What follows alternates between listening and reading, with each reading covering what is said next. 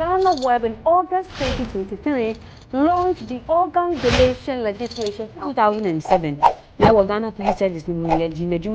sad reality is that today, our democracy as a country is threatened. Words of affirmation or love language comes to edge us all. When this bill is passed, more lives will be saved, and the financial...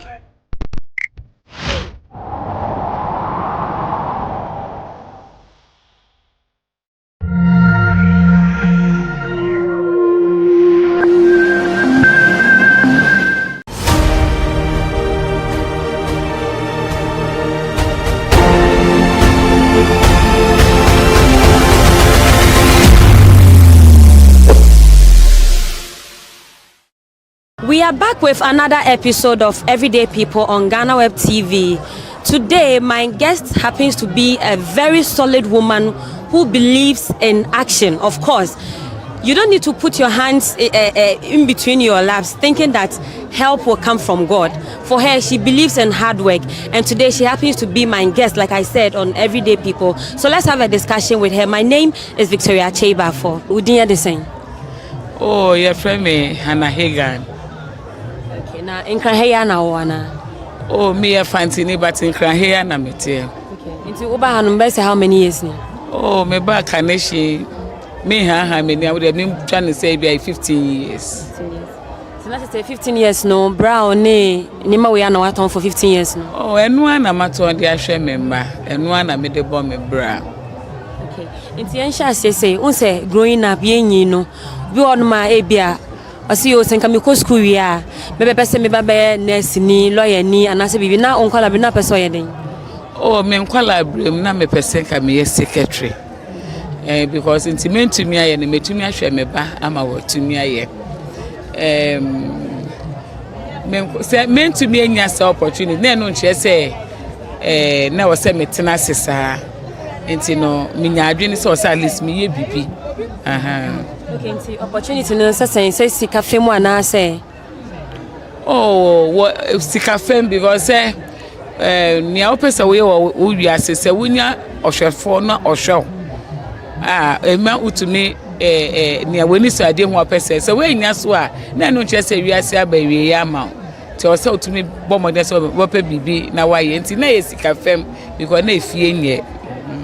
Nti yenga za usuku no kodum pempe so ben. Oh, me school me do me drop it out. Level ben. Oh, my level secondary school. Yeah, time na yeah common entrance na yeah do call. Till me drop it from 2. From 2. Sata na what age be say? Anyway, man started school in time. Na start time no so no. Na yeah in San 7 and yeah for 10 years. Sata obi say obi papa so na from 4 now on ferry. By this time, your sister school near Makwala 18 years. Prana we know university. And it is me say sir. Tell me how many 1920 there. No, form 2 no. Yeah, your time no. Okay. Until we drop it out from school no. If you no na ho sha say we yeden. Oh, me drop it out na me nuanom me ma say there be I was say me sua de pam. Until me do me koto adepam mu. Omudu mi kwato adepem no na me fi say o serve o madam na o madam so gi na komem na o de kire wa adwuma no ba me de na madam no me services no na eye ne de enti no me kwa asuma na osuma me ti na me college kwa ka say hana mo mfatefo de che say asuma ye do ba say bra be suma o madam enti na me na me fi ba because me suma na at least at the end of the day say me kwa ye aduane ma na o ma mbi ma me di anti na me so na ho no ye me de but one day na Mondays na ye nkwa adwuma na area of us wo mu atifi also hwe se na me so ma me no ono so at least Monday obetumi afrem so ana but me nyanti ye say ye off day no dey ma me bi say obesua for 6 months no afre no na wa kire no adepam no enti no menya hiti na me so one Monday me wo ho na me ko me because na pese me hu se ne nipa na aka kire me no eye no kra na ti me kwa ya ampa me kwato se ma me no wo ho a me madam e che na eduma o na me bufu ye na me ka che se o ka che me se eduma no be che me 2 years ma ye 1 year for me balance ma me na me nko and I'm it's not just a 1 year nina no when Charles send your pamade na ade nkwa na slate na slate de ene obebu ntoma no na ma me so na oya ade pa sisi ai na nokwa na meka na se mini sort ya se ana wawu nti ma me bufu na mka chen se eduma no me nsua biom on fa me balance ma me no se when we be a wakotu otinsa na se amesua 1 year oji 2 years to fa me 1 year na me peja me machine nti ama me nsua adwuma ni biom nti balance no de ma na wa fa ma me nti enu echi no na oye den enu echi na ma me wo Ivory Coast nti no okachem so pese oboa me na me tu kwan nti me kofa ho ba unfortunately akwantuo no so anye yie emu na me de worry ya me de wo me manager me start say and before na makeup and na me to and I say makeup ba bibia menye bia no because as oba wakọ worry de so obuwa wukunu nti ebe wiye kra na me decided say me go into this and until enu na fit for the past 15 years my year be seen there. We obi na introduce you another one now taking you. Oh, na makeup na me to na madam fu bi na a hairdresser. To na me de makeup no kwot si nche nti one day no so hana. E ma be ye wo moti makeup enye obi a no ye makeup. Nti ade na won try saa we ni. Ukofa ba adle won be ye wo moti ampa so. Me kofa ye no wo mu ye moti obi wo ye ka na de atop rise ankaka kakra. Ti na mo inside ho. And I'm sure they be now we see they be bro ni we with your ye no nyampe ope bebi anipa bebre na ma me dey see from by. And also we started 15 years ni. Into 15 years apart from say we dey be share ebia ukunu ene wo ma no then I'll be to do say so bo aka say out of this wetin me say ni say. Oh, out of say when to me and fancy dan kra na dey ahwe wo ma. Wo ma education na obi entumi nje fi wo mu nsem. Inse me se kasa me de kosi dan adache me tiwe me nchebo se ne tibia no me nya me be frɛ me ebusua betumi age dan na afim kwala ne nsem nti se me de educate wo mu a because baako ewie technical university baako ko nursing baako so wo final year wo legon nti na che se at least aboa me nti mama hana ebia obi hwewa nkranhye ben na ode bema saa onipa no nkranhye me de bema nipa ne se wo ye batan a me say my woba me a single parent when my second born and my last born was 6 months. So I've been a single parent for about 34 years because I call an benya 24 years. Who wa emfa ewiase norma entoma ene norma ensi weni so. Na wonka say bo aboso na fahwe nkwala no because yenga na ha no yentisa amanone se me wa amanone a maye adwuma enti misika abra maye abrewa no misika ne behwe me yenuanu bebre a wo mutu kwan koye nani misika me maye gu ho na yedi tua nipa ne ka na yeye ha ne de entisa ye ha ne ne wo mu ne se wo hwa akwala no na se ja me ye na adom a e na wo so obaba behwe na enu so mpo e fa nhye wa adwunim se wo hwe wo ba ama wo ba behwe.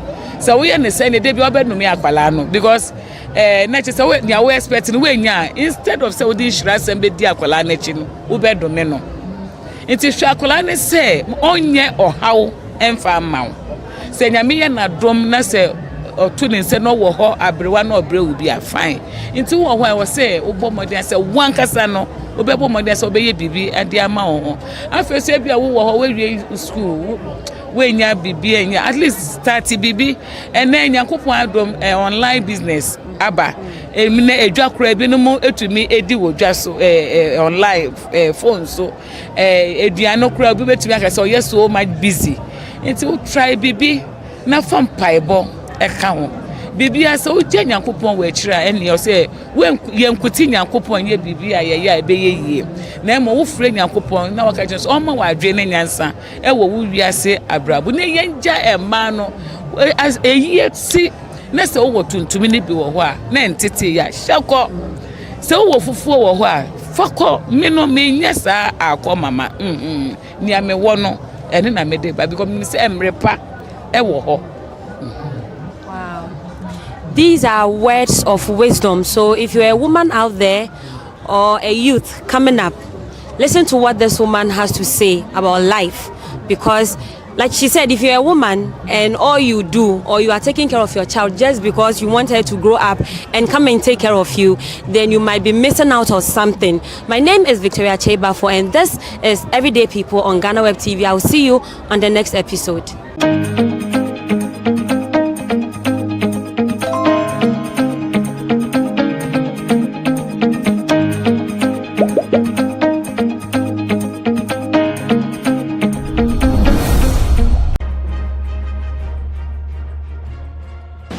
Okay. Wow. So as you can see, this entire place is like a refuse dump. The person that stopped that toll collector, it caused a financial loss to the state, so it has to be jailed.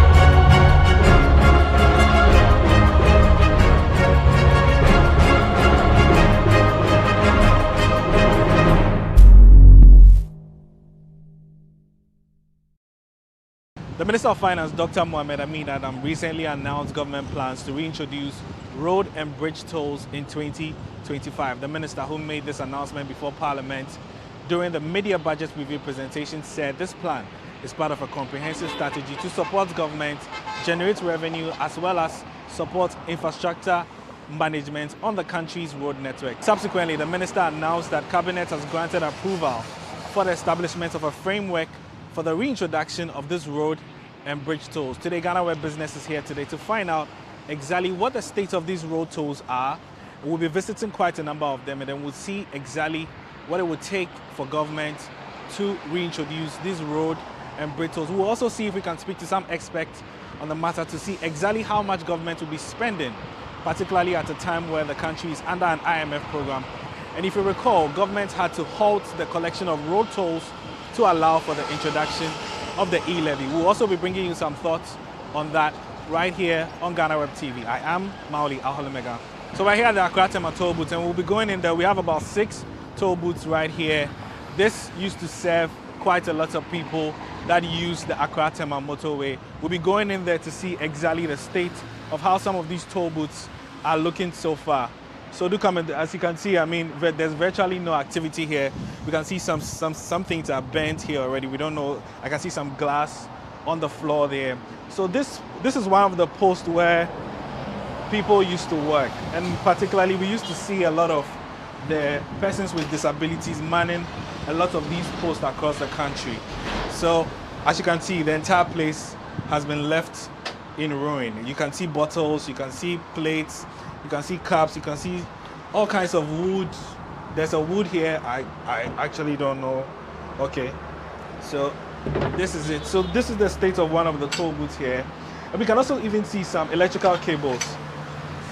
Yeah, there's no lighting system. Virtually everything has been taken out from this place. Yeah, so this is the entrance, and this is the state of the toll booth. I understand some of them across the country have actually been destroyed. So we had to get, government had to get some excavators. Whoa. Government had to get some excavators to destroy some of them because government decided that they were not going to focus on the toll booths anymore. They were going to focus on e-levy. So this is another post here. This is quite smaller. Wow. So if you come inside here, you see quite a number. It's like the entire place is now like a refuse dump. We see all kinds of bottles, all kinds of rubbish, all here at the Accra Tema toll booth. And this is the state of some of the toll booths in the country. We'll be visiting quite a number of them. We're currently at the Accra Tema toll booth. And this is exactly the state of. We can even see some stuff that have been burnt already. So it means that there has been some activity going on here. I've seen some squatters around the area where the toll booths used to be, and there's virtually no activity here. There are no light bulbs. All the cables are off. Yeah, there's no security here. Initially, sometimes you find some of the security personnel here ensuring that the road network is safe and also free. There's also an emergency response center, and I think that was donated by the Ghana Red Cross. If you, let me just move. It's just right behind me here. That post was also like a health center for people who will be using the road and they may actually need some health attention or whatever. But as you can see, that post is also virtually empty. So basically, the entire Accra Tema toll booth area is empty. There's no activity here. And if you look at the rooftop is virtually off. One side of the rooftop is totally, completely gone. We don't know the reasons for this. One side is gone, another side is still there anyway. I'm still taking a tour of some of the toll booths right here on the Accra Tema motorway. And as you can see, some of them are it's very easy to enter, but this one, it looks like it's been locked. I mean, but when you go to the back, you can actually see that the glass and everything has been broken. So if you look inside, you see all kinds of things. You see bottles, you see glasses, there's some slippers also right there. The entire place is in a mess. So it's whoever that's going to come here to renovate this place or fix it back again has quite some work to do. If you come to the other side, you see, it looks like, you see that there's been some activity going on here. We don't know whether there's some oil, there's some burnings. We even see some carpets and all of that on the floor here. We're still taking a tour of the Accra Tema toll booth to find out exactly how the state of some of the toll booths in the country are. As you can see, we can see emergency response first aid post. So right across there, the toll booth is there. There used to be an emergency response first aid post here. And as you can see, it looks like the entire place has also been left in ruin, exactly like the toll booth right there. We see all manner of things here. It looks like someone has been living here, but as you can see, the entire place it's in ruin. There used to be a water sink here to serve some of the police. I know some of the policemen spend some of their time here to ensure that safety on the road and all of that. As you can see, the entire sink is completely in ruin. You can see all manner of things. You can see there's a winter coat here, there are clothes, there's a dustbin, there are rubbers. There's a whole bunch of rubbish right here at the Accra Tema toll booth. And this is a first aid emergency response post, which is intended to serve people who may be in need of some medical attention whilst they are traveling on their Accra Tema motorway. And as you can see, the entire place is also in ruin, just exactly like the 6 toll booths that are right here. And this was also serving as some form of employment for those who were working here. So you have police personnel here, you have some nurses, you have some emergency response officers working here at this post. But once government decided to introduce the electronic transfer levy and then pull off the toll booth collection, it looks like their jobs have also been affected as well. As you can see, if you come up here, you can see the entire roof. It's almost off. The whole place is in ruin actually. You can see rubbish. There's even an emergency response box here. You can see it's written Ghana Red Cross plot 10. It looks like some donation was made to this emergency post to support the activities, but that no longer exists right at this point. You can see some of even the cables and the wires and the sockets have all been removed as well. So it's going to cost, it looks like it's going to cost government quite a lot of money, and we'll be finding out where exactly are they going to find that money to, sort of rehabilitate some of these posts, particularly the toll booths and also some of these emergency response centers right here on the Accra Tema motorway. This is a very major road because a lot of commuters use this road between Accra, from Tema to Accra, and also from Accra to Tema, and also to other parts of the country, going to the Volta region, going to Akosombo. If you are coming from Tema, you would ordinarily use this road to go to Accra, Tema, Volta region, Dodowa, and all the other places. So we're still taking a tour of some toll booths across the capital following the announcement by government to reintroduce road and bridge tolls in 2025. We've already had a tour of the Accra Tema toll booth. We are right here at the Ashaman toll booth, and we'll be going right here there to see exactly the state of some of these toll booths in the capital following the announcement by government to reintroduce road and bridge tolls in 2025. Government believes that this is part of a comprehensive strategy to support infrastructure management and also improve upon the road network.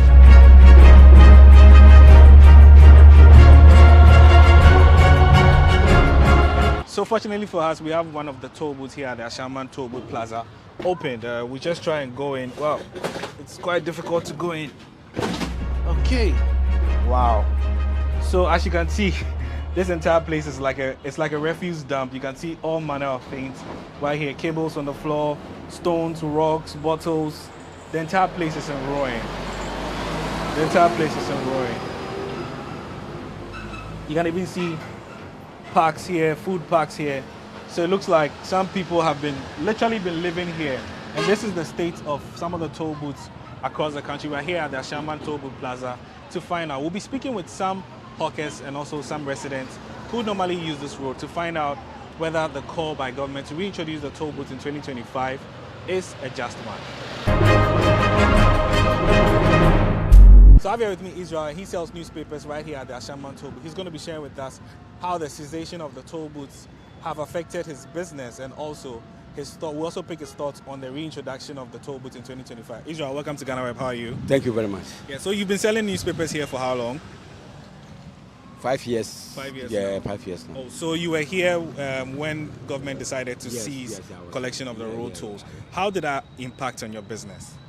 Oh, during those days, before they haven't closed the toll, I'm able to sell, let's say, 50 copies. 50 copies? Yes, okay.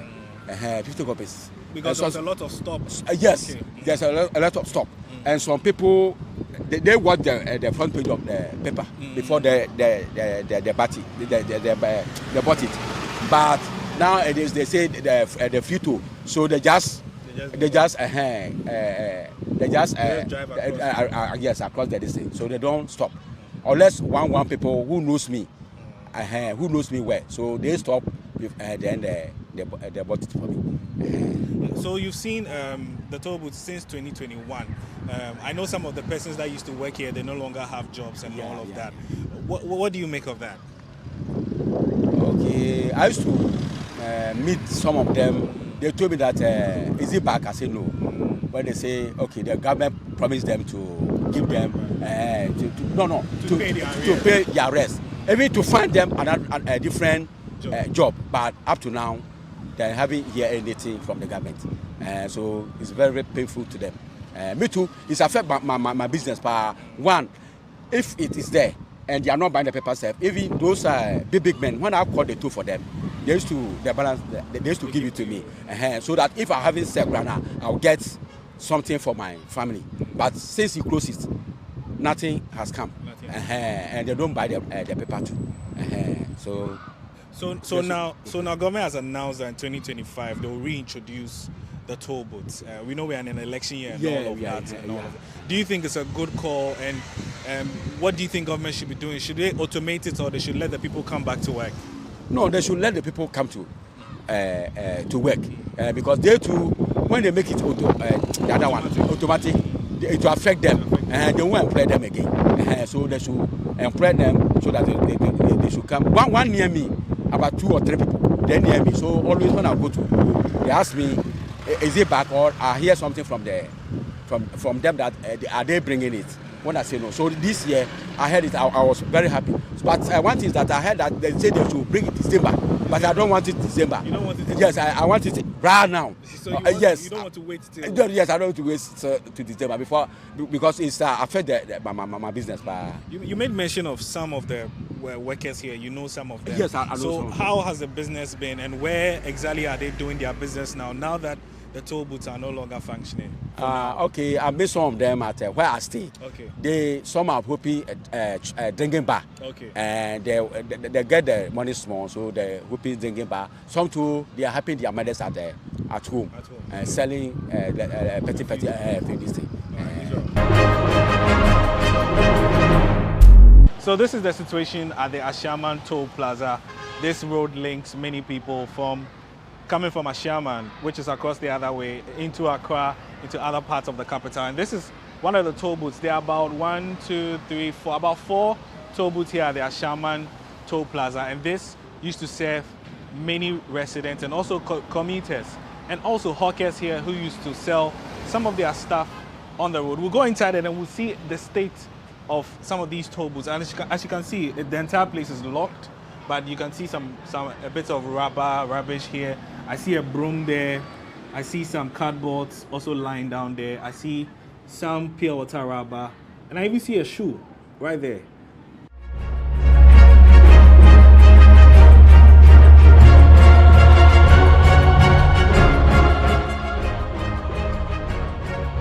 Wow. Interesting what we'll find. So it looks like someone has been living here already. You can see there's a big basin here. There's a bucket. There are some plates. If you zoom in there, there's a jute bag also in there. It looks like someone has packed their stuff here. I mean, we don't know. There are also some cables here, mostly disconnected, I think. So I'm sure we are safe.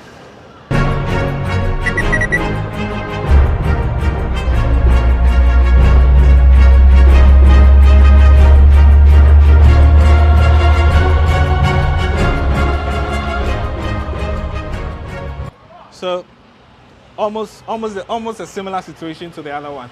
Some of the chairs are still here. It's just dirty. The walls are off. The doors are locked. Okay, but that lock is still there. But I'm not sure we would have access to go in there. But if you come right here, it looks like this is like a station post. Okay, so I see like a switch, a power switch, a changeover switch right here. If you come this way, you see a changeover switch right there. So it looks like the electricity was disconnected. I'm sure from 2021 after the cessation occurred. There's even actually an air condition there. Whether it's functioning or not, we can't really tell.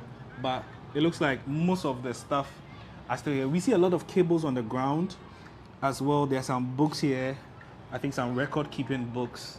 Some of the sockets are still active right here. So I have here with me Mr. Daniel. He's also a hawker here at the Shaman Toll Plaza. He's going to be sharing his thoughts with us on government's plan to reintroduce toll booths. He's also going to be sharing with us how the cessation of the road tolls have also impacted on his livelihood. Daniel, welcome to GhanaWeb. How are you? I'm very well, thank you. Yeah, so since 2021, we saw that the toll booths were no longer working. How did that affect you and your business? Well, actually, we've been selling to our customers there before the road was closed down. Actually, since that time, our business has actually gone down. So it has actually affected us. So if the government says that they're going to reintroduce the toll, I believe that it's a good call. It's a good call. Yes. So initially, how much did you used to sell, and what has the business been looking like from that point to this time? Actually, we sell a lot of newspapers and then the different kinds of goods. Okay. So and after the newspapers, we have several cars who pass in. We know about the papers from us. But I'm not sure that the car pass, they be passing by. They don't even sometimes they want to buy, because it's free. It's free. So actually, when there's a road over here, there's a queue over there. Yeah, so we just go around selling to them. But when the road was closed down, no, everything gone down. So that's the situation. So the government says it wants to reintroduce this back in 2025. Is that too late, or you want it to be early? Actually, the problem is that before they can reintroduce the tool, there are several things they have to repair over here. Yes. So I believe that before everything can be ready, it will be 2025. 2025. Yes. Okay. So I have a young businessman here. His name is Shadrach. He sells coconuts just a few meters away from the Shaman Toll Plaza. He's going to be sharing his thoughts with me on whether he believes the call by government to reintroduce toll booths is a just one. Shadrach, welcome to GhanaWeb. How are you? I'm fine. What about you? I'm doing very well, thank you. So, Shadrach, how has business been so far for you? By God's grace, the business is going fine. As usual, everything is going fine. So remember, in 2021, government decided to stop collecting the road tolls. It's been about 3-4 years now since that. How has that affected your business? So many ways. The market is not going as usual at first. Like if the toll booth was there, but the market will go on well, everything will go on well. But the toll booth is closed. Sometimes the coconuts don't finish early. So if they bring the toll booth, it will be better. It will be better. Yeah. But in terms of the number of coconuts that you used to sell, when the toll booth was working and now that it's not working, how has the business been? Has it reduced or it's increased? Yeah, reduced. Yes. About how much? How much did you used to make in a day? I make at least 500 cedi above. Okay, that was when it was working? Yes. Okay, but now? No. How much? Sometimes I'll make 200 cedi, 300 cedi. So that's almost about 300, 350 cedis off. Yeah. Sometimes I'll do nights before I'll get my money. Yeah, but if they bring the toll booth back, it will be good for us. Okay, all right. Right. But generally for you, we know we are in an election year and all of that. Government says that it will introduce this in 2025. Do you think it's too far? Or you wanted to bring this? Bring it right now. They should bring it right now. Definitely right now. Why right now? Right now. If they bring it right now, it will help all of us. Look at the man beside there. Because of the toll booth, the work is not going. It's a newspaper. Because of the toll booth, the work is not going well. I think they bring the toll booth to better. It will be better. It will be better for all of us. So I have everything. My good friend Anthony, he's an Okada rider here at the Hassan. He's going to be sharing his thoughts with me on government's reintroduction of the toll booth in 2025. Anthony, welcome to GhanaWeb. How are you? Thank you, I'm fine. Okay. How long have you been here as an Okada man? Oh, 4 years, yeah. 4 years. 4 years, yeah. So you were here when the toll booths, they have stopped collecting the toll booths and all of that. It'd be good for you, or you didn't say, right now government say they won't introduce them back again. You didn't say it'd be good, or? Oh yeah, it's a good idea, but before they bring it, at least the E-levy, they have to scrap it. Okay, you want them to scrap the E-levy? E-levy? Yes. That's what I have to say. But why do you want them to scrap the E-levy? Oh, the E-levy, it's just like you are working and you are struggling, and at the end of the day, government didn't provide any opportunity for you to work, and you are struggling. At the end of the day, they said the government say you are taxing you. It doesn't make sense. It doesn't make sense at all. So at least, I think the E-levy, they have to scrap it and bring back the toll. But you know, if they are going to bring back the toll, they have to renovate it. It's not in a good state. Oh, yeah. And moreover, the person that stopped that toll collector, it caused financial loss to the state. So he has to be jailed. Yes. The person has to be jailed? Yes, okay. He has to be jailed. Because at the end of the day, those days, we earn money from there. The government earns something. But now you scrap it. That means at the end of the day, we are not getting nothing. So the person has to be jailed. So someone must pay for what? Yes, because of causing financial loss to the state. So we are still on the tours of the capital to find out the state of road toll booths across the country. We are here at Dodowa, a suburb in Accra, and as you can see, this entire place used to have a number of toll booths here where road tolls were being collected from passengers that normally fly this road. But there's a road construction taking place right here on this road. It starts from all the way the other stretch onto the other side. But as a result of that, they had to clear this entire toll booth. I think about 3 toll posts were right here, but all those booths no longer exist. And if you can see some of the damage right here, you see how some of the metals right here. So you can see that some of the pallets that were holding the posts are still here. There's another side of the road that also shows the same situation right there. So this entire place, but it's very important to know that when you are coming on the other side of this road, you will see a signage that says toll booth ahead, 500 meters. But as of the moment, this toll booth no longer exists. To better understand the full impact of the cessation of road tolls across the country, our Ashanti regional correspondent, Nana Prepra, caught up with traders and businesses within the region, and here's what they had to say about a reintroduction in 2025, and they also shared their possible voting patterns ahead of the December 7 general elections. As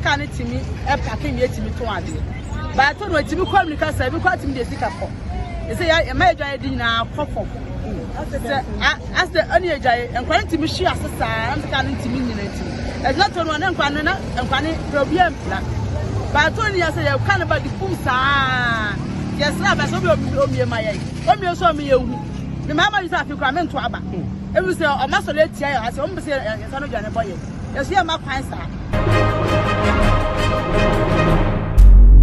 Someone now heard more, and I'll say, or more up close to no. I didn't leave you, but I didn't say. May I say, you don't tell me, baby, I'm a capoeira, you might have a monk on a trade. Said the other day, I have bank a crank, even if you are trading. There's all the chairman, young witcher. It will be my yin and a baboy. A baboy or mine is also. Come a crack a crano. Or let me see the idea before pro, as I bow or mine. Your 2 moon, a higher mammy, your papa, your baby, and her, your new Panahaya, you couldn't be sure, and one of the 2 almost 2. Edia Bibia, Pinanano de Pirano, the Panacho.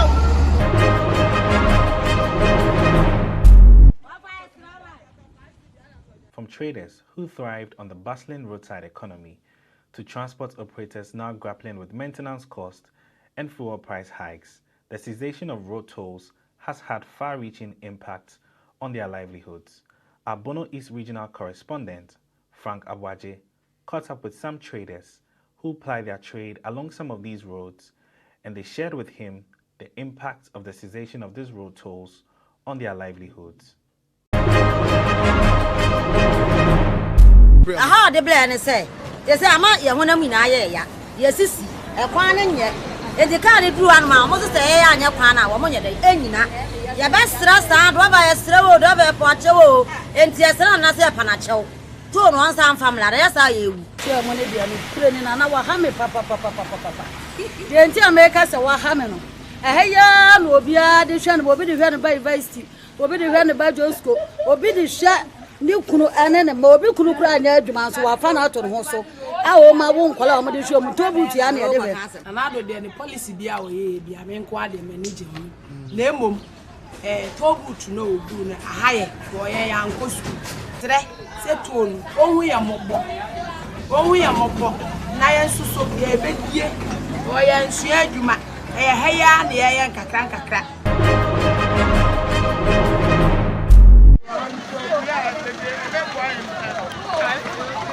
Subsequently, our team in the Eastern region, led by Michael Obete, engaged some traders to find out from them whether a reintroduction of the road tolls should be immediate or done in 2025, as pledged by the government. Some of these traders and businesses also recounted their losses within the past few years that the cessation of road tolls has been in full effect.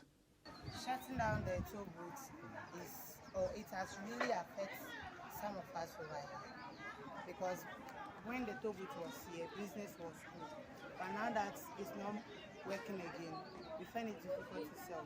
Sometimes some of the drivers, they also take our money away, but when the toll booth was here, the cars, they do slow down for us to sell, but now that it's no more longer here, they've been taking our money away, and it's really affecting us. So I'm pleading with the government so that you allow the toll booth to come back again. When the tone is there, for my profit, I get it more. But when it's closed, now we are not selling anything anymore. When it's there, it makes the traffic and we pass through the traffic. But when it's over now, the things is not going on well like how it has been going for the first time. Since the cessation of road tolls in November 2021, Ghana's roads changed forever, bringing an end to a system that had been part of everyday life for decades.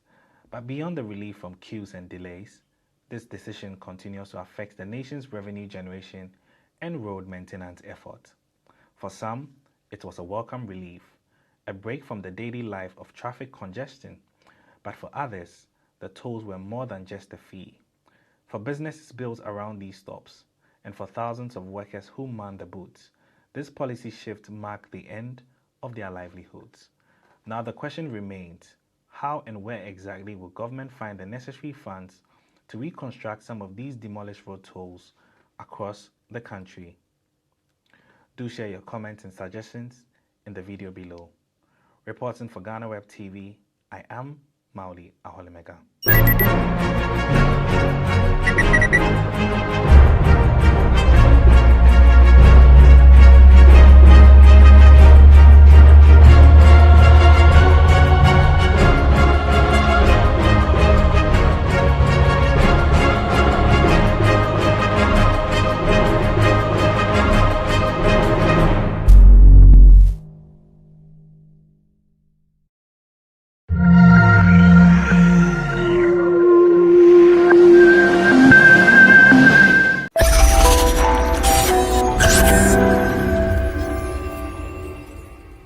On Tuesday, September 17, 2024, students of the Christian Methodist School in Accra attacked one of their teachers. What was the crime of their teacher? He prevented them from copying during the West African certificate examination. We have the teacher here to narrate the ordeal he went through to us. It's in the person of Mr. Walter Yesutor. Hello, sir. Hello. You're welcome to GhanaWeb. Thank you, sir. Okay. You know, it was a very difficult experience for you, but we'd like you to go through what you went through with us. Okay. So, like you said, it's very difficult, but I'll try my possible best. Yeah.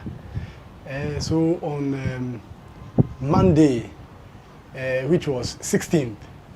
So on 16th, Monday, the visual arts students wrote their last paper, which was integrated science. That was a core subject. So after they were done with the paper, they went to lay ambush outside the school, waiting for us to come so that they will attack us. So one of the students, who was a girl, heard about it, and she came back to the school to come and tell us that, there are a number of students outside, they want to attack you. So we asked them, why? Why would they want to attack? They said, sir, you didn't allow them to cheat in the WASSCE. That is your crime. And I said, really? So I thought she was joking.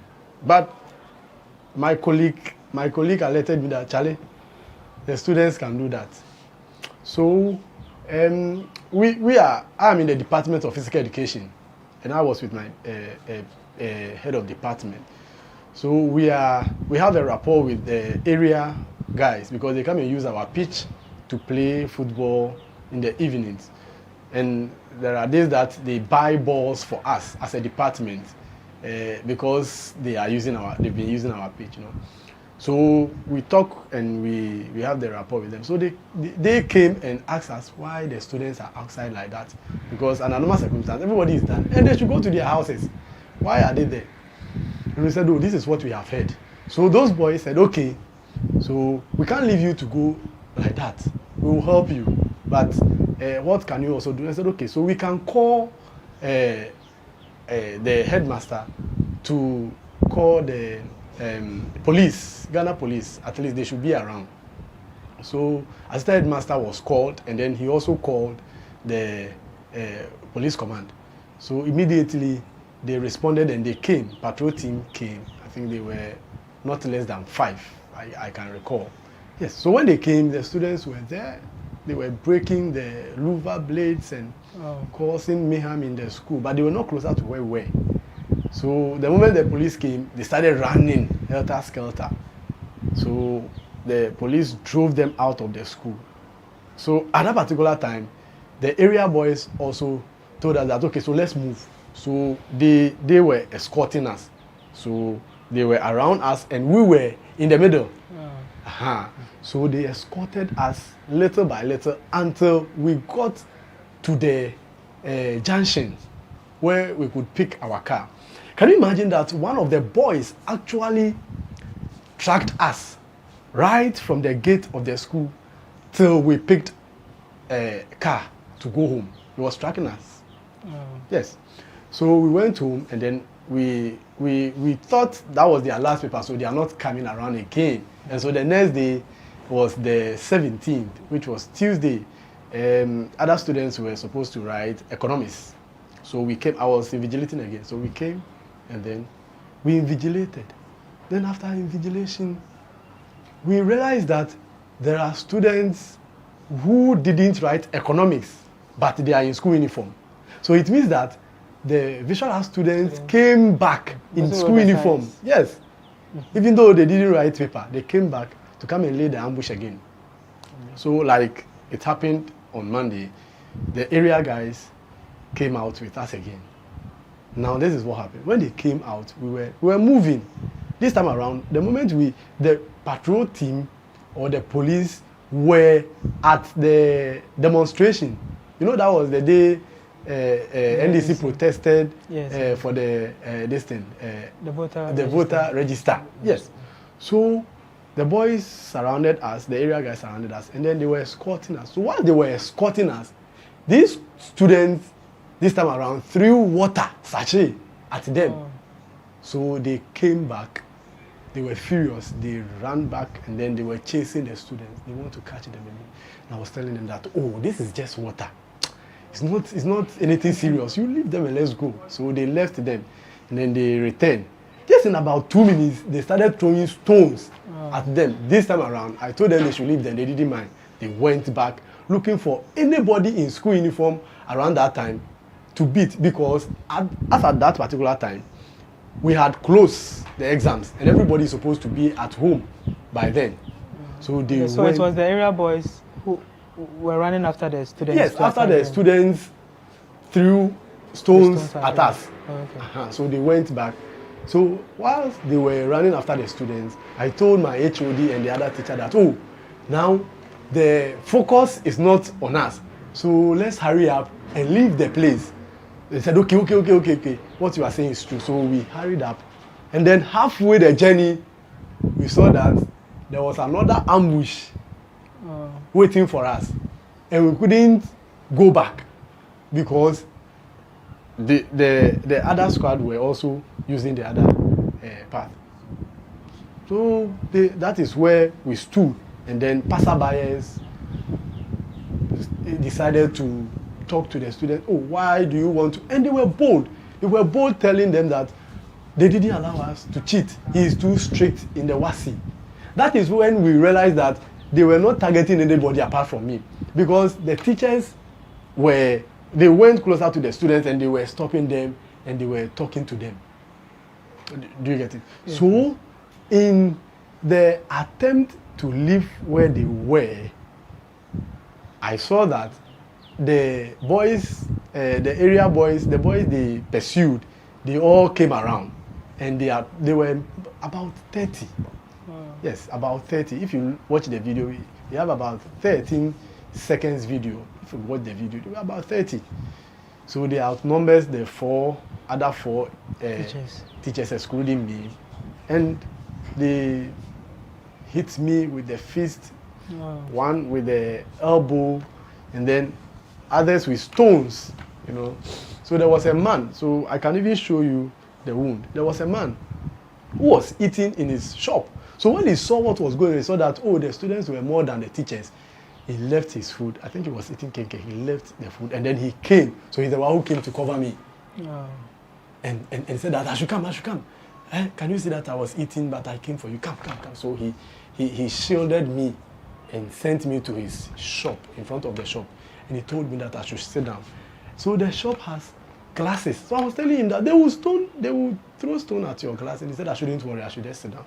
They can't. Stone came, but it didn't get to where I was sitting. I mean the glass, I was sitting closer to the glass. It didn't get there. So that was when the other teachers and the man, he has some colleagues, they also came around, and then they did human fence in front of me, and I was sitting down on a plastic chair. The thing was paining me very well, because there are places that the stones hit, even though it didn't create an external wound. Within, I could feel the pains. So I sat for more than 45 minutes. And then he saw that the students were gone. I think when we were sitting there, we saw that one policeman passed by. So that time, I had the opportunity to call headmaster. And I told headmaster that this is what is happening right now. So please, I beg you, if you can call the commander so that he will send some rescue team to come and rescue me, because I am finding it difficult to actually move. He said, okay. So in about 10 minutes time, he called back and told me that commander is not picking the call, but he was able to get a patrol team leader. The patrol team leader said where they are is not anywhere closer to Christian Methodist. So I should find a car, maybe a taxi, and use another route and then go back home.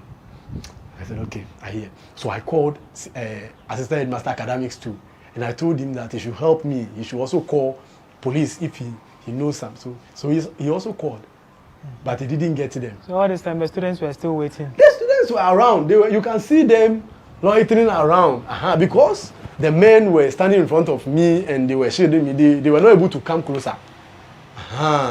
So after Assistant Headmaster also called and said that he couldn't get them, I think the students left. So when they left, the man told us that now that they have left, we should come. So the man and his friends shielded us again.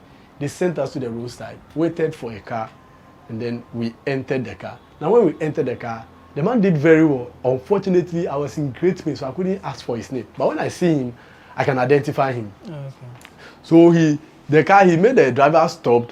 He looked into through the window to check those in the car before he told the driver to start moving. Yeah. So that's what he did, and then the car started moving. So when I got to my junction, I didn't alight at the normal place. So I went to another place. I alighted, and then I used another route to the house. That was what happened on Tuesday, 17 September 2024. So when I got to my coordinator master, and he asked if I'm home. I said, yes, I'm home. I said, okay, so I have to report at the police. And I told him that what is happening to me right now, I'm not sure I can go to the police station. And then I am afraid I can't go out. I can't go out right now.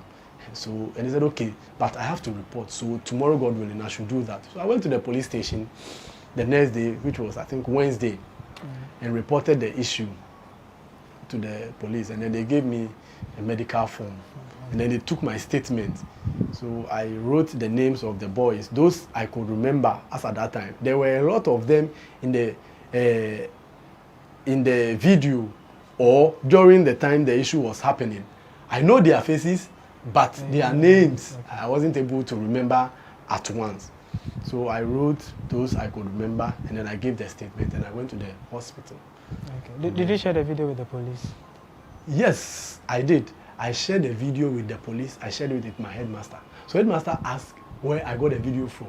And I told him that what happened was that when I got home, another student who completed the previous day, she used to buy food for us. So we'll call her, we'll send her, she'll buy food. So she used to come to our office. So she saw the video. And so she called and said, sir, where are you? Are you okay? And I said, why? He said, I've seen you in a video. And the way they were throwing the stones at you, I don't think you are okay. That's why I'm asking. And I said, well, it actually happened, but I am safe now. And he said, oh, I'm very sorry. And I said, where is the video? He said, oh, I can record it from somebody's state. And I said she should do it and send it to me. So she recorded the video and sent it to me. Okay. And then I forwarded it to the headmaster. So you mentioned having some injuries. The Yes. doctors checked? Yes, the doctors checked. I went, the surgical officer checked, and I was given medication. And then she wrote a report, and then I sent it back to the police station. Okay. With this, we'll go for a short break. We'll be back on SayitLoud on GhanaWeb TV.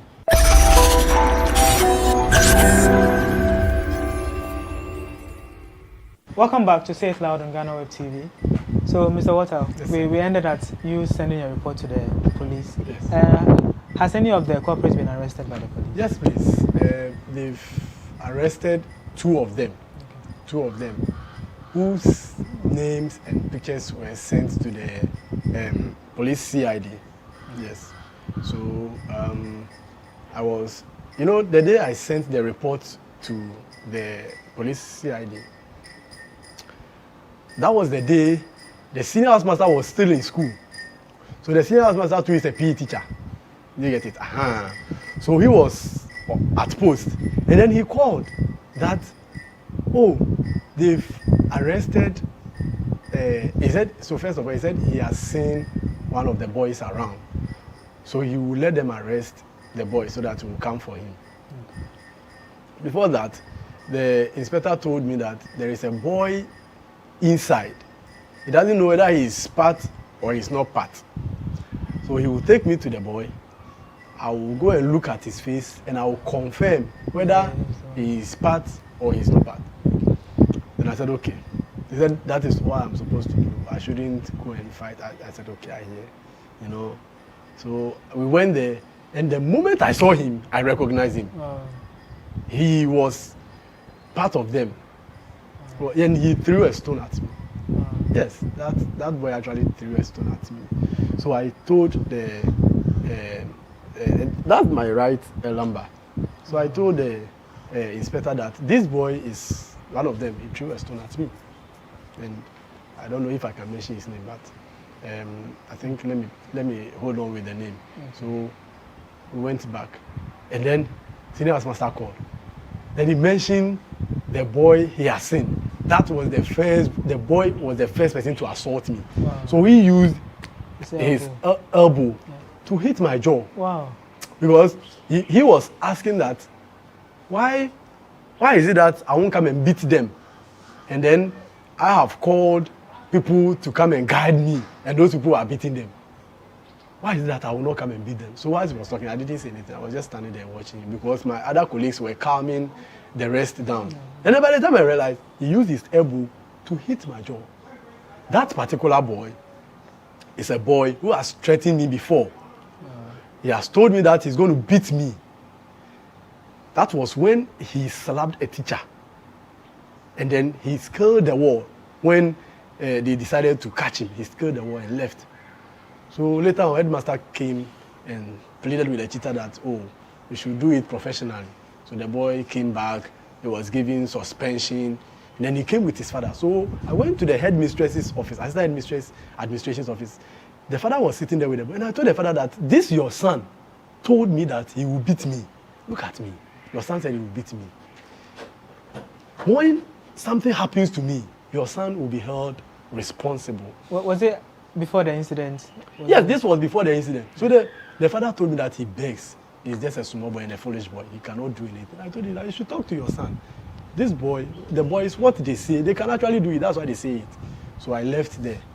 So can you imagine somebody who threatened that he's going to beat me? Yes. And then when the opportunity came, he was the first person to elbow me. Then I was just looking at these boys. In fact, I actually asked one of the boys, so are you sure that when you meet me one-on-one and nobody is around, you can beat me? So I asked him. That boy said they should leave you so that he slaps me. I was looking at him. I taught him Form 1, Form 2. And I was just looking at him. Yeah, it must be really painful that I was in pain, not because of the stones, but it was paining me that children I have sacrificed my life to teach. They are the people who stood against me. So have they started any criminal proceedings? Have you gone to court? Not yet. We've not gone to court. But during the weekend, one of the boys who have been arrested, the father, somebody called. I don't know whether it's the father. He called, and I didn't know. So I picked, and he said he wants to see me. He wants to see me at the police station. And I told him I'm not in town. I'm not around. You can't see me. He said, when will I come? I said, I don't know. When I come, maybe you will see me, but I can't tell you because for security reasons, I am not even at where I live. Yeah. Yes. So they are still in the police custody? The two, those who are arrested? For my information, the two should be there because the police has not told me anything concerning the fact that they want to release them or they have released them. Okay. Because I saw them in there. So what I know is that they should be there. Okay. And the dad called you to come to the police station? Yes. So they should be, I think they should be there? Exactly. Yes. So that is that. So the prosecutors, they haven't told you anything? Yes, I've not been told anything. I've not been called yet. Okay. So I am waiting for their call. I am waiting for them. They know the law. So whatever the law says, the law should have its course. I don't have anything to say. Even if the father calls me right now, I don't have anything to say. The law should have its course. Okay. Yes. So this, like you indicated, is very difficult on you. Has it had any psychological effect on you? Oh yes. I've not been able to have enough rest. So sometimes I sleep and I hear noise in the sleep. And I'm not able to sleep for long. I sleep and incident. Yes. So 1 hour I have to open my eyes. Sometimes I open my eyes and as if there are some of the boys around, so I'm trying to protect myself. So sometimes I see my wife, she will get up and then she will use the hand to check if I'm okay. And most of the time when she's doing that, my eyes are closed, but I'm not asleep. So I see her. So you can see what is happening in the house. She also doesn't sleep because of that. You know, when she saw the video, she was crying. I was also sobbing, but for her not to continue crying, I had to hide mine. Can you imagine? So psychologically, yes, I am facing a lot, and I'm going to go through therapy. I'm supposed to see my therapist today, but like I said, I wasn't in town. So I will talk to him later. So aside seeking psychological help, your wounds are they mending? Are you getting okay? The physical wound you sustained. The physical. Did the doctors give you any medication? Yes, they gave me medications, and I'm taking them. I took one this morning, and then there is a gel I'm supposed to use to dress the wound. So I am doing that as well. So when I cough or I sneeze, I hear pains at the places where the stone hit. Yes, so those places I feel the pains, but I think by the grace of God, it is not severe as compared to Tuesday. Yes. Yeah. So what about the school? Have they taken any measures to help you, support you since the incident? Yes. So when I went to the hospital, the headmaster called me, and then he asked how things were going, and I told him that, well, I didn't plan for this. So I don't have enough money to do all the medical things. So immediately he told me that, okay, so that's why he called. I should let him know so that my Momo line, so that he will send something. So headmaster sent 250 cedis to help me augment whatever I had so that I can go on with the proceedings. So as we were ongoing, I realized that assistant headmistress domestic also called.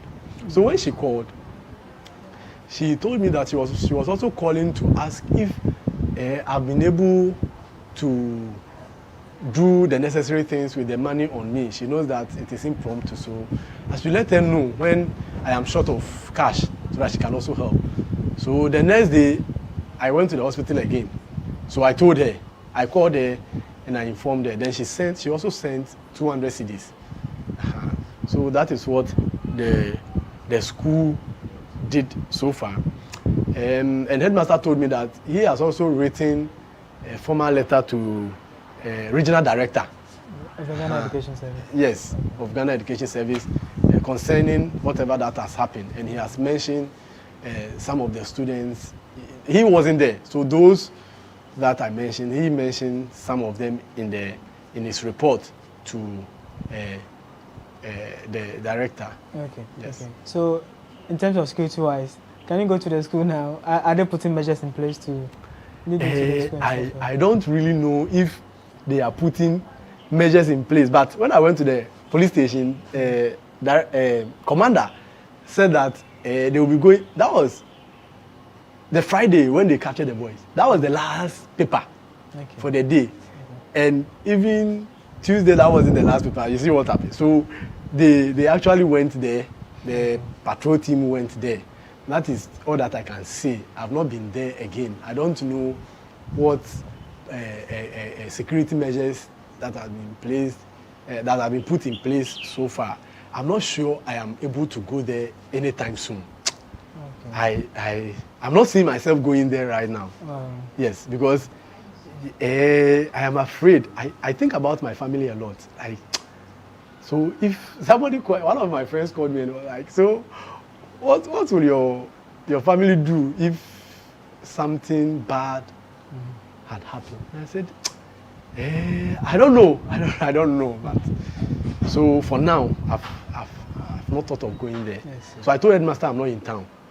He's around. He's aware that I'm not around.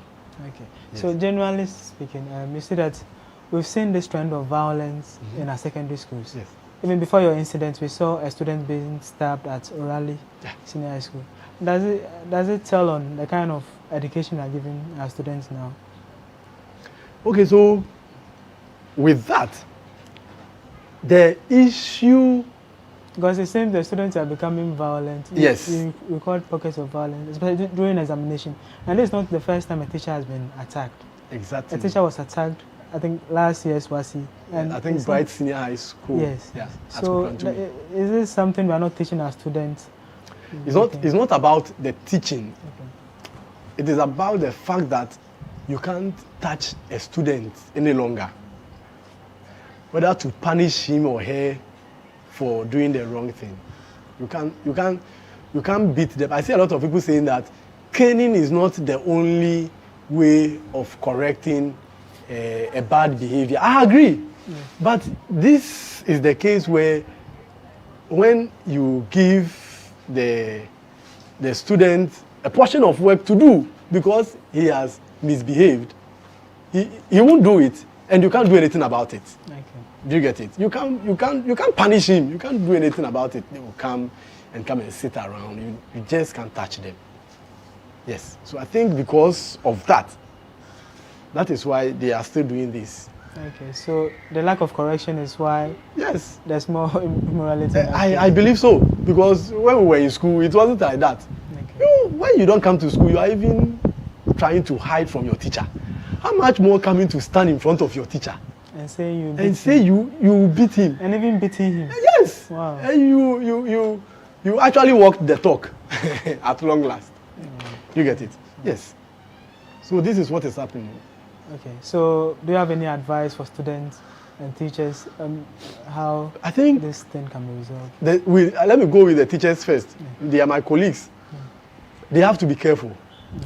Very, very careful. They have to be very careful with their students. It doesn't matter whether the student is in Form 1, Form 2, or Form 3. Any student at all can be dangerous. Because I saw Form 2 students during the attack. And I saw a past student in school uniform who joined them. I invigilated him last year, but he was in school uniform, dressed like a caring student. Just to attack? Yes, just to attack me. Can you imagine? So they should be careful. They should protect themselves wherever they get to. I don't know the kind of protection they will go for, but they should be very, very careful as they go back to their school, wherever they are. Because it's not only in Christian Methodist in high school. Yes, a lot of them happening in Bright Senior High School or Raleigh, you know. And the students, I want them to understand that we don't hate them. I don't know why they think we hate them. You can't say I hate you because I didn't allow you to cheat. You are not supposed to cheat in the exam room. You are supposed to learn, come and sit down and write whatever that you have learned. And when you don't have anything to write again, and the time is not due, you put your head on the table and you sleep. When it is time, we will call you and tell you that it is time, bring your paper. And then you get out. Okay, but just to ask something. Yeah. So don't you think some teachers are allowing students to copy because they are afraid to attack them? I think some people are allowing students to copy because they are afraid the students will attack them. I also heard that a headmaster came out to say they were allowing students to copy because they were being paid or something. I've not said that. Yes. But it's possible. So a teacher will decide to I've met a lot of people from Tuesday to today. I've met a lot of people, medical personnel, security personnel, who were asking me, why didn't you allow them to cheat so that you'll be free? And I said, well, I am a Christian and my biblical principle doesn't allow me to do that. So at least there should be somebody who will be different from the lot. Yes, that is it. So it is, I actually did that because I am a Christian. I'm a Christian. I go to Great Commission Church International. Do you get it? Yes. And my church, you don't cheat in exams. We teach it. And I like to practice what they teach. WASSCE, WAYEC officials called. And they said that, hello, Mr. Walter, we are proud of you. We learned about the ordeal. We are very sorry. We heard that you are a pastor. I said, I'm not a pastor. I am a Christian. I am a church member. But we have to live the scriptures we read every day. You don't have to be a pastor to do the right thing. You just have to be a Christian to do the right thing. And that is it. Well, to add to that, WAYEC officials called me. So they have called and they have also asked for my report. I have also given them reports including the names and pictures and index numbers of those students that I can remember. I think about nine of them. Later on, we went to do further investigation. So the video was zoomed and then screenshots was taken by my colleagues, teachers, and then they helped to fish out those people that I couldn't recollect because of the situation as at the time. Yeah. So. Okay. Okay, so with this, we end this edition of Say It Loud on GhanaWeb TV. We pray that Mr. Walter will get justice, and we also pray that there will be some sanity in our schools, because the violence in our secondary schools are becoming too much. In the past few years, we've seen students being stabbed, at least 6 students being stabbed, and students beating teachers. We pray that our educational authorities will put measures in place to curb this menace.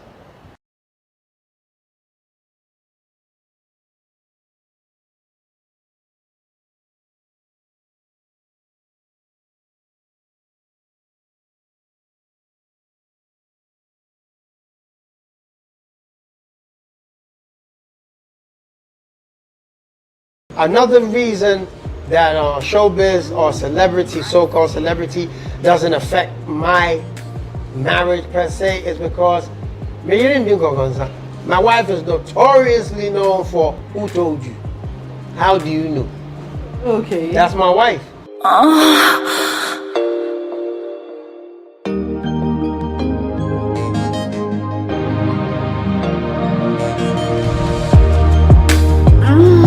Right there.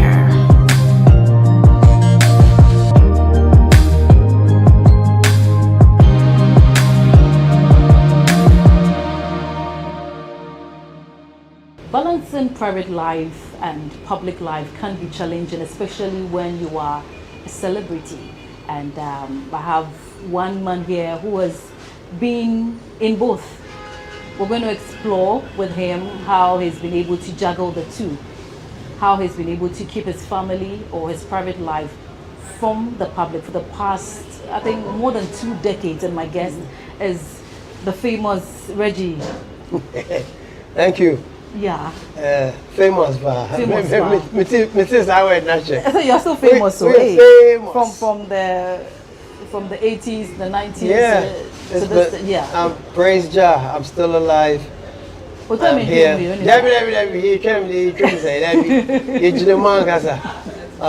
Well, thank you and welcome, Roxwache. Yes. Okay, so I want to understand balancing private life and public life. Right. I know it's challenging, and you know, some people immediately they introduce their private life to the public. Right. The public becomes judgmental. They want them separated. They want them to live their own. The public is always judgmental. Yeah. Wait, hold on. Human beings are judgmental.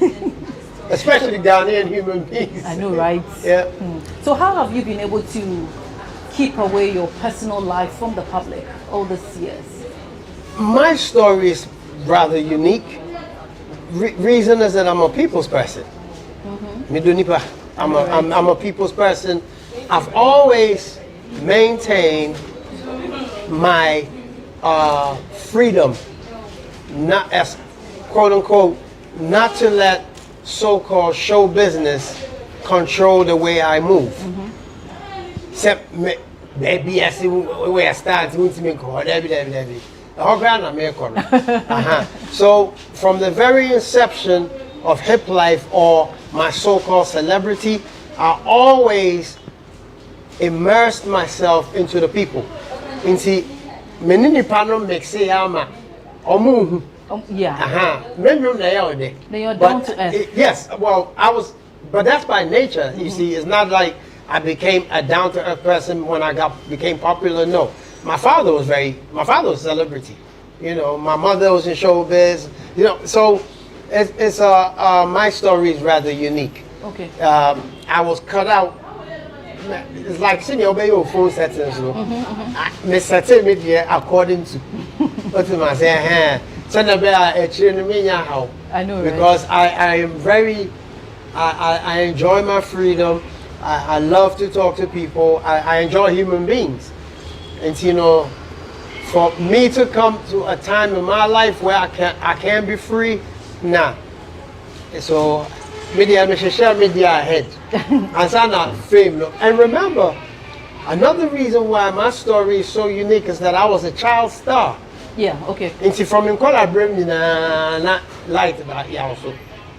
So I don't know no different, you know. But growing up with the wisdom that I acquired from your parents, from my parents, and by myself, I studied human behavior. Okay. And human behavior, I realized that sometimes you are very popular or famous, as you put it, and then the people, they could turn on you.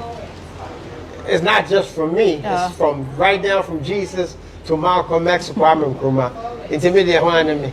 What's in my say? So it's a human trait. So growing up, ever since you got into the music industry, has media attention ever more or less like derailed or destroyed any part of the relationship? I've been blessed. Okay. The reason also being the fact that when I was coming up, I didn't have social media like y'all got. I know, right? It's that time, you know, hey, what's it say? Yes, I want to say. Or say, Metty. Or say, yes, or say, yes, say. That was our Facebook. Yeah. That was our Facebook. Okay. That was our Twitter and all. And it puts you in check because, you know, people's opinion of you, it shouldn't control your life, but also gives you an idea of how people perceive you, because perception is almost everything. Yeah. But nevertheless, don't ever let it rule your life. No. Would you say that introduction of technology, like in this era, that technology is all over the place? Ah, it's the idea. Just say, "Oh, cry it's me do so boy." Yeah. You overnight, sex tape in pieces. Yeah, you become a celebrity. Everybody's gonna be in your business. And yes, I get it now. Oh yeah, sex tape, you know, and it's gonna be there forever. So your generation is kind of tough. Yeah. Time they do someone new, but not when this argument gadgets, you know. Can then by now come scandal and you see how soon can you be? Yeah. Who is a celebrity? Oh, that's I don't even know now. I mean, not that it matters because to me. Someone going out there and leaking his or her sex tape. You always say people leak them, but well, I guess the terminology celebrity used a little bit loosely, because I mean, like, what are you celebrating about this person? Yeah. You know, I think before, but they have new words. Don't they have new words to describe? Yeah. They don't use celebrity. They have another one, you know. I myself, I don't really like that word. I don't subscribe to it. That's why I always use the so-called celebrity. Yeah. Do you have some rules and regulations you abide by when it comes to your private life? Yeah. In as much, you would think as you put it, famous or as popular than I am, you would think that you know, no, I am very accessible and also very inaccessible. It's in a very strange way. I have managed to build my little castle. So, you know, my wife is a very outgoing, there she is. You know, my wife is a very outgoing person. I'm outgoing. But, yeah, it would be out there. Yeah, I mean, you would think my house would be full of people, right? Yeah. Back in the day, my house was like a disco. And then, and then my in-laws. It's just family. Nobody, I don't have visitors. You set that boundary from the very beginning? No. I did time with that. But you know, when I got married, I had children, and they kind of just move away by themselves anyway. Okay. You know, it's also called bra. Yeah. So, you know, I don't even have that many visitors come to my house. In my house on the weekend, it's quiet. It's just my children, you know. So as time goes, yeah. What are some of the challenges that fame brings to marriages? Fame brings to marriages? Once again, I am blessed. I know. Usually, it's the pressure of what people say, okay? My wife, she's not social media savvy. Okay. No, you only know my wife through my page. Yes. Samina. Social media, I'm rough. So when I set up the camera, because like I said, I'm into human beings, and I think my wife is a very interesting human being. So I'm almost like her producer. Okay. I want people to see what I see. And, you know, her opinions and, you know. And so every morning on our way to work here, I set up my camera and we just have a conversation. I film it. And people just be like, yeah, I never thought about that. I never did it. So it's become like a mini reality show, but only so real. And, you know, I post it on my page. But if you realize it doesn't go beyond that, you know, you know, yeah. So the answer to your question is it totally depends on you and who you are. Another reason that showbiz or celebrity, so-called celebrity, doesn't affect my marriage per se is because my wife is notoriously known for who told you. How do you know? Okay. That's my wife. And it works. Because hearsay. And we have a lot. We have a lot. Until pictures at me, see me, you're saying, no be. And you are choreographed of our camp, no one as much. Okay. Because in your busa, some no. Just and you do the video background, just as you would say, evidence. Yeah. And now BBC. But she's very, and it's a philosophy that I wish that I had adopted way earlier because it brings a lot of peace. You know, it's like, how do you know? Yes. So in as much as your partner, I'm not saying yours, but yeah. I'm just trying to generalize it. In as much as your partner might be involved in something, yeah, you should always have their back. Well, you should have your partner's back regardless. That's what a marriage is. Yeah, that's what a marriage is. I mean, if you're wrong, of course you stand to be checked. But you know, that's I can speak to my wife in private. In a case where you said she's a no to, I heard this, who told you this? That kind of thing. She doesn't pay attention. She also doesn't tune into social media. Is this something that every family should adopt? No, it's entirely up to you. You know, to each their own. It works for me. Because you said earlier it works. Yeah, it works for me. They're very. Here I am. I am into social media. Social media is new to me. So I'm very, very intrigued by everything. It's entertainment. Yeah. It also does help my business because you think about it, I'm one of the oldest folks who has stayed relevant via social media. Yeah. So I understand it. You know, it helps my business a whole lot. You know, I mean, organically I have over 1 million and something followers. You know, yeah, so that's pretty impressive. You know, so I do utilize the space. But my wife, she's not, you know, a social media kind of person. In a case where we have two people, a man and a woman, they're married, they're out, their lives are in the public eye. Yeah. Would you advise that one of them should at least tone down a bit? Or they should live their individual lives? Because I have lived my individual life individually for so long, before all of your stuff came, I am very content. I'm very confident. I know who I am. I got street smarts. I'm a polite human being. You know, I have a lot of respect for people, so I expect respect back. And Hamisa, what's am I saying? So it depends on you and your. It's almost generational if you think about it. You know, if you come from a certain generation and you bisu Arabia no drink can't about you. I over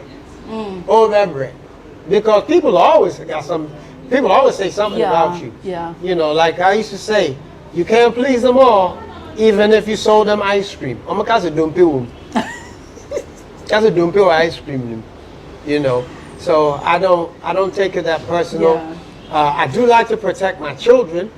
From the public but well, I mean, my kids, they were born into, you know, the lime kind of light, so they're with us. But as far as, you know, certain things that I might not just, you know, have my children be on. But my kids are very humble too. You know. So back to my question: would you advise that these two people who are out there, their lives are in the public eye, marriage, everything? Would you advise that one should at least tone down a bit? Well, what does that do? I mean, if just me and my wife, just to protect their marriage. It's because it's kind of hard. In Ghana, as you mentioned earlier, we are judgmental. Like It's a human entirely, thing. yeah, I understand. But like I said, I'm not subscribing to your judgment, so I'm the wrong person to ask that. What's in my saying? What would be your advice to them? It's totally. It depends on the two people. Yeah, for instance, you are their role model. Okay, let me give you an example. Yeah, family, you say. Okay. She's always been outgoing. From time we was school till now. My wife, you know, she loves to dance. She's a bubbly human being. And your social media and Tina, after all crochet to crew, say Reggie, you naughty. And this is somehow how we connect. We got similar traits. So no, so it is unique to us. We don't have to conform to you. We put out what we want to put out when we want to put out. What you think is entirely up to you. It's like noses. Everybody got one. So, you know, so it doesn't. It's not a generic rule that will apply to everyone. Okay. It's to each their own. Okay. So be out out where style be at. You know, like I have a friend who's my wife's best friend. Very outgoing. Shout out to Lila. Very outgoing, bubbly, just like my wife. That's her best friend. Her husband shies away from cameras. He doesn't like the limelight. That's him. So what do? She does all the bubbly stuff and he stays in the back. In my case, I've always been in the limelight. My wife, she doesn't care about the limelight. She's just being herself. So it's perfect. And I do let her be herself, like she lets me be myself. That's nice. Yeah, so we're blessed. Yeah. Yeah, not in that way. Okay, the show is still Moans and Cuddles here on GhanaWeb TV, and we're discussing balancing private life and public life and where to draw the line. We'll be right back after this break.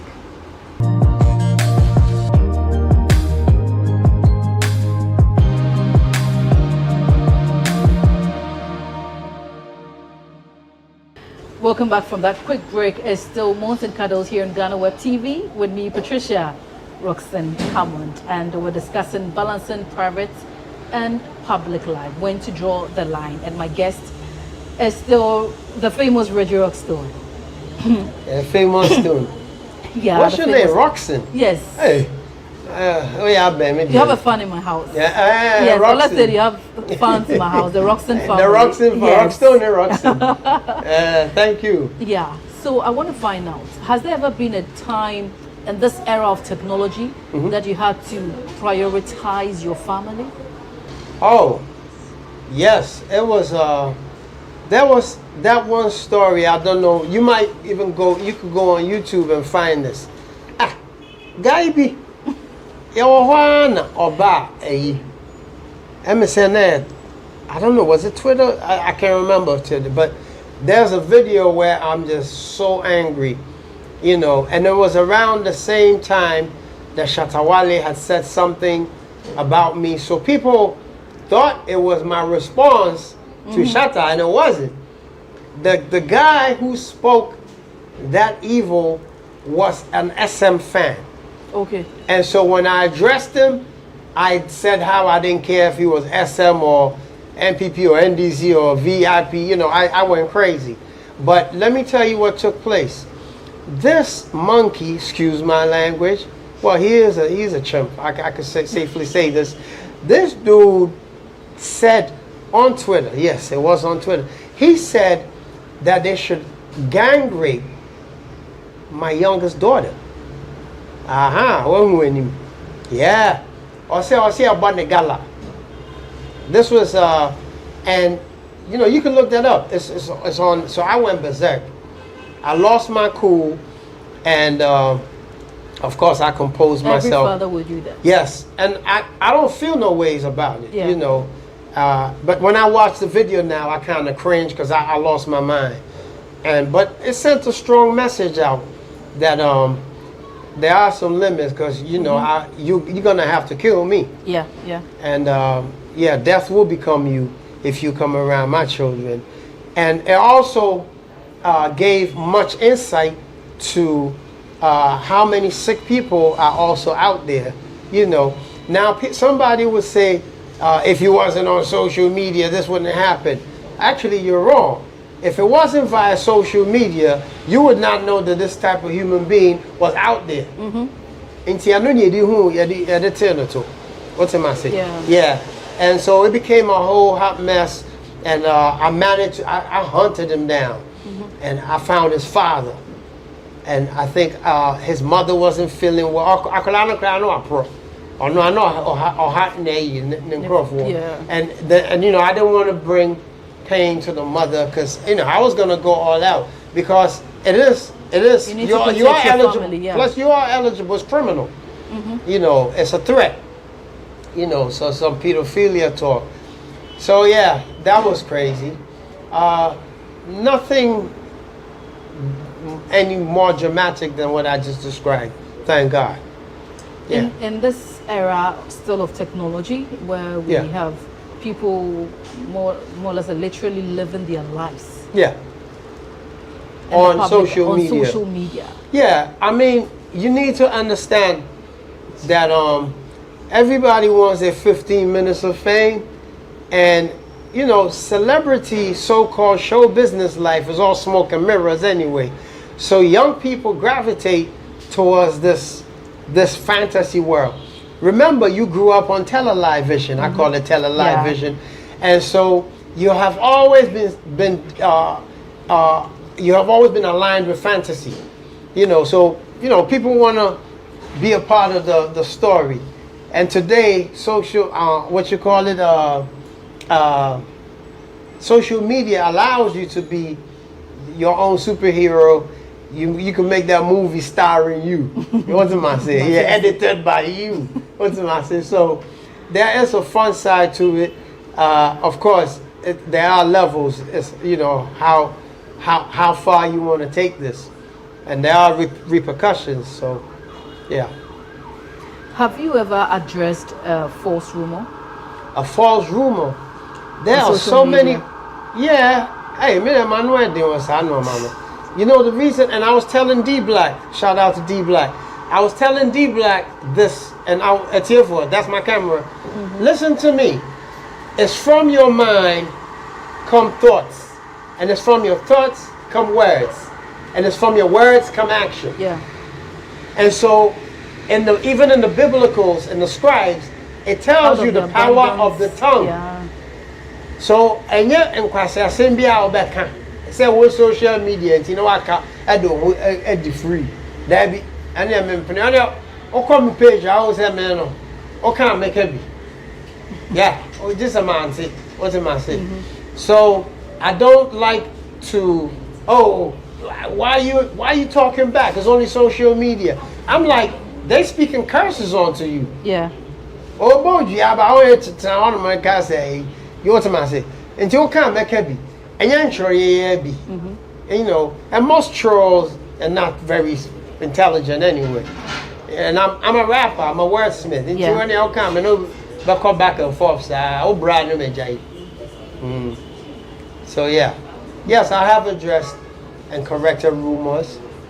Let me give you an example. Yeah. At one stage, out of the blue, I really didn't want to go back to this. Ghanaians started this whole narrative that I did not start hip life. And but social media and see, but social media just so. If I had remained quiet, you know, shout out to my auntie, may she rest in peace, Auntie Amatedu. Yes, she's the one that called me. I said, Reggie, they're trying to change your history. You better say something because you know, perception is everything. Into a boy tamale baby, a colebi, or no what say, send your Regina they apply, but no say anything no correct. Yeah. Till this day, it's so disgraceful that when I do interviews, people ask me, yeah, we hear you didn't bring him. I'm like, really? You know, it's not an iota of proof anywhere that tells you that somebody else has started hip life before me. But you know, they'll try it. And you know, I was also respond. Is it in every situation that you have to respond? No. If you are the man, me can be. If you are the mountain, a guy where you end up, you be the one. Well, you go on. Only can as I wouldn't wait to me. It's if you are, and the people so check you. Okay, they just want they need some attention. I'm not a chance and I mean, because I'm about social media fresh. Now me a green. So, look, the colonies me better details are. One person follow. But later on, I know more about DM. Charlie, we just they play plus. You sorry. So how do you handle this? And then I laugh. I got a good sense of humor. So you just allow them to go. I laugh and I say, yeah, I understand. You know, at the end of the day, they're tarnishing your image. No, they're not. If somebody says something about you, it's only tarnishing or effective if you believe what they said about you. I know I'm not a thief. So, you know, if you believe what somebody says about you, then it's effective. Okay. You know, so you can't fight them all. You know, I bet you for we have some. And I bet you some. How about sorry no I for now they're all true. When they say look at your how. And I bet you some. In Shrebiani. Nipa sano in real life crowd when you nipa papa. Okay. What am I saying? So Ubeshiano in real life when you nipa papa. And these kind of things, people don't understand the power of cursing yourself. And see, no man call ye mawa, wouldn't matter good dintia. A wild dream wakuma mu born in tin and no man call ye maw. Yeah. Tinipana would not tell only Yeshirano. When the share or who or no, Yeshirano. One hour Tifiat, I would do credits. Nipano crowd Nimu. On your side, it's now one every. Finally, your final words, because that's still your camera. I want you to just your last words. Okay. How we have to balance our public and private lives. Right. Well, like I said, my story is unique. It fits to me. To you, if I had to give you some advice, I would let you understand that show business is all smoke and mirrors. Perception is everything, but a lot of crap that you see on social media is not what it is. The Range Rover be and now he's slave queen. Make you not jealous somebody. Who even yeah. What am I saying? They go to Dubai and do all kinds of real sick stuff. And see, don't envy nobody. You know, and with younger people, it's peer pressure. And my pressure bomb will say in the middle of my mob run, will be here. Oh, how? Oh, how? You know, but I'm old school. I didn't come from social media. I mean, some me buy and I'm starting my party. Me better than VVIP, it's been a while. VVIP, my fair, my boy. And I'm going to hibernation. They be saying the OGs. Yes, it's 9, yeah, woman. People always ask me about VVIP, and it really lights my heart up because it tells me something. It tells me we did a great job. And people always ask me, when is VVIP coming? You know, so I'm really proud of this. VVIP Prodigal is in New York now. Brother Zeal is in Germany. And you know, say a sambish, yeah. Say you rest studio and then just and one shot that here. But Bronya, but I know they say, that three, room. It's a wrap. But when it comes to awards, we hardly hear of VVIP. And are you just entertaining people? I was. Yeah, Claire was. Best group, Urefi. 4 years ago, yeah, when is I'm talking about now. Really see. Because it's been a while. It's only 4 years actually. 4 years. Yeah, it's only 4 years, and that's relatively short for old artists like us. Oh, yeah. Okay. Yeah, new. You know, rough Ramitiano. We need you used to the cool school. But you know, it's good that people miss us. Yeah. I'd rather they ask about us than they don't. Because your group is still relevant. Yeah, it will always be relevant, and remember, it's a very unique. It's never been done. You know, 2 brands. Yeah. And you be boom, and it worked. Yeah. Hey, what kind of thing we do, madam? Time I'm joining you, Ghana, and then we need look at your face. Yeah. But I love a challenge. Yeah. I like to reinvent myself all the time, and so God knows what I'm gonna do next. So we should expect something after elections. Yes, but most of all, now that's a good way to close this show. Elections, peaceful. Because growing on, I intend to live and die in this country. And so the peace in my country is really, really dear to me. And so, yes, I would like to appeal to all who are watching me right now. Say, because politics they are buying, you know. We would now and talk about politicians no more kokumbiu. Omoni omomamu to akwa bridge na come and no. 2 days now on we Jimmy. School grad omo baby omo go school who bet me into drain on why. Don't ever think about messing your country up. Ayariga, Africa, we CNN now, no African country be now watch it. Once upon a time, now what to say here. It's how much year. Yes, you are townful, mo gold kakra better, mo diamond kakra. I'm rough we. But me abe say mo ko na mo ko. Oh, you only little. Mo ko no na fe mo watch mo. Mo refi Liberia. Afe mo here too. You said for diamond ma me memo too. Africa ya bread. Shit. Into mo phantom trim. Peaceful election and kanokwa. It's a reality. Yeah. Asem say pa. No. Now we CNN. Yeah. Who should you say? Bonsam so basa na. To mama man a chance. Especially the young. And don't let these politicians pollute you. Because that's how it happens. Omunyan kola na amotishomo. Yes, koye action wa ha. Na also ko. Emma. That should be. Now usua. It's not the end. Maybe I'll corner so. About come asem.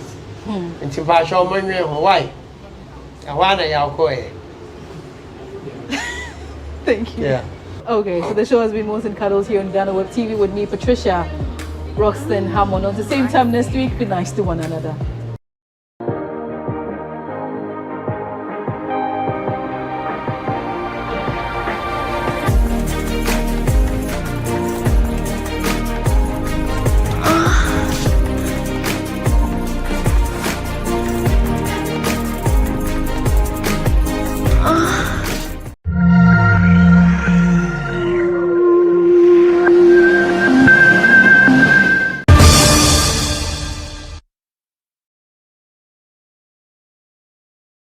Today on the campaign trail here on GhanaWeb TV, we're taking a tour to the Afram Plains constituency. But currently, I'm at Kwewusau, that is Adas, so where we join the pontoon. That's the pontoon behind me.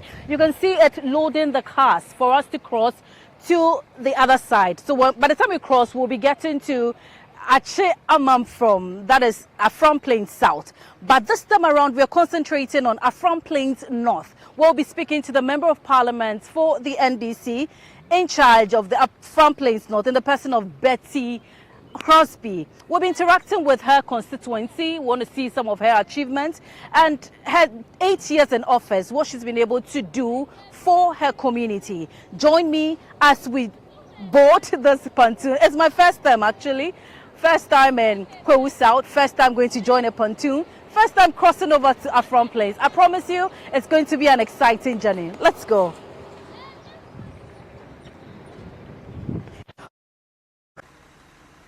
Have you ever boarded a pontoon before? It's quite an experience. We are currently on board, traveling from Adoso to Ache Amamfrom in Afron Plains South. The crossing took us 30 minutes. As you can see, there are about 15 cars on this pontoon, which is the only means of transport to cross the lake to the other side.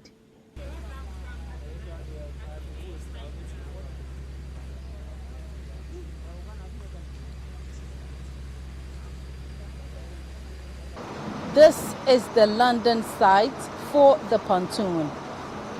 We'll all be getting down here to continue our journey to Afron Plains North. This is Ache Amamfrom, a community in the Afron Plains South. As you can see, the cars are moving. We've just arrived at Ache Amamfrom and are continuing our journey to Afron Plains North. The drive on this deplorable road has been challenging.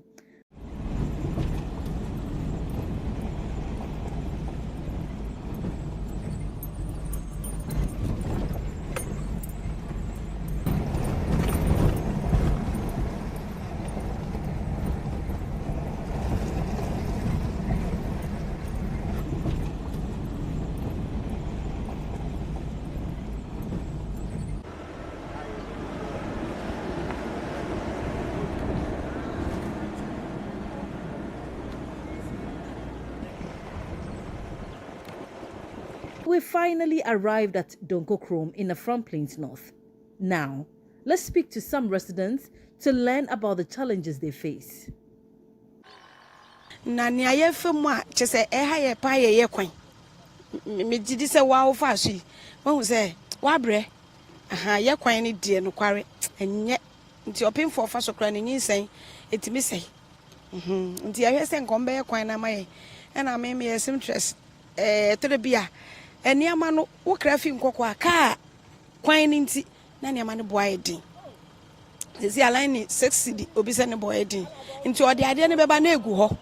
On person obepam mpo oni ska ode bepam. Nti anu ye challenge kase ma ye.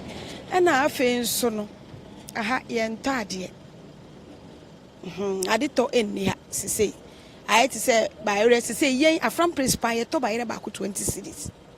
Anka first Afron place 20 cedis no benya bayre 5 6. Sisi aha se niama asesa wa. Aha isa kwan na enye nti en crofom person omde niama ebeba. Menya hu ade kasibia waye eche nanso mate se nanzen no ocheche nkonwa schools omunni nkonwa omunni destiny ade no ocheche ma ocheche sa nkonwa ne ma ana bi wo nso akuafo timi bo Wellington boots ne nsekan se ye hu nsakraye foforo se ne awahya asi se oto abibi so ekonanem dia obetimi asa transfer. Our road is not in a good shape. In fact, you can't use saloon car on the road from Eche to Agodike. You either use motorbike, V8, or Land Cruiser pickup. But with saloon car, no. Because before you go and return back to Mpraiso or Nkoko or wherever you are coming from, you have to send your car to mechanics for maintenance. Okay. Either your shocks will spoil or your air condition will not be working again because it has passed, it's beyond a pothole. It's now manhole. So in fact, we are playing with the government. So I believe that when she is voted into power, she can do best. And when NDC comes to power, she can do very well. Because there has been cheap compounds around. You go to Abutanso, there's a cheap compound. When you go to the islands, I think Adofo, he's putting up a cheap compound over there. You go to, in fact, she was even the person who lobbied the E-block to Mim Chemfre. So honestly, for her, she's doing well. From opposition, I think she's doing well. If the people will be so appreciative, she should retain it, or they should retain her. Okay. Because working from opposition is not easy. Afron Plains as a whole need a main challenge. because I have a farming community. They say I'm a market and the crack could all because only fan be far product no how won't mean good drew. The boy acquires will be unaka memory. Into a high agent pa, into the and the crank a mobile and Teman your markets. The whole don't cook room from here to Nzuna Island phone in our bet. Nipaka grabbing and no market, all because Oba product and Otta won't mean fanco. Into farmer and so yeah, a normal nase, Oman betwa, Obiuna aka. In the bias number, all because of the road. Yeah, Hansen in there. Me area there.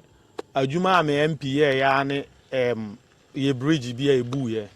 Or boy am I DC money na ba in Riani ye chucha gu money at the anemwa. That was me fan last year no. But we no free money there, me there. Dear me man who we no free money there.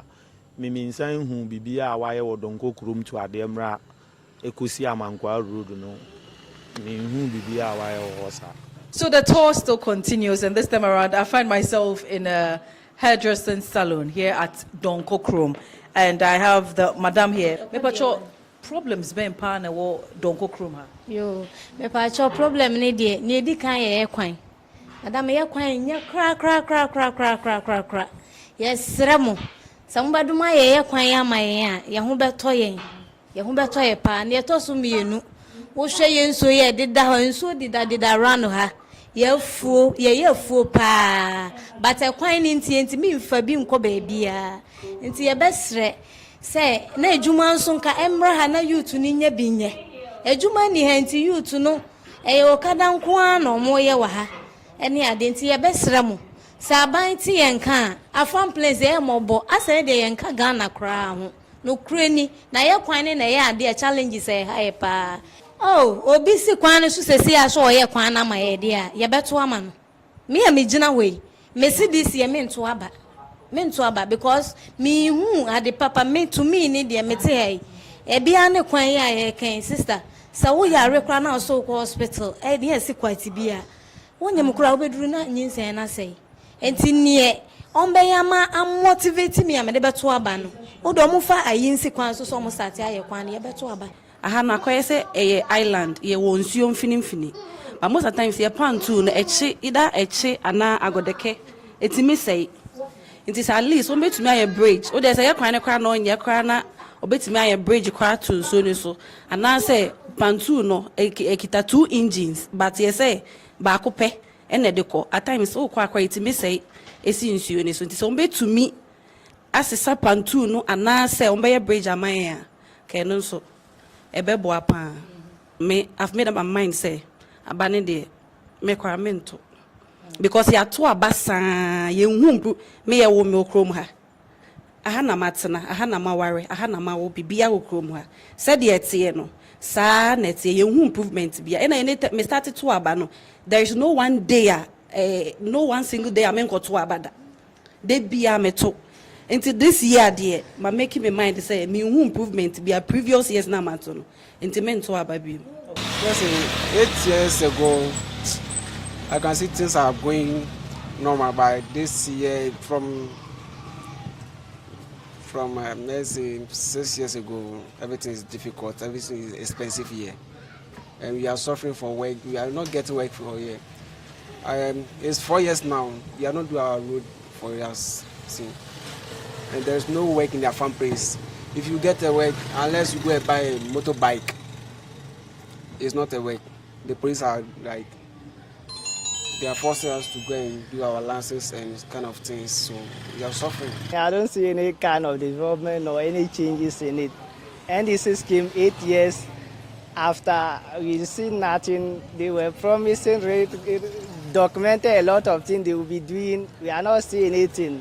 NPP too came almost 8 years now. We don't know what is good. Are we voting or we are not part of the voters? We don't know. So me, I will say it's better go our farm place not this. We should stop election of politician aspect so that we'll be free.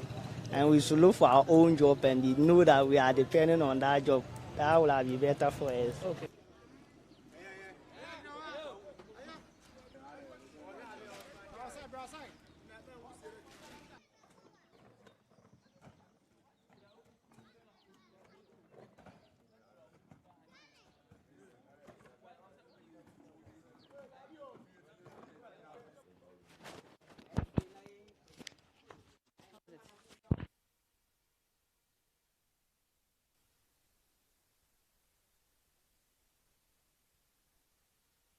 Honorable, welcome to the show. Thank you very much. 8 years in Parliament. I know. How has the journey been so far? So far, so good, I must say. And let me use this opportunity to welcome you to my beautiful city. Afram Plains. Afram Plains, North. This is a region on its own. Yeah. A lovely place, lovely people, good, great food, a lot of opportunities, resources that all in the end needs to be enhanced and established. So yes, you are welcome. Thank you. Indeed, my first time in Parliament was in 2017. I won the 2016 elections to represent my people with the vision and the objective of bringing development to the people of Afram Plains. Of course, I'm sure you have taken the opportunity and the pain to go around, and I am certain you have observed the deplorable nature of, I'll call them the basic infrastructure within the district. If you look at our road network, the lack of teachers, the lack of educational infrastructure, the lack of health facility, and the likes in the district, you come to realize that there's a lot of work that needs to be done. So yeah, I would say so far so good. We have been able to extend some sort of support and assistance to the people, not forgetting the fact that we have been able to project for the attention of the general public and the government, for them to appreciate the challenges and the needs of the constituency. I think for me, that is my take home. Okay. Because as a member of parliament, there's little to nothing I can do. But the focus has been to project and to let government and other stakeholders appreciate the challenges, the needs, and the possible interventions that we can all do to promote development within the district. Okay. Yeah. So why politics and why Afram Plains North? Yes. Why not South? Why not East? Why not Accra? Why not Accra? Yes. Yes. To be honest with you, Afram Plains is my home. Oh, okay. Yes, Afram Plains is my home. I was born and bred exactly in Donkokrom here. Okay. My mother, the late Madam Grace Crosby Mensah, and my father, this is where they met. Okay, sure. And my father happens to be the first MP for the Afram Plains North. He actually came, settled here, and worked here. And he met my mother. On the ticket of the NDC or MPP? On the ticket of the NDC. Then let me just say, you've taken over your father. You've taken over from him. Sometimes I wouldn't totally agree with you. I think that I am on a journey of my own, but to some extent I would say that probably as a daughter to a politician, I am inspired by what he did. I am inspired. I'm inspired. Yes. So yes, that is how come I decided to contest.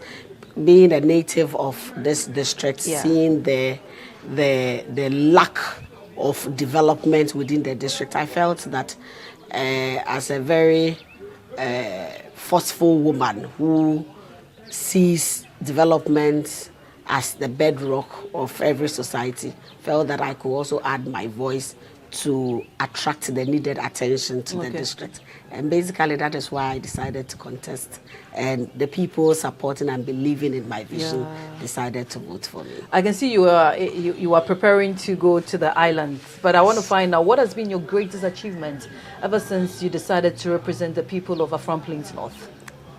Sincerely, I wouldn't want to boast of much because there's a lot that needs to be done. Okay.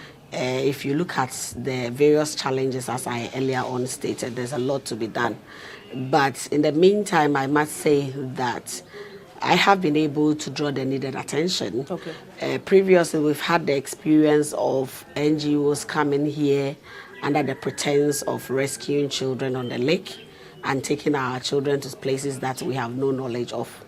I have been able to stand firm for the general public to know that yes, in as much as we might have some challenges pertaining to issues of trafficking, that is not an absolute situation. I believe sincerely that if communities are developed, if the needed infrastructure, the basic, amenities are served to those communities, such issues will be, a thing of the past. And so those are some of the things I will call my greatest achievements. In fact, being able to sensitize the people on their basic rights, being able to encourage them to make demands of and hold governments accountable. It's something that I pride myself in. But not forgetting the fact that I've also been able to extend some support in terms of bringing quality health care to their doorsteps. Indeed, we have one major health facility, which is the Donkokrom Presby Hospital, that serves over 1,000 communities. I say 1,000 communities because it serves both the Afram Plains North, which hosts 575 communities, and the Afram Plains South, which also have over 300 communities. And so altogether, there's one Presby Hospital is serving this number of population. I felt that it was woefully inadequate. So in my capacity as the Member of Parliament, I have been able to complete 3 CHIP compounds. We have completed one on the Dwarf Island, that is Adamupe to be precise. We have completed one at Fasubato, which is not too far from Afram Plains South. We have completed one at Abotanso, and handed all these various health centers to the Ghana Health Service. And I'm proud to say that they are currently filled with Ghana Health Service staff, and they are providing health services to the community. So I think that it is an area I pride myself in. Another area, of course, the challenges are many. Out of the 575 communities, we have less than 80 communities that are established with basic schools. And so it means we have almost 400 plus communities with no schools. And so the vision is to bring some level of education closer to the doorsteps of the people. So from 2017, we started the operation building pavilions for these communities and recruiting community teachers. All the 500 communities? Not all. We were able to start with 21 pavilions in different communities and recruiting community teachers to support those schools. However, I would say that it wasn't sustainable because being as an MP with limited resources, it became very difficult to be able to pay the teachers for their services.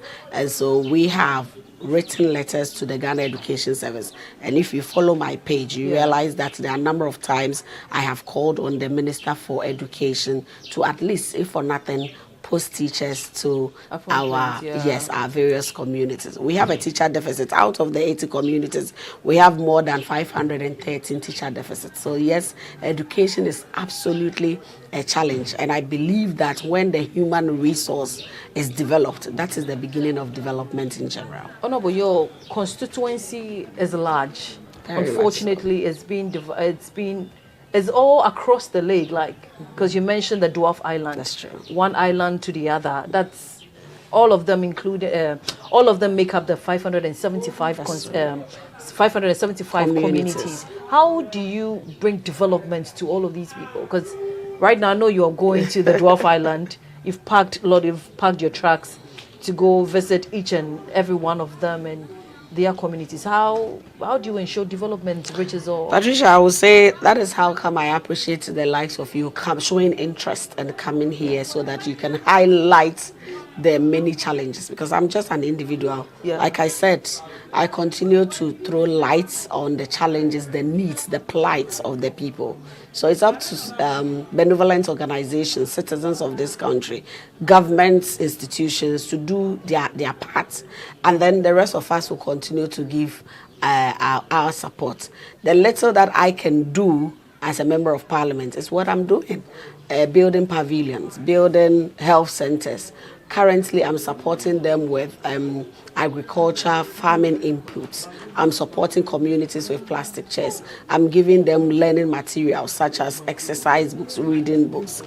And, the few that I can, within my means, extend to them. But I would say that it's absolutely not enough to really move the people from their current situation to a better situation. Of course, we want to build a better community. We want to build a better society. And so if you leave it in the hands of one person, then of course we cannot achieve much. But I would say that whilst we are doing this, I am very certain that both governments and individuals who are interested in really seeing to the well-being of our country will also extend. Before I let you go, we joined the pontoon to Ache Amamfrom, and I realized that the 105-kilometer road is in a deplorable state. Your people said you promised them that you were going to make sure that that road is fixed, but unfortunately they're not seeing anything. What do you have to say about that? Yeah, Patricia, that's a very interesting question. And coming from you as a media person, I'm sure you know the roles and responsibilities of members of parliament. But I would say that in the year 2016, the NDC tailored the Afram Plains North. Exactly, I think on the page 56 of the NDC manifesto, that the Afram Plains road from Echiamam to Agodake was going to be constructed. And as a candidate on the ticket of the NDC, that was my message. Believing very much that once the NDC is elected into office, then it's something that was doable, or we could all work hand in hand to ensure that the roads were constructed. Unfortunately, the NDC lost power in 2016, giving a chance to the MPP administration to come to government. Indeed, I continued my bidding, persistence, advocacy, calling on the minister, and finally, a loan to the tune of 350 million euros was approved for the construction of a bridge on the Afram River and extension of roads to nearby communities. It was later on the minister came out and said that the funding was not coming and that the complementary budget, which was about $92 million that was received, was being extended to construct the Jeso Konongo bypass. Of course, we spoke about it. As a member of parliament, that is all I can do. It is up to the executive arm of government to execute. And so if the executive arm of government feels that the Afram Plains is not their priority, there's little or nothing I can do. Before the main thing was, they were supposed to bring that here to construct the road, and if they diverted it. Archives or the Hansard Department of Parliament from 2021, these were some of the arrangements and bills. It was an Exim Bank, African Exim Bank loan that we actually had an agreement approved, and till date, this is the situation that we are faced with. I would say that, yes, out of the 575 communities, I have over 222 on the island. So it's not just the Dwarf Island. The Dwarf Island hosts a total of 118 communities. And we have the Duja Island. The Duja Island also hosts a total of 86 communities. And so we have other communities that are also on the lake, but they have been classified as inland because the place is being zoned into 3.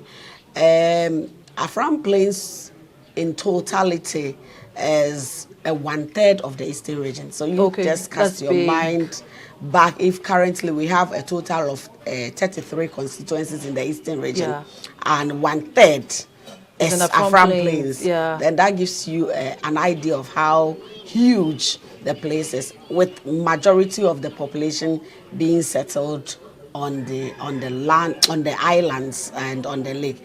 And so basically I think that government in general is not doing their best.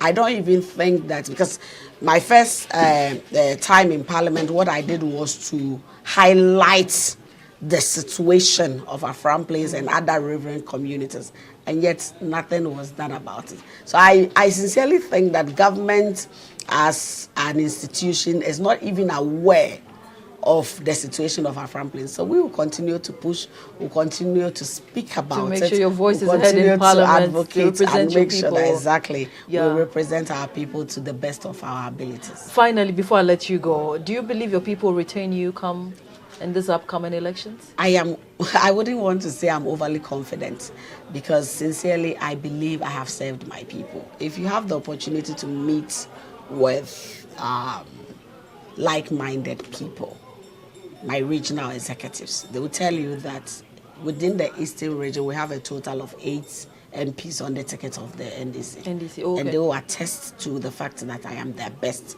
MP in terms of my ability to deliver. Again, because of the nature of the constituency, everybody is looking at the road and the road network. But believe me or not, I don't know how many MPs have been able to build 3 chip compounds within a period of, say, 7 years. I don't know how many MPs have been able to build 21 pavilions. And as I'm talking to you, we have 3 classroom units that is under construction. One is at the, we have roofed it. We are yet to do the doors and the floor. But we have also started additional 2 in Avukope and Salepe that we are believing that at least we have molded the blocks before the year comes to an end. We should start building those classrooms. So yes, in terms of representation, I think that I have done my part. I have given my best. My mandate has been served to the best of my abilities. And so surely I am sure my people they have the confidence in me to deliver.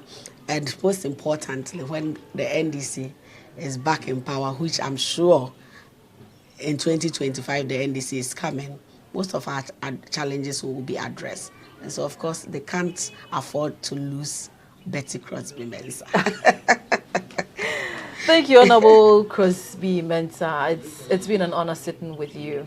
And I wish you all the best in the upcoming election.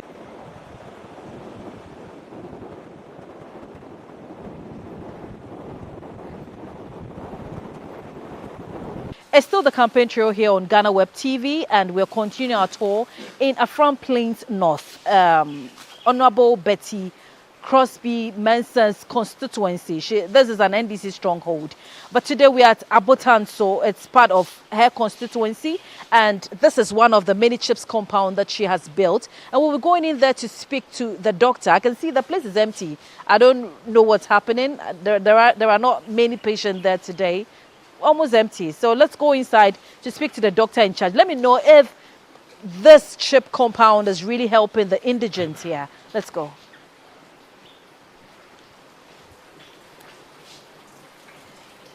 Hello. Hello. Hi. Bye. My name is Patricia. Please, what's your name? I'm Emmanuel Aqua. Dr. Emmanuel Aqua. Yes, Oh, okay. Okay. So this is Abotanse, right? Yes, please. And this chip compound was built by Honorable. Honorable. Yes. How long has it been here? It's been here for about 5 years now. 5 years. Yes, Oh, okay. I can see lots of folders here. Yeah. Apart from the major hospital, that's the Presby Hospital, this is the second one that helps the people here. Yes, please. So how many people do you see in a day? About 10 people. 10 people in a day? Yes, yes. Oh, okay, okay.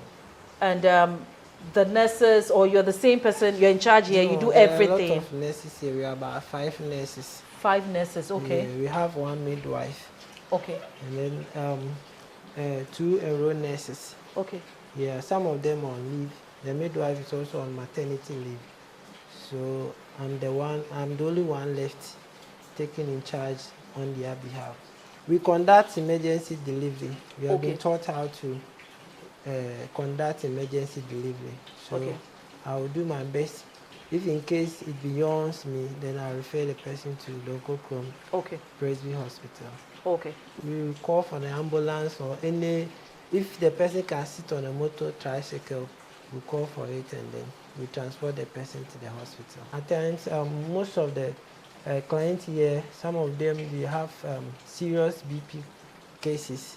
At times, they will come here and then their BP will shoot to, let's say, 200, and then that's the systolic will be 200 plus and diastolic by 100 plus, and then they will be almost convulsing. So we have to transport them to Donko Krom. I'll look out for the one who is doing the massive work. Okay, okay. Yes. And then I'll look at it that when I vote, I won't waste my vote. Yeah. I'll vote for the one who is bringing impact to our area. GM has been a president before, and he has done a lot for Ghana and then so many constituencies. So looking at what he did in the past, we also believe that he can do more than what he did. So he can be an option. He can be an option, yes, but you don't think he'll be the main. He's just, what of Baumia?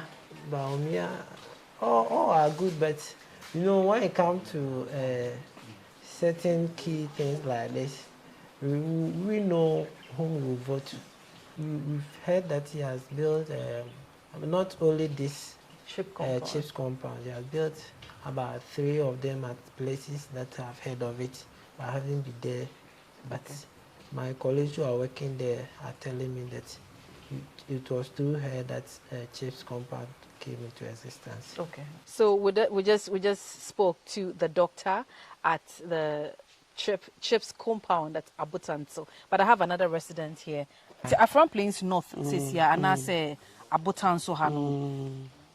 Problem titru ben pa ne wo ha. Obesanka like penyifu hu anase we mpini hu no ye hu adwuma. Okay, Abutanso de nka problem we wo ha ne se bia light asem. Because ahamuni lights. Omuni ye ni light. Hey. Ye ni light. But na MP so obeye light no. Okay. But ya no mo ba ye no. So almost say MP ye de anache say. Me pacho. Wan no mo ne ya. Me pacho MPP fuo. Eba ye no. Okay. Omo kire say MP ye light ne de anache say omo ba ye no mo ambe ye omo adwuma. Enti MP de nkrofo bi free Accra ba ye be check I have say light problem ye there wa Hassan say MP ye there force MP force ya but MPP for am pene say honorable MP enye de enye light na che so ya o meka say omomre so na wa ye light no no omo asisi no kura but wo hwe say omo connect wires ni adenti still ogusu gina ne nanso a wo pese oye light na de ye ma Abutanso fu.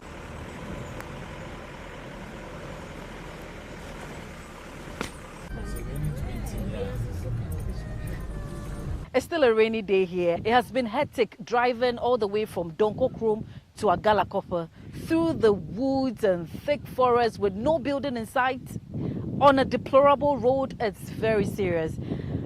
We are at, as I said, Agalakopa, and this is what Honorable Betty is building. There's a 3-classroom block.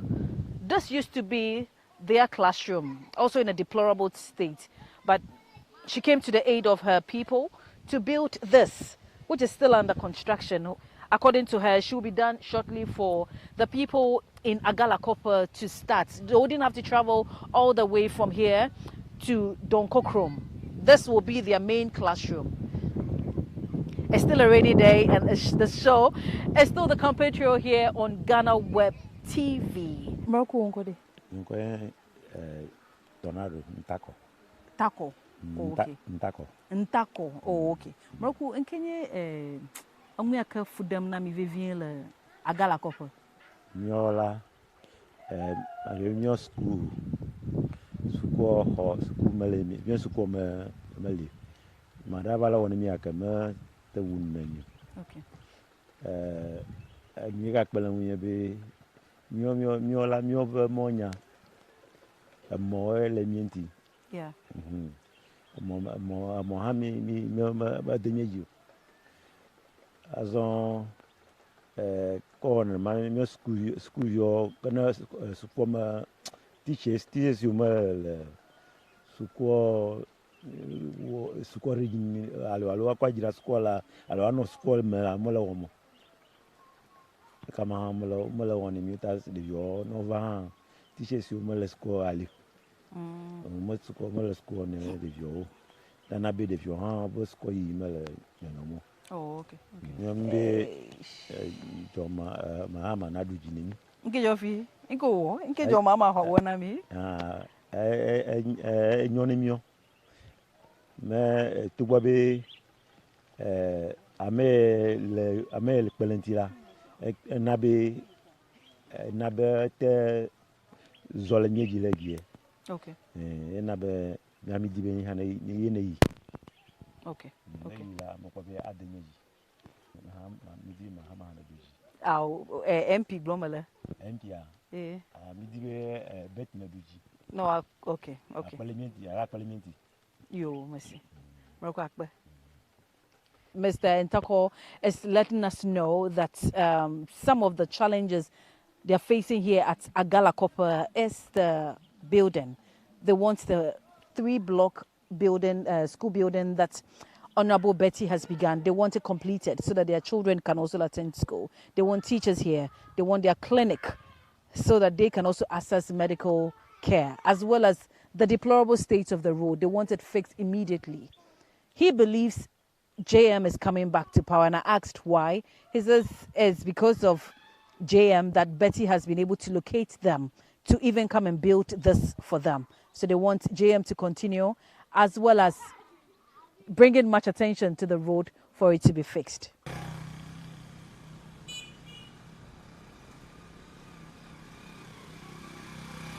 It's still the campaign trail here on GhanaWeb TV, and today we end our tour in the Afram Plains North Constituency, a stronghold of the NDC. In our interactions with them, they made us understand that the road, the deplorable state of the road, is their main challenge, and they're calling on government intervention. When it comes to vote, some are ready to vote. Others have not even made up their minds to vote. According to them, they have been voting for the past years, but have not seen any development whatsoever in this constituency. So they are not ready to waste their time going to queue at the polling stations to vote. The show is the campaign trail, and my name is Patricia Roxanne Hammond. We continue to our next constituency. Until then, be nice to one another.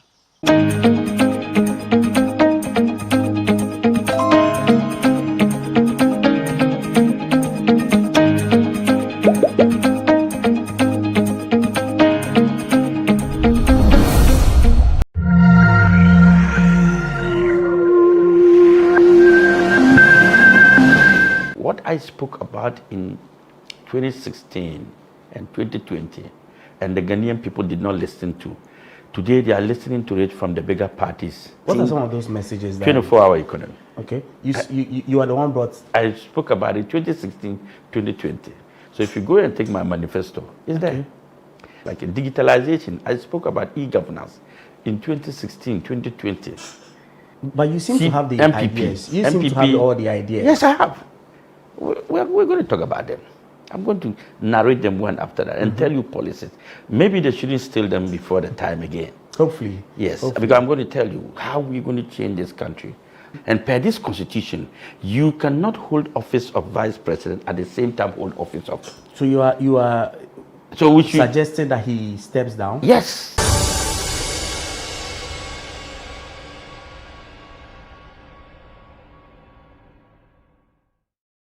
This is a continuation of our extensive chat with the founder of the APC, Dr.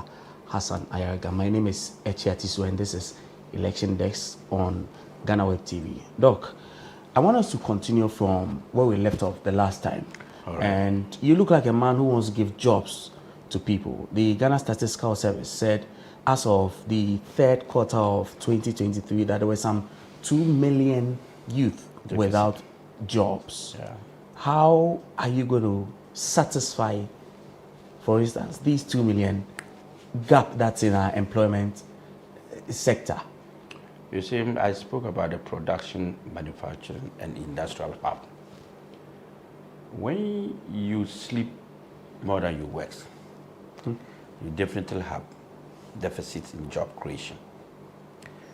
When you begin to produce, to export, you are creating jobs in both sectors. In the sector of agri, you are increasing productivity. In the sector of manufacturing, you are increasing productivity. In the sector of export, you are increasing productivity. In the sector of farming, you are increasing productivity. We have over the years been importing everything that we consume. If we change our consumption pattern to begin to consume what we produce and manufacture, we will increase the job to the extent that we will need foreigners from the outside Ghana to come and support our 3-shift system of 24-hour economy. Basically, what is it that we are not doing? We are not manufacturing, we are not producing, and we are not industrializing. Any country that has gained economic independence and power has these three sectors, have their job creation centers. Finally, what I intend to do is to create job centers nationwide. Job centers? Nationwide. If you look at my manifesto, there's a portion where I said I'm going to have job centers nationwide. What would these job centers do? Job centers nationwide is going to be facilities, offices, institutions, where companies that begin to produce and exist in Ghana and manufacture in Ghana do not need to scout for workers anymore, and workers do not need to go to companies to look for jobs. The job center is going to be the facilitator between companies and workers. So if you have a company and you need workers, you keep, because of our data system that we're going to use, everything is going to be on data. So you key in the positions that you need into the job centers. The job centers then now, the youth of this country who do not have jobs will now, any part of the country, there will be a job center office. You just walk into the job center, you search for the kind of job you need. No more corruption, no more pay for jobs, no more sex for jobs, no more money for jobs anymore. So you just go in, computers are there, you buy your airtime or your credit or whatever, and then you just go in and scout, and you have a job you're looking for, and you can be scheduled an interview to go. This is the kind of country I want to run. I want to run a country where institutions are powerful than human beings. Nobody is now going to rely his hope on an individual.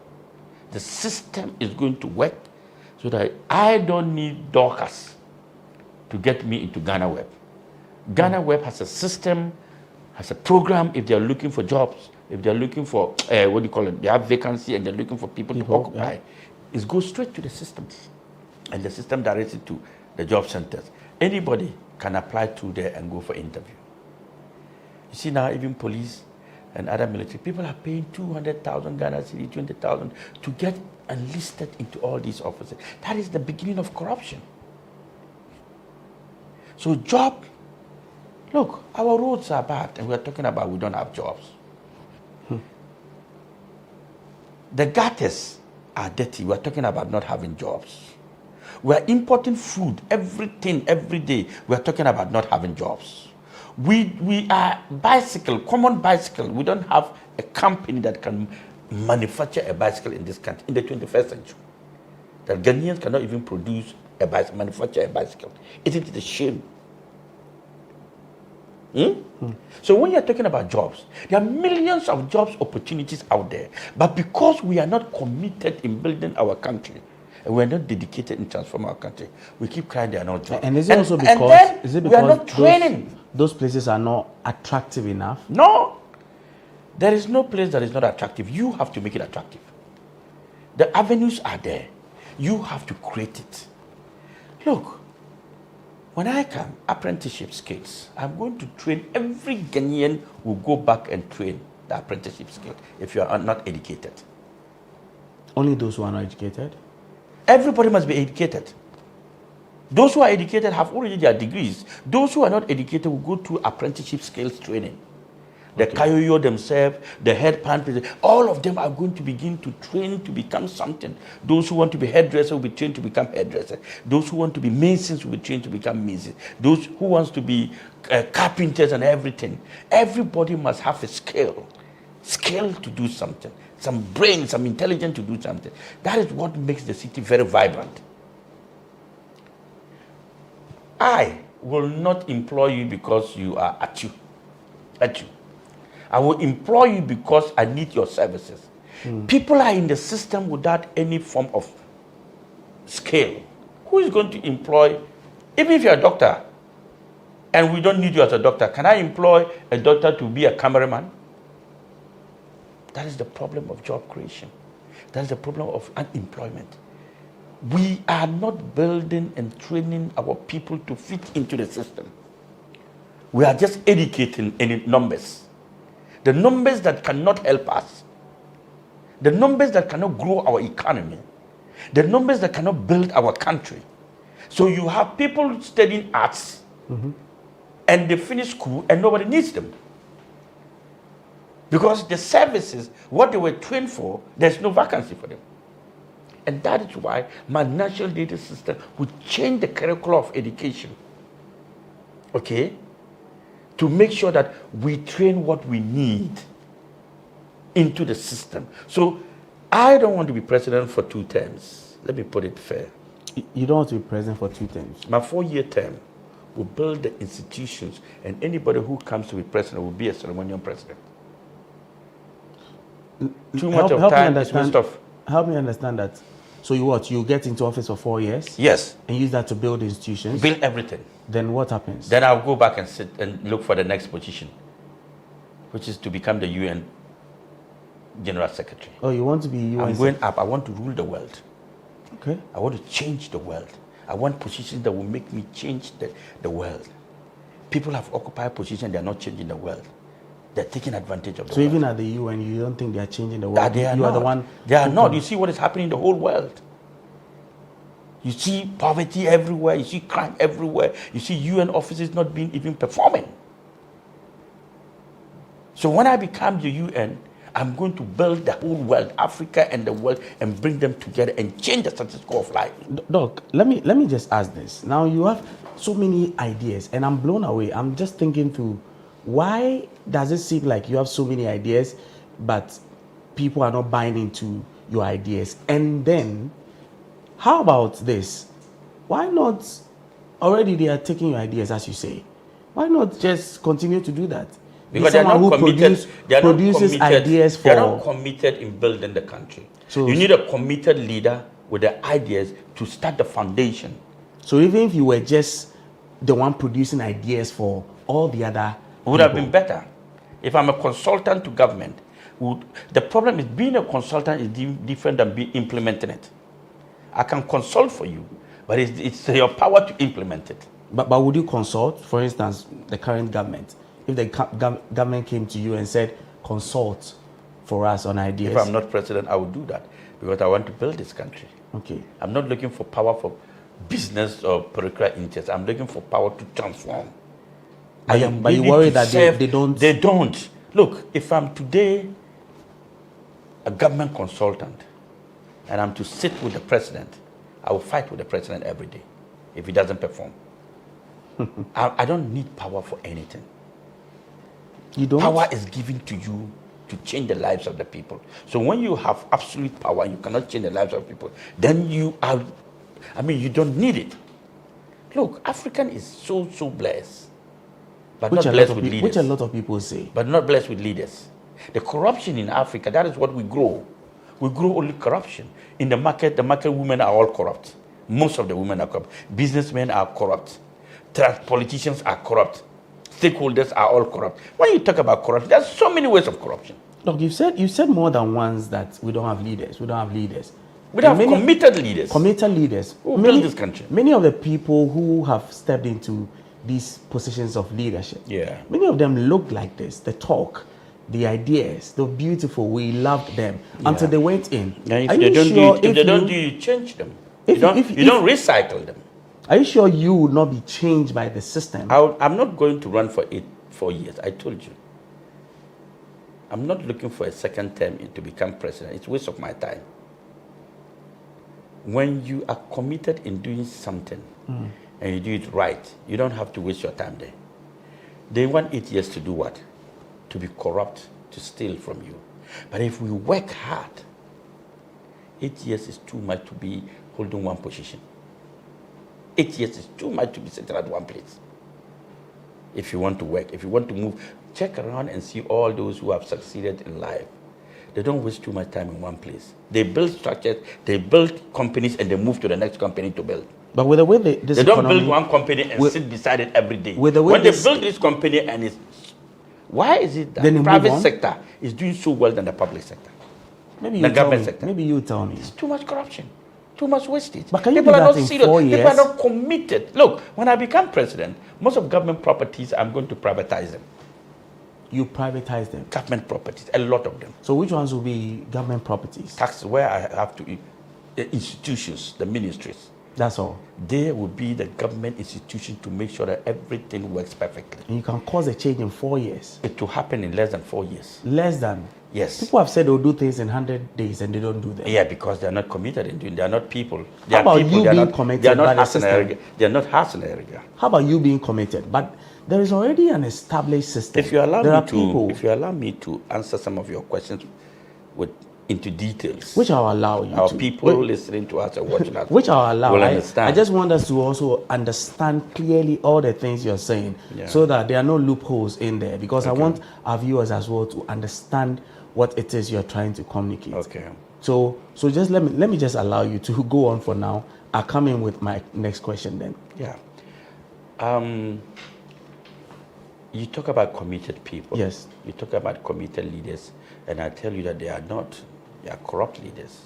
They are using our country for business and mismanaging our economy and building their own castles and institutions and their own companies.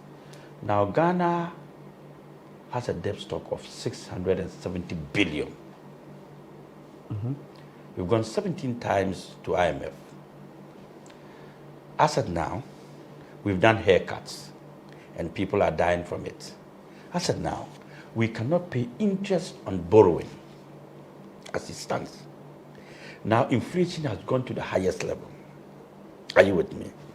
Tell me, these people you call their good managers, where were they when all these things were going around? I'm a businessman.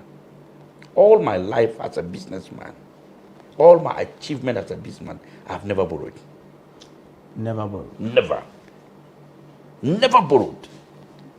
And you can go and check my records. You begin to understand that 670 billion as a businessman, if you go and borrow that amount and you cannot pay interest on it, what did you use the money for? Simple question. What did we use those monies for apart from stealing those money and putting in our pocket? Because there is nobody who invests 670 billion into a business and cannot pay interest. Not to talk of principal. Nobody. Even if it is just land I buy, I want to buy land and put it down. After 10 years, I'll be able to sell and pay the debt and have profit. Even common land, it will appreciate. This is what I'm trying to let you understand. If I use 670 billion and borrow from a bank for the next 10 years, my $670 billion or cedi that I've borrowed and bought land will appreciate for me to pay the interest and pay the capital. Now tell me, Ghana, what do we use that money for? We can pay interest. Workers, salaries, we can't pay salaries as a nation. Now tell me, are we really moving forward? That institutions in these countries cannot work and pay their workers. All government institutions, government must borrow and pay the workers. How can you have an institution that cannot pay its workers? And you still have that company. So clearly, there is something wrong. And what is that? It's leadership problem, it's corruption, mismanagement, and wastage. I have a policy called price guarantee system. Doc, can I allow you to talk about that when we come back from the break? That's right. And when we come back, I'll ask Doc about where he sees Ghana in the next decade and how some of these policies will tie into that. This is still Election Desk on GhanaWeb TV.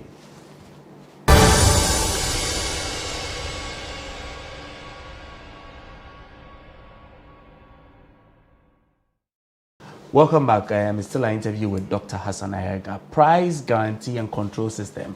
That's one of your other policies. Yeah, one of my policies. How revolutionary is that one? I have 67 unique policies. 67? 67 unique policies. That's just about the age of Ghana. Yes. And every policy is to help build this country. There won't be loopholes. Nobody will get away with anything. Corruption will be the thing of the past. Mismanagement will be the thing of the past. Monopoly. Monopoly is the price. To deal with monopoly, that is the reason for my price control and guarantee system. You see, initially I said that people in the markets are also corrupt. Corruption is not just about government officials. Many people are corrupt, but they don't even understand that they are corrupt. Now, this is how it works, the price control guarantee system. When you go to the market today, prices of goods will be, let's say, water will be 3 cedis. The next day you go is 3 cedis, 50%. The next day you go is 4 cedis. No explanations. It keeps increasing. Yeah. What is the basis for it? Who controls the prices of goods in this market? But because we say we have an open market and we do not produce and manufacture, prices of goods are being determined by traders and market men and women, thereby increasing the prices of commodities in the market, making the hardship more difficult for the Ghanaian people. Under my policy, you see, my policies are all linked up. Under the policy of production and manufacturing industrialization, we are going to produce everything in Ghana and determine the price and the cost of that product. So you don't bring anything in this country and increase the price the way you want it. There will be an institution which is called the Price Control and Guarantee System that will monitor and sit with every items that is being imported into this country or produced into the country to determine the price of that product and make sure that that price is guaranteed. And it don't matter where in this country. It doesn't matter where it is. So even if I was taking a product from Accra and yes, I'm in Tamale, there is a price for it. They will value all that and determine the price. That the price of any commodity in Accra must be the same commodity in Baku. We have to regulate it and make sure that it is perfect everywhere so that we all enjoy same opportunities around the country. That is the duty of the government. The duty of the government is to make sure it serves its people diligently without being biased, without the disadvantage of your location, your geographical location, or your status. Okay. So the price guarantee and control system will regulate the prices of goods and services in the market. So nobody just get up in the day and says, today I'm selling my cloth for 10 Ghana cedis. Tomorrow you go to the market, you take your 1,000 cedis to the market and you cannot buy the same product. That is corruption when you manipulate the prices in order to make profit 200%. Look, go to the market. A 5 kilo bag of rice is sold higher than the value of it when it's imported into Ghana. What amount to that taxes or whatever it is that the profit margin is 2 times the price of the product? When the one producing it is not even getting the kind of profit you are the one selling it. And we call it open market. There will be, but the open market will be determined by the production and manufacturing industries in this country. So all the policies that I'm telling you, I say I'm coming to build a nation, a country. I'm not coming to do business with my country. So I have unique policies, 67 of them, linked together that will hold this country and nobody ever can play with it. If you try it, the system will arrest you. I see. So you, for instance, if the police stop you, they just see that maybe your tail light is off. They just pick your telephone number, what's in there. And every policeman will have a car. 2 in a car or 1 in a car, depending on the geographical location. In deep places where there's so much crime, 2 in a police. And crime will be reduced to 0 because everybody's information is taken.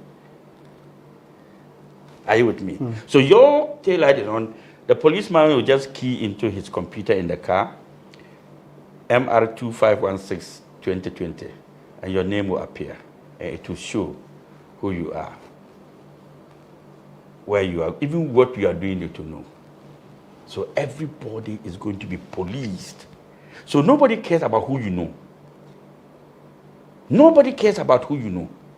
Nobody cares who you are. The system is free and fair and transparent. And that is what I'm trying to build for our country. So my one term is to show you the way. When you misbehave, the system will deal with you, not me. But let's look in the future now. I mean, you've mentioned how after 4 years of your presidency, you want to leave the country in a certain way. what would you consider your biggest legacy by the time your presidency, the presidency of a President Hassan Ayariga is over? What would be that one legacy that if you look back, you'd be so proud that you've been able to accomplish? Leadership. You love the subject of leadership. Yes, because leadership entails everything. Okay. When you're a good father, your kids and children and wife, they're proud of you. When you're not a good father, your children will never be proud of you. I want to be that example of a good father to this country. Okay. That every son of mine, every daughter of mine will be proud that they have a father, they've had a father who has ruled this country. And they will forget any other president who has ever ruled this country. Because you see, it's like women. They believe in the moment. They don't believe in the past. Glory is in the moment. When you change things in the moment, people will forget all those who have come in the past. And this is my legacy.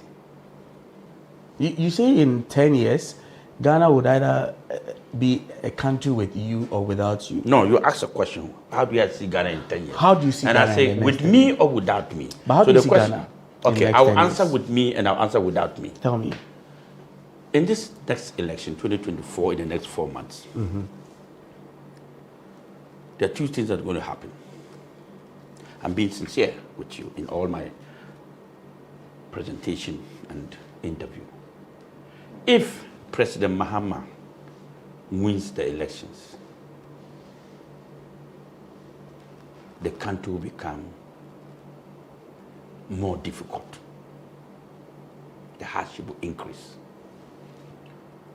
If Vice President Mahmoud Bawumia wins, the country will become disastrous. Those are extremes. Yes. Good. If Hassan Ayariga wins, the country will transform and change. And blessings and new leadership style. And the economy will grow and boom. Reasons. Number one, President Mahama. Former President Mahama has been president before. The whole world have seen him. Right now, the economy is so bad that if he inherits the economy, it will be very difficult for him to change this economy in 4 years. So if he doesn't take time, the situation of this economy will make him fail. And it will make him fail. It will be difficult for him to resurrect this economy. It's going to be very difficult, I tell you, whether he hears or not. Because the economy now, there's nothing about the country that is good to inherit as a former president. As a former president. Listen very well, as a former president. Because why? One, as a former president, it's no news to any Ghanaian saying President Mahama is president again.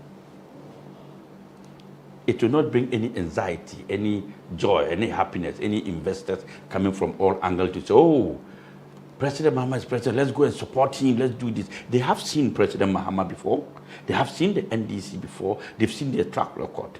It will not be news to any businessman or foreigners out there or the stakeholders who believe in Ghana to see any change in the former president. They will just say, okay, a new leadership has come. So they will still back off with all their investments. Other stakeholders, like international organizations and stakeholders, are not coming to reinvest in Ghana because President Mahama is president. They won't do that. They will not. They're confident about this. Very, and I'm telling you. Now the second one, Bawumia. Bawumia being president is like, it's going to be disastrous. Huge, more problems. I mean, we're already in the ditch. It's just like a rat in the hole. What do you think is going to do? It's just going to keep digging. Okay? Because the corruption is high. If they did not respect President Akufo-Addo to stop corruption, who is Bawumia? Bawumia being president is not going to bring new thing to Ghana. No new investment is coming. It's just going to be muddy. Okay. He's now going to start. Look, because if there's something that Bawumia can do to show that he'll be a better president, he would have been doing it now. But he says he's vice president. It doesn't matter. He's a driver's mate. You and I, when you're in the house, the wife, if the house is good, it's between the man and the husband. When the children perform, it's not between the husband alone who makes the kids perform. The wife has a role to play in the upbringing of the children. The husband has a role to play in making sure that everybody is satisfied. This is the role of the two. So one cannot blame the other one if the kids are not in perfect condition.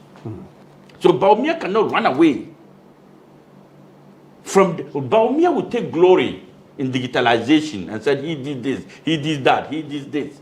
He's going around telling people he has that, but he's not taking glory in the distractions or failure in the destruction of this country. He's talking about increasing, when he comes, he'll cut down e-levy. I heard him say he's going to give mobile phones credit on all that. He's still president. If he doesn't know, let me remind him. When I check my watch, we are still in 2024 August. And Bawumia, 16th of August, and Bawumia is still the vice president of Ghana. So you want to change the world, change it now, and let's see that we are confident that you are going to do it. Your leadership now should tell us that you are, whether you are vice president or you are driver's mate or whatever, it should show in your leadership. But when you are running away from your position, clearly it's an indication of failure Bawumia is running from and pushing the blame to his boss, Akufo-Addo, and exonerating himself from the mess. To tell Ghanaians, I am not the one who caused the mess. He's betraying his own party. For me, it's a betrayal. Bawumia is betraying the MPP and Akufo-Addo with this statement of, I am a driver's mate. It's a betrayal. Doc, have you picked your form? Now, have you picked your... Let me finish. Have you picked your form? Just so we can... Yeah, I picked my form. You picked your form? Yes, I picked my form. Okay. I've started endorsing. I'm almost done. I think the next 3 days I'll be done with endorsing my forms. Okay. My forms. Now, let's go back to Hassan Ayariga. If Hassan Ayariga becomes the next president of the Republic of Ghana, first of all, it's going to be news. Number one. The whole world is going to be news. Hassan Ayariga is the new president of the Republic of Ghana. A third party has emerged. It shows confidence and hope to the world and to society and to the Ghanaian people that yes, of course, a new dawn has come. It gives a lot of excitement and excitement that Ghanaians people will now run back to Ghana to want to invest and see how are they going to support the new Ayariga and his government. What is Ayariga bringing on board? The people in the world, the stakeholders, are now going to have confidence in the new government and say, look, let's support Hassan Ayariga and see what he's also bringing on board. Because this is something new in Ghana. And anything that is new has the attention of people and the support of people. And the hope that is lost in these young men and women, the confidence that is no more, that Ghana is in a ditch, will begin to see limelight and light. And you, as media men, will now begin to listen and hear what is Ayariga bringing on board. You are excited every day to see the policy to run. This is the future. Okay. Hassan Ayariga is the future. Without me, it's a mess. I have some figures here. In 2012, when you contested on the ticket of the PNC, you polled 0.22%. That's 24,000 and a little over that of the total votes cast. So in 2016, you did not contest. That was when they disqualified me. Okay. But on the ticket of the APC in 2020, yes, you polled 0.05, so 0.054%. That's 7,138. How many votes are you looking to get in this? Is when I formed the party. This is the first beginning of the party. But this year, it's a stronger party. This year is a different year altogether. What are your numbers? What's your projection? This year, I can predict, all things being equal, when given the equal platform and opportunity, there will be victory for Hassan Ayariga. What's the number? Can you give us a I figure? cannot tell you, but the victory means 50 plus 1. 50 plus 1? Yes. All right. If our votes are not stolen, usually we lose a lot of votes through polling station and transmission. They change our votes. In 2020, I'm giving you an example, 3 examples. My own driver, who voted for me in a particular community here in Domi, stood there and voted for me. When they counted, they gave me 0. In Swami, I went to Swami and campaigned, and the people in Swami told me they were going to vote for me. They actually did. They gave me 424 votes. When they counted, they gave me 24. When my parliamentary candidate was standing there and insisted, they told him that what is Ayariga going to do with 400 votes? And they wrote 24 for me. So they took the 400? They took away the 400 off. So that is why we are talking about transparency at the police stations, and government should be able to make sure that every political party is given resources to bring their police station executive. Doc, I want to thank you. I want Don't to thank thank you. me. You I want to thank asked you the because question. I want to thank you because we've run out of time, and I really appreciate that we could have spoken more. I told you 3 people. I'm giving you the 3rd evidence. So if you don't allow me, okay, just quickly, maybe 30 seconds, just quickly. The 3rd one, yes, a pharmacist. I went to buy medicine from him. I entered his shop. He stood up and greeted me. I said, Ayariga, I love you. I listen to you all the time. You are one best leader that if Ghana has, we are gone. But let me be very sincere with you. My wife and I and my children went to the polls and we voted for you. Even if my wife didn't vote for you, I voted personally for you. I'm not an illiterate. I voted for you. But when they counted that, you got 0. This country, the corruption, it's not generally at the government, even at the police station, there's corruption. And you're hoping to change all So of I that. am begging you, get police stations so that your results will be counted. If not, you will get the votes, but it will not be counted. Doc, I want to thank you very much, and thank you for your time. This has been our interview with Dr. Hassan Ayariga of the APC. Very, very enlightening. A lot of policies that he's hoping to use to change and turn around the fortunes of this country. My name is Eche Atis. Remember to subscribe to our YouTube channel. Look for GhanaWeb TV.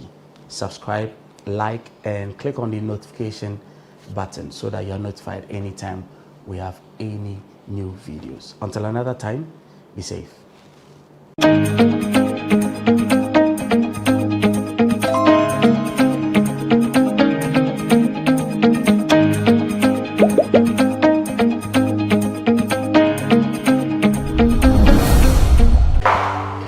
Are you still searching for the right platform to share your voice, thoughts, and feelings?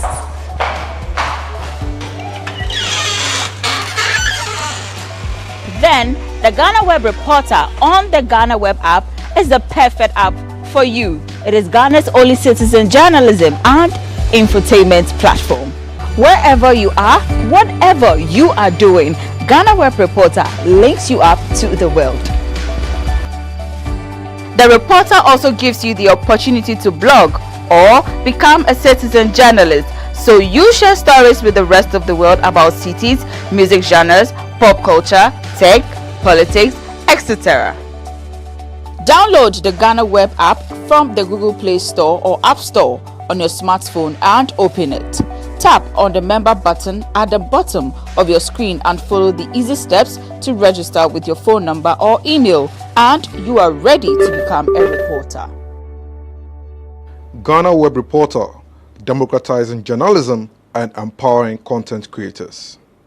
I actually wore my first slippers when I went to secondary school. When you are going to primary school, then you can have some shorts around your waist. But bare-chested running around, throwing stones and climbing trees. Yeah, so that was my youth. What's your best meal? Oh my, I'm a Dagomba man, so my toes are filled with dry okra soup would always be number one. Do you remember the meeting you had that led you? GhanaWeb in August 2023 launched the Organ Donation Legislation 2007. That was Ghana Police Service. The sad reality is that today, our democracy as a country is threatened. Words of affirmation or love language comes to edge us. When this bill is passed, more lives will be saved, and the financial fair.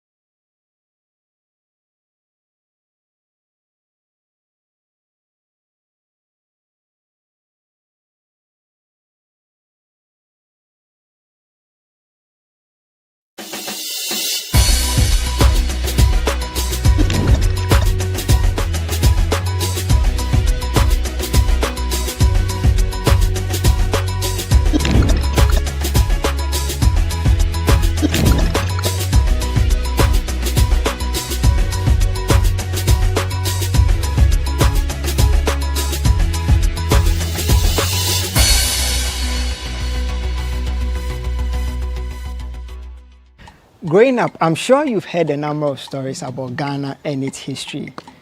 Well, what if I give you an opportunity where you get to listen to these experiences through the people who actually lived their life in this era as we mark Ghana Month on GhanaWeb TV? I take you on a journey where I sit with our fathers and mothers and grandparents who lived during the pre-independence era and post-independence era. My name is Patena, and this is People and Places on GhanaWeb TV. Before I introduce our guest for today, I would like you to like and share this video and also subscribe to our YouTube channel, GhanaWeb TV. I'll be right back.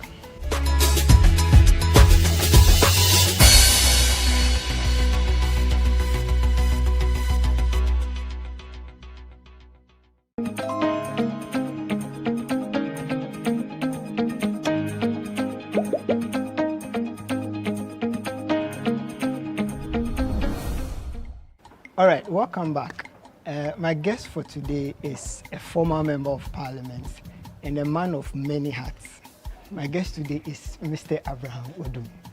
Sir, you are welcome. Thank you. Yeah, it's actually an honor to finally meet Anyway, my name is Abraham Juma Odum. The full name the three names okay, it's very have important. meanings.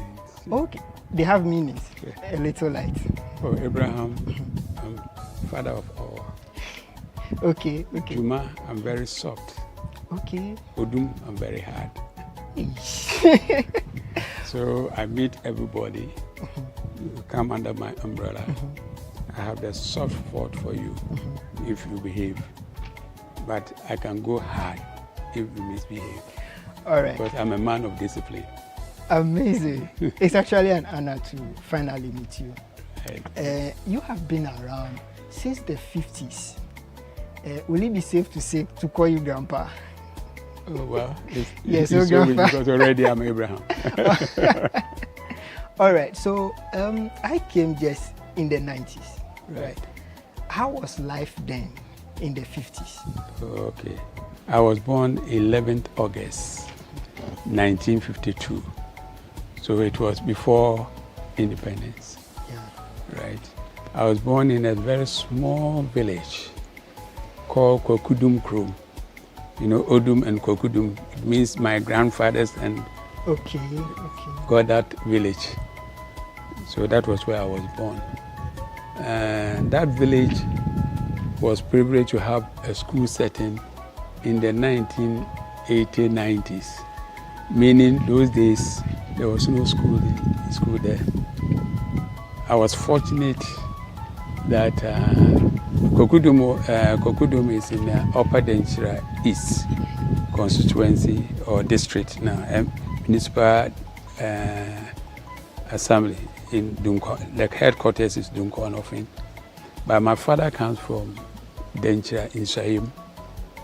Then my mother from Chufu, Ayase in the Chufu Etimopa constituency or district, right? So around 1955,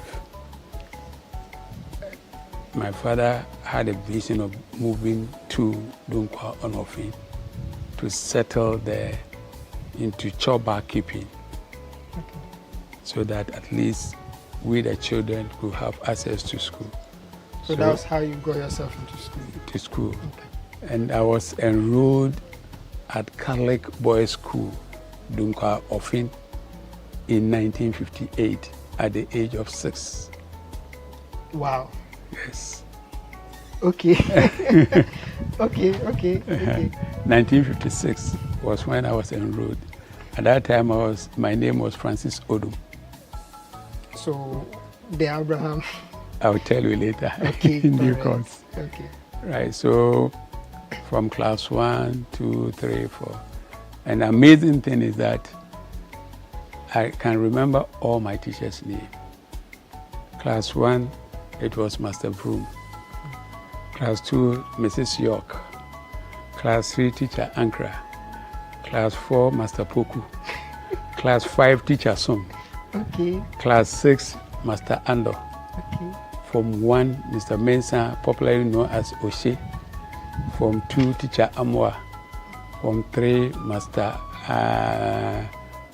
Mensah, Teacher Mensah. And then Form 4, I had 2 teachers. The first one was Ayatam. He got transferred and was replaced by Francis Onyilola. So I know. Amazing. Recently, about 2 years ago, I celebrated my birthday, 70th birthday. And I happened to be at that school to donate projector for the boys' school and then the girls' school in appreciation of what they did to me. Amazing. And I was happy to have Teacher Mensah there, who taught me Form 3. He was around 90-something years, and he was part of the celebration. So that is how my beginning started. Okay. In 1957, when Ghana gained independence, did you understand anything that was going on at the time? Well, I started school 58. So it means Ghana got independent before I started school. And as young as around 5 years, all what we were seeing was Kwame Nkrumah has gotten independence for Ghana. So the euphoria was all over, and all of us joined in it. Do you remember one of the particular activities you... The particular activity was flags. The school children were waving flags, marching on the street, celebrating, brass band here, dance band here, and it was all merrymaking. That was 1957. Okay, so now let's come to the reign of Nkrumah, right? That was post-independence. Right. How was his tenure of government like? Okay, so like I said, I started 58. So I had to come to class 4 thereabout before I could understand the dynamics of the day. Okay. And those days, you hear about Kwame Nkrumah, and all stories were said about him. Some mystic stories, some rumors, and then fake news. I remember around that time, he came to Dunko, and then people were saying Nkrumah came and they were eating, and he turned into a cat. Those kind of mysticisms. We were hearing all those things. Okay. And then, of course, the issue of women singing Nkrumah, Nkrumah show boy, that kind of thing. Then getting to San 2, San 3, I got myself enrolled in the Young Pioneer. Okay. There we were having daily training, and the training was targeted, conscientizing us towards our country's love. That is putting on your patriotic spirit. Yes. And I remember at the community center, we were assembled there, and they would teach us the national anthem, the pledge, the aims, and all those things. And I remember at school, when we go in the morning, you have to sing the national anthem and then recite the pledge before you march into the classroom. Yes. So those were some of the things. And Young Pioneer, we have 2 groups. those who had only the scarf, and then those who have the uniform and boots. So you start with... Which one did you belong to? Or you now, in your youthful age, when you are in primary school, you belong to the scarf. Okay. So you put on your school uniform, but you have the scarf to identify you as a member. Then when you have gone to the middle school and have graduated, and you are even about ready to go to Russia, then you have the uniform and then the boots. And it was quite interesting. Okay. Because those were the days, I for one, those days were reading Makers of Civilization, where it was talking about leadership, rules, blah, blah, blah, blah. It was there that I picked something that has been my guidance throughout my life. Okay. And what I picked was, Genghis Khan made a statement.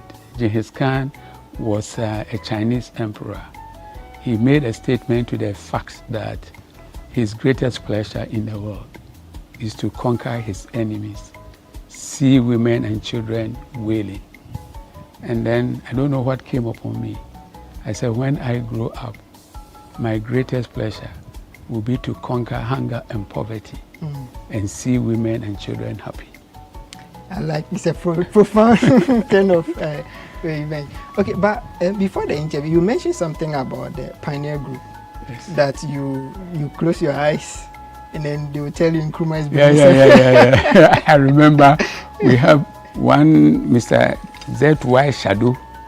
He was the youth wing leader. Okay. He would come over, and then it's like they were trying to conscientize us with Nkrumah-ism. So they say, okay, children,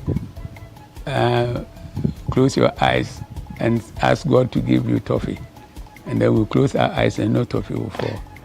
But then you say, close your eyes and Kwame Nkrumah will give you toffee, and then they will rain some toffee on us and we'll pick. So at that age, we knew Kwame Nkrumah was our God. Yes. And now growing now as I am, I felt that those were some of the mistakes our great leader committed or his people made him to commit, because at that time it was like he was pitching himself against God. And definitely anyone who pitches himself against God, you know the consequences. No two ways. Even though he meant very good and God set him up for a very good cause for Ghana because of maybe that thing. That is my personal observation. Okay. That is why maybe his fall came suddenly and at the time that Ghana needed him most. In '66, where were you? '66, I was in Form 2. Ghana recorded the first coup when the president, Dr. Kwame Nkrumah, was out. And I remember when I was coming from home, town was all agog with music. People were jubilating left, right, center. Then we came to the classroom. And that time my teacher was Amwa, who became a lawyer and a judge. He's now retired and he's at Asimfosu, where Honorable Kennedy comes from. Okay. My teacher is the Form 2 teacher. Wow. A retired High Court judge or something, yes. Then he said, you know what has happened? He said, we don't know, we don't understand. He explained to us the meaning of coup d'etat. Okay. That some military people have taken arms against Nkrumah's regime. And these are the consequences. This is what is going to happen.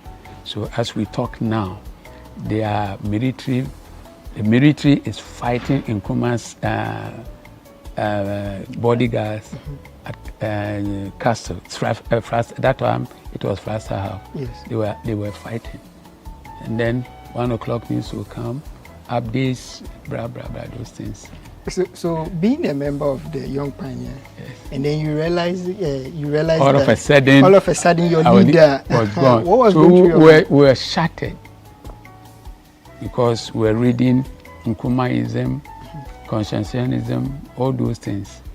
And immediately we saw that all those books were being taken away from us.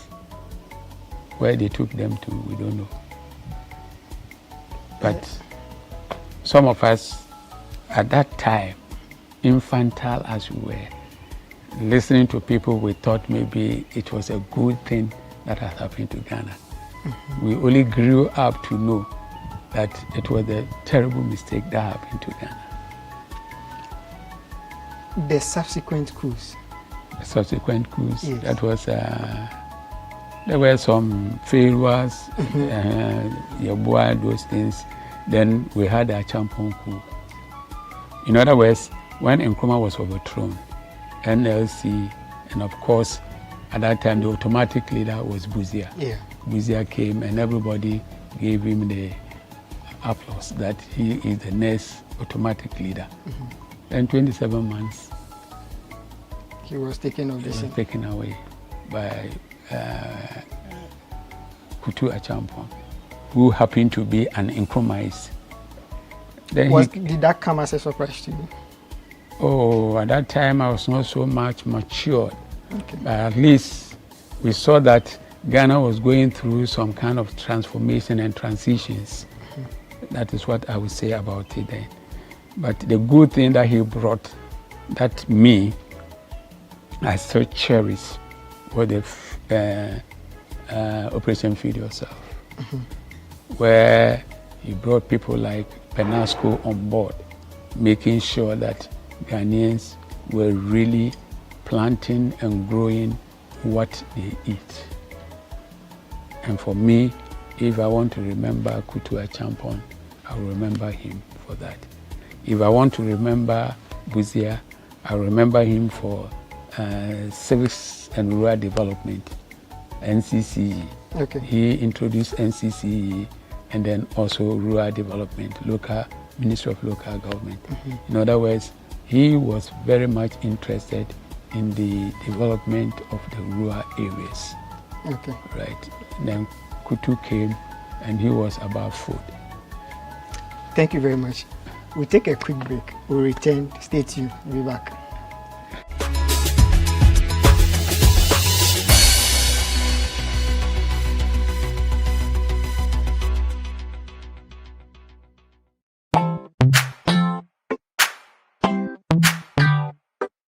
Sweetheart, be mindful of your health. Dear products na dear makeup. I welcome you to Sigma Health and Beauty. You can call us the Beauty Embassy. Who pursue beauty more revealed with quality makeup products. There is only one place. The Sigma Health and Beauty 2022 Ghana Makeup Awards. Beauty Retail Business of the Year. Of course, we are the defending champions. World-class makeup brands and Quaniton. You name it. Maybelline, Dark and Lovely, House of Tara, and many more. Your professionalism in the beauty industry is unmatchable.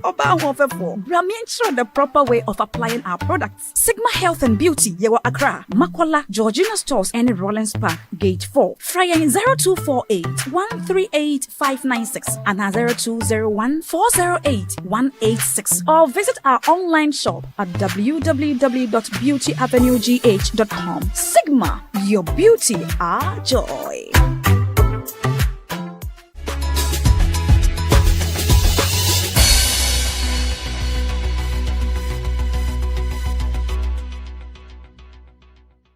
You're still watching People and Places on GhanaWeb TV. My guest is Mr. Abraham Jumo Odum. It's been an interesting conversation already, but Honorable, let's talk about the Operation Feed Yourself. You've explained the basic concept, but how did the policy go down? Well, the policy went down to almost every aspect of our life, social life. That was the time Kutu Achampon had come out with a policy of India, that the loans, the World Bank loans, the whatever loans that we were owing, he had said India, and he was saying Kafo Didi, and therefore he envisaged that there was going to be a cut in imports or people bringing goods down. Therefore, the alternative is let's grow our own food. And you could see gardens almost at every backyard. Schools had their gardens. Institutions like prisons and what have you had their farms. Individuals, like I said, had their gardens. people growing tomatoes, onions, and that kind of thing. And I would say it was one of the best times food was very much cheap and available to everybody in the country. But now we don't see that in our schools especially anymore. Yes, because we have eroded all those things.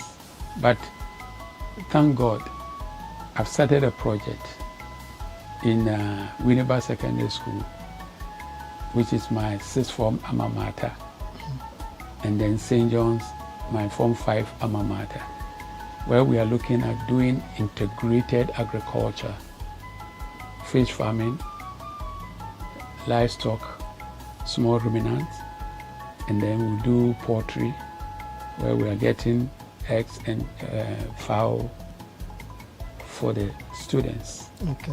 Then we use the remnants of all these to fertilize the soil so that we can grow yam, maize, beans, and then the vegetables.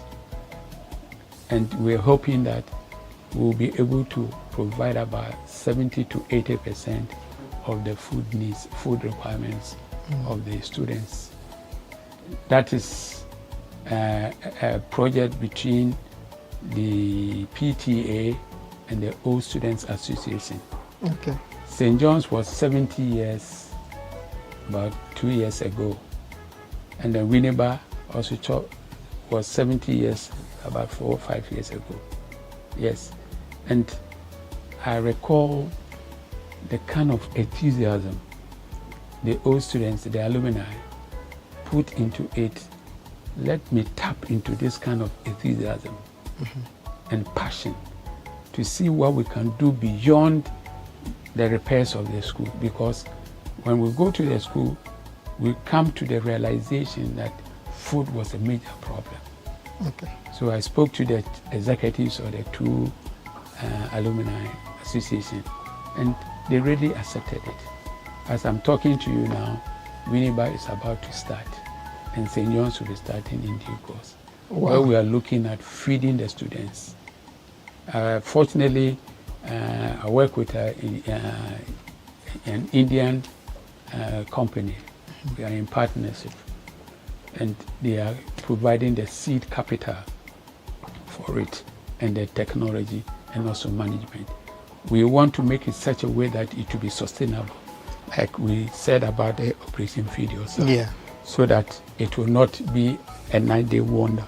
It will be sustained and provide meals, quality meat for the students, the staff, and even beyond. Because for us to be able to make it sustainable, we are looking at commercialization, where we'll be able to feed the students and also sell beyond to other shops so that we can get enough money to sustain the project. So that's a very good project you got from the Operation Feed Yourself self-concept. Yes. Let's come back to our governance structure. Right. We've had 4 coups already. What can you say has been the dynamics? Coup, come back to democratic governance, then we go back to coup, and then to what we have today. Well, what I would say is that we haven't learned so much from all the changes that has come. Explain that. No, because, for instance, the 79 and the 81 coup, when those days were in campus, all of us got involved. And at that time, we were expecting that the past will be broken. If I say the past, those were the days we were talking about Kalabule.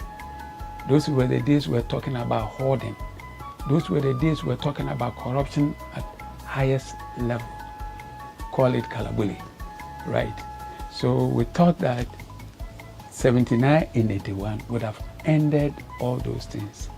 Some of us, our expectation when we were carrying cocoa, anywhere they said we should go, we were ready there. We were sleeping for almost 11 years. We were sleeping at 6 o'clock and that kind of thing, curfew.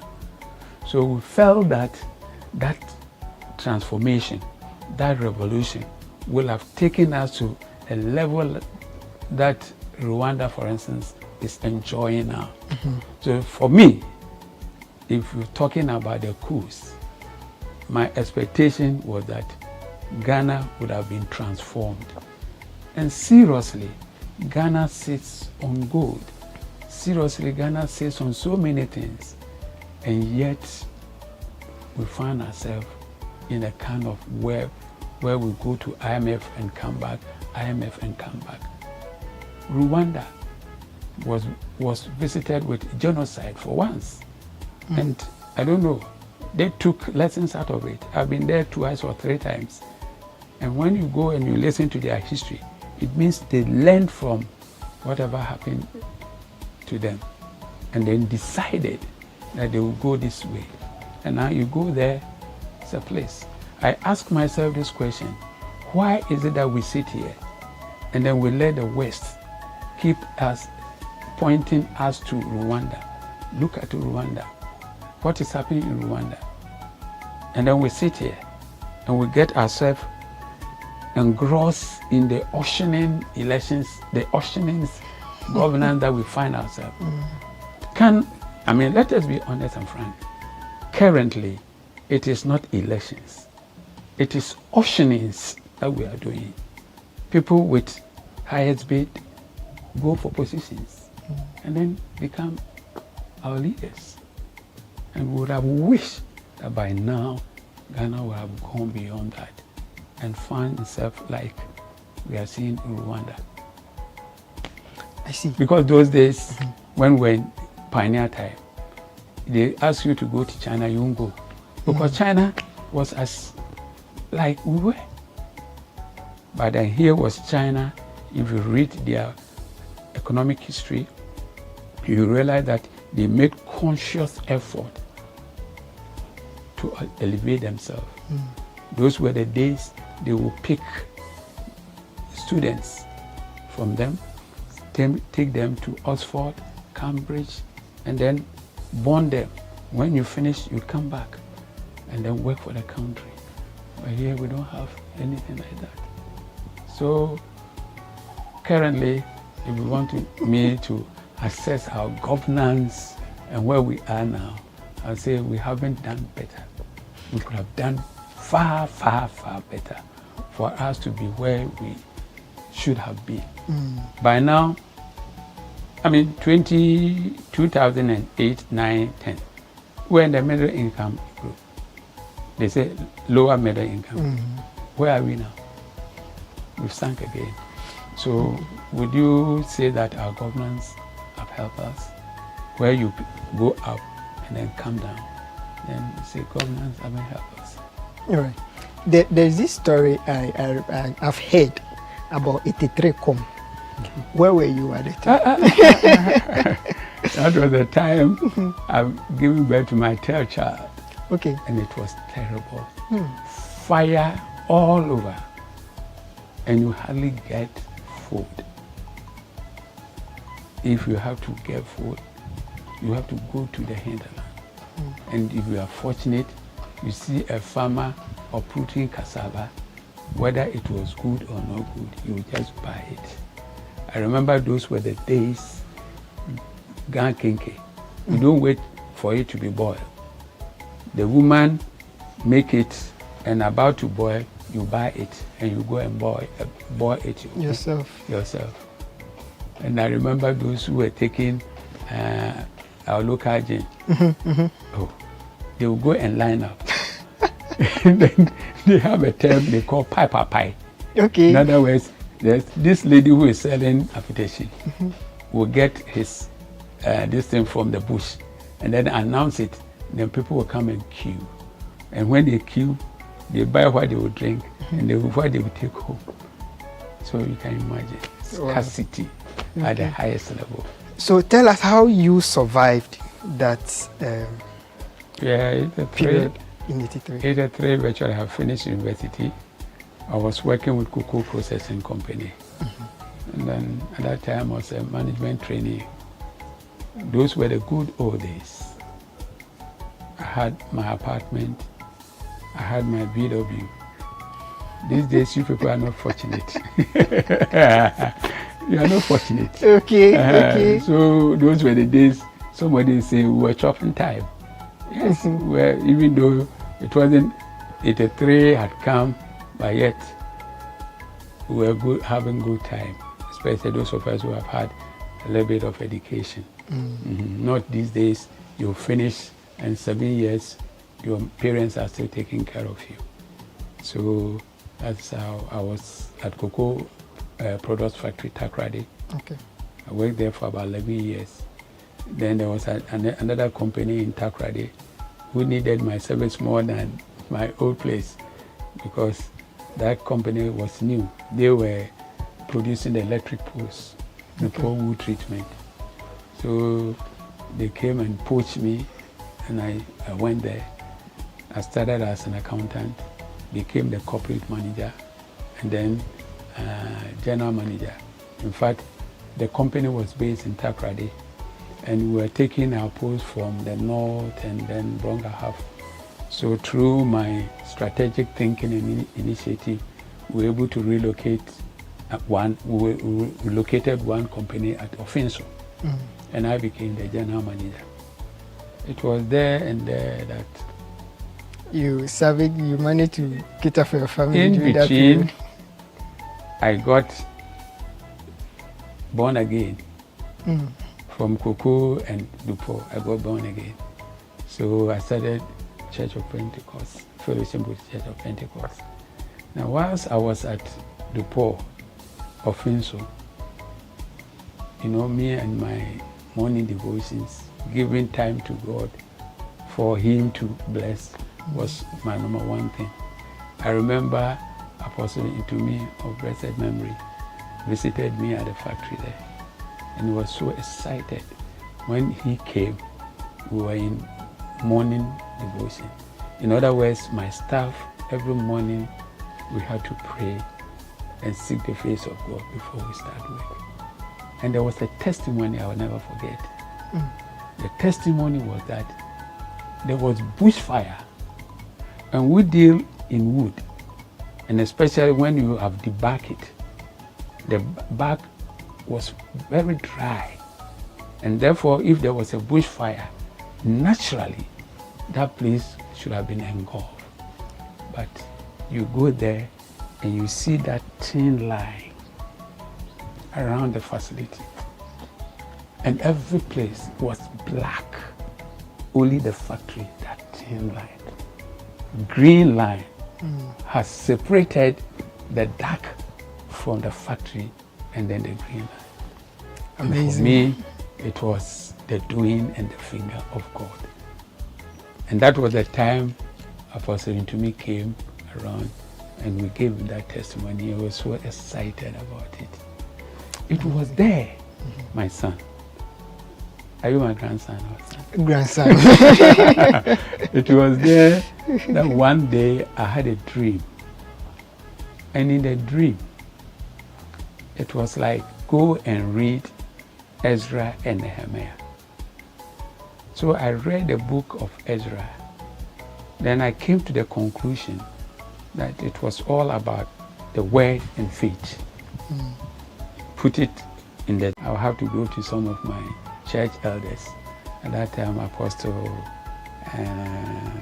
Annan was also of blessed memory, was the apostle at Takrady, where I was.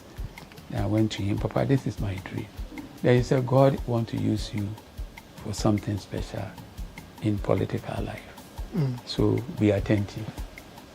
No wonder in about a year, I became assembly member for my lecturer area in Chufu Himaluwa Denja. That is Chufu Ayase and Bepobin Kwedia Uchukrum area, lecturer area. I became the assemblyman from 1998. And then came 2000, NPP, people saw me as a credible candidate for their party. So I became the parliamentary candidate. President Kufuor came and I took him round. But before that, when I was the assemblyman, I had started something like re-engineering the economic life of my people. Okay. If I say re-engineering, my people were basically cocoa farmers. Most of them had abandoned and they were doing cassava and the rest. I found out that it was because cocoa was not yielding anything for them. So I bought what we call the spraying machine and then bought some kind of pesticides for them. The two communities, each one have one. And I encourage the farmers to use it. And they use it and the yield started coming. Then they say, hey, Assemblyman. Those days it wasn't honorable. Assemblyman. Now these days everybody is honorable. Okay, honorable, okay. Assemblyman, what you are doing is very good for us. So when President Kufuor came, they said, this is what our Assemblyman has done. That is 2000 when I was also the PC and he was the presidential candidate. Okay. This is what our Assemblyman have done to us. So if we vote for you, what would you do? Then President Kufuor said, if you vote for me, I'll do this all over the country. That gave back to the mass spray. Okay. Mass spray. That is the genesis. So I lost my seat. Even though I did very well, because those were the days NDC were beating us by 18,000 votes. But I closed it up to 2,500. Okay. So President Kufuor appointed me the chief executive for the district. It was there that I introduced Cocoa High Tech. So Ghana Cocoa High Tech that we're talking about, it was my hand. Honorable. Now, you mentioned that you changed your name. Yes. So is it your entry into politics that made you change the name? No, you see. You see, when I went to St. John's, I was called Francis. Yeah. Then along the line, I visited my grandma. And then my grandma said, Abrofudin de Nyamau. You also offer a BBD. And I offer Abraham. So that is how I treat it. So within Form 5, even my certificates, the previous certificate had Francis, but the subsequent ones have Abraham. Yeah. I see. You mentioned that you were appointed a minister. No, DC. A DC. Yes, okay. And then during the DC, so many things happened that brought me into the admiration of President Kufuor. And I'll mention the Cocoa High Tech was one. I remember I was in the office when President Kufuor sent a team from Castor and Cocoa Board to come and find out what was happening in Chufohima Lower Denchire, because apparently farmers have started getting good yields after the high-tech introduction. People who were having 1 bag per year were getting 10, 20 bags. So definitely there was an economic boom. So the team came and they asked what is the secret behind it. I took them to the farms and then they saw it. And the report was that let's replicate it. So 2004, for instance, the Farmers' Day at home, President Kufuor gave me a special award, the Outstanding Chief Executive in Agriculture Pursuit. That is it. And when I was the DC, I will say this for the records, because I'm going to write my history, my book, and it will be there. Okay. I would say I was the first DC to have rejected his own budget on the floor of the assembly. And the basis for the rejection was this. I had taken on national service people and some university graduates who have come on holidays to assess and ascertain the capacity of my IGF. And I knew all the points of leakages. So I was going to seal those points. And when I sealed it, I was expecting that at that time I was getting 300 million OCDs. I will get to about 1 billion. My technical team, the technocrats, because they were beneficiary of something of that nature, wanted to circumvent and then did the budget on 600,000. I said, no way. I gave about 6 reasons to the assembly members that we should reject this budget. And we rejected it. And I remember Idumazi of blessed memory calling me on phone and shouting on me, what have you done? Have you heard anything of this nature in the country that you want to bring so much disrepute to the government? I said, Honorable Minister, I know what I am doing. And in 1 year, you know that what I've done is the best thing. And lo and behold, 1 year thereafter, I moved from 300 million to 1.8 billion. Where I've sealed all the leakages, making sure that the women, the ladies who were collecting those monies were also well compensated. Incentive package for them. You collect this, you get this. You collect this, you get this. And amazingly, one day I was there, a lady came. I moved from churches to churches over the weekend. And she's a Methodist. Then she came, Honorable, I want to thank you very much for saving me from thieving, stealing. And I said, what is it? She said, yes, those days we were stealing the market money.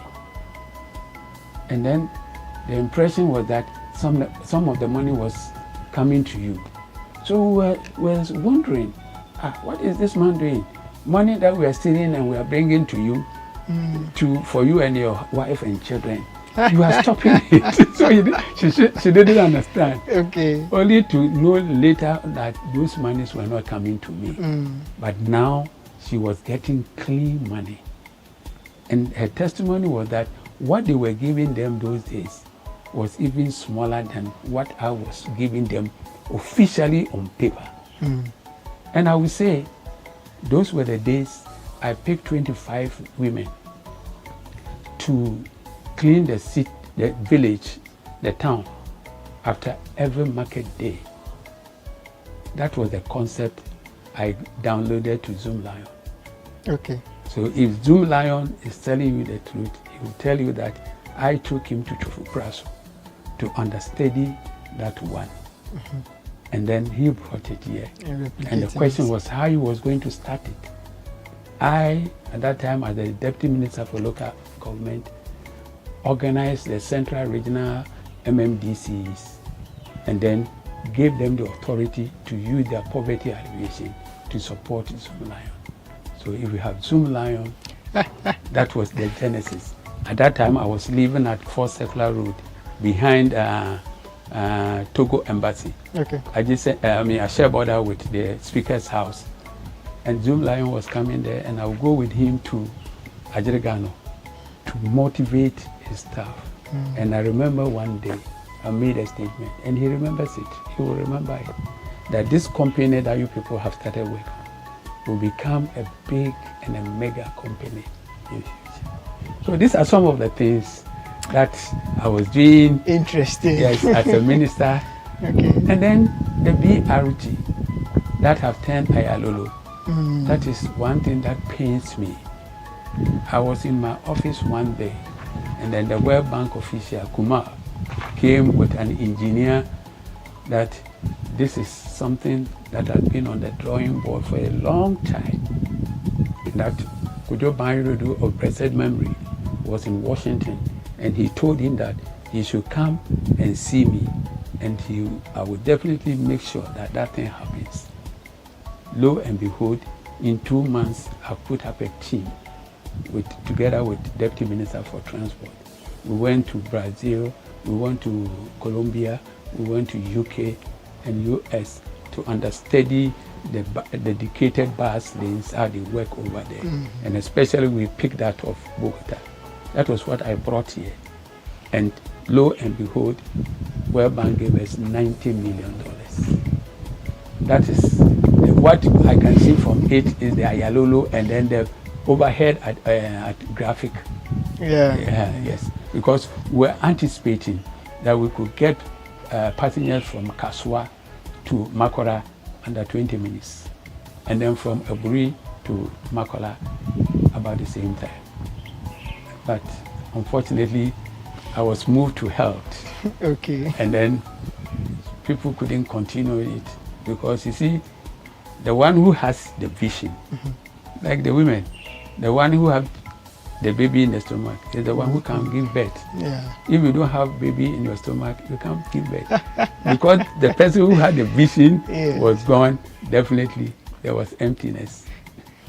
All right. Ghana is 67 years old. Yes. What are your last words for the beloved country? Yes. My last word is that I'm pleading to leadership at all levels that we should think ahead. Like I told you, at that age, I had an apartment, I had my VW, I'm married. But these days, 25, he has finished, say, university. He will stay for 7 good years. So what kind of future are we giving or bequeathing to our youth? And I'm afraid. No, these days, you see scammers all over.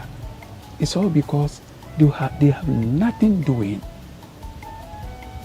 So, fortunately for us, we have advantage and a comparative advantage of land and agriculture. Africa is growing. The world is growing. Food will become of excess. Correct. And if we have the land, we call it and we pride ourselves 60% of the land. Why don't we make agriculture an industry that will pick a lot of people? That is the paper I'm holding here. I'm writing. I'm going to Kantanka this evening, and maybe if you listen to me there, you will hear what I'll talk about. The challenges that we have to convert into opportunities to create jobs for the teeming youth, so that at least we'll bequeath a prosperous nation to our children. Other than that, we will be dead and gone, and people will come and stay here and enslave our people here. They won't take them away. This time the Chinese will come, take our land. The English people will come, the Arabs will come, and they have started coming, you know it. Yeah. They will come and take our land.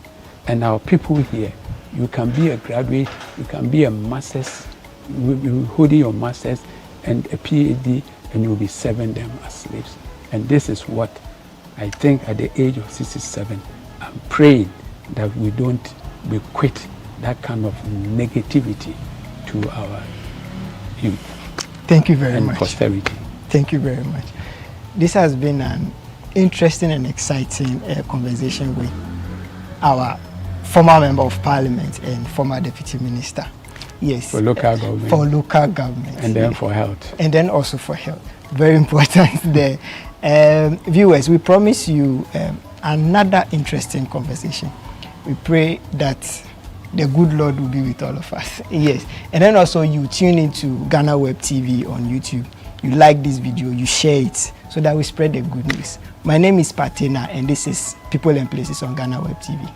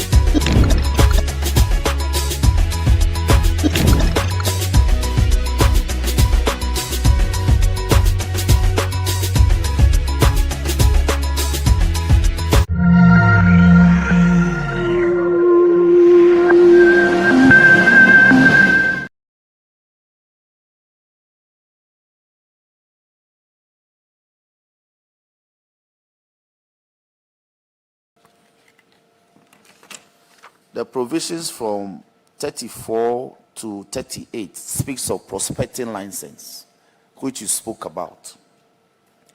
Then we have mining lease, which deals with sections 39 all the way to 61.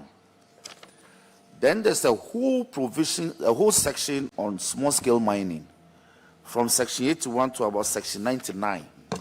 Three provisions of which we amended with 995 in 2019.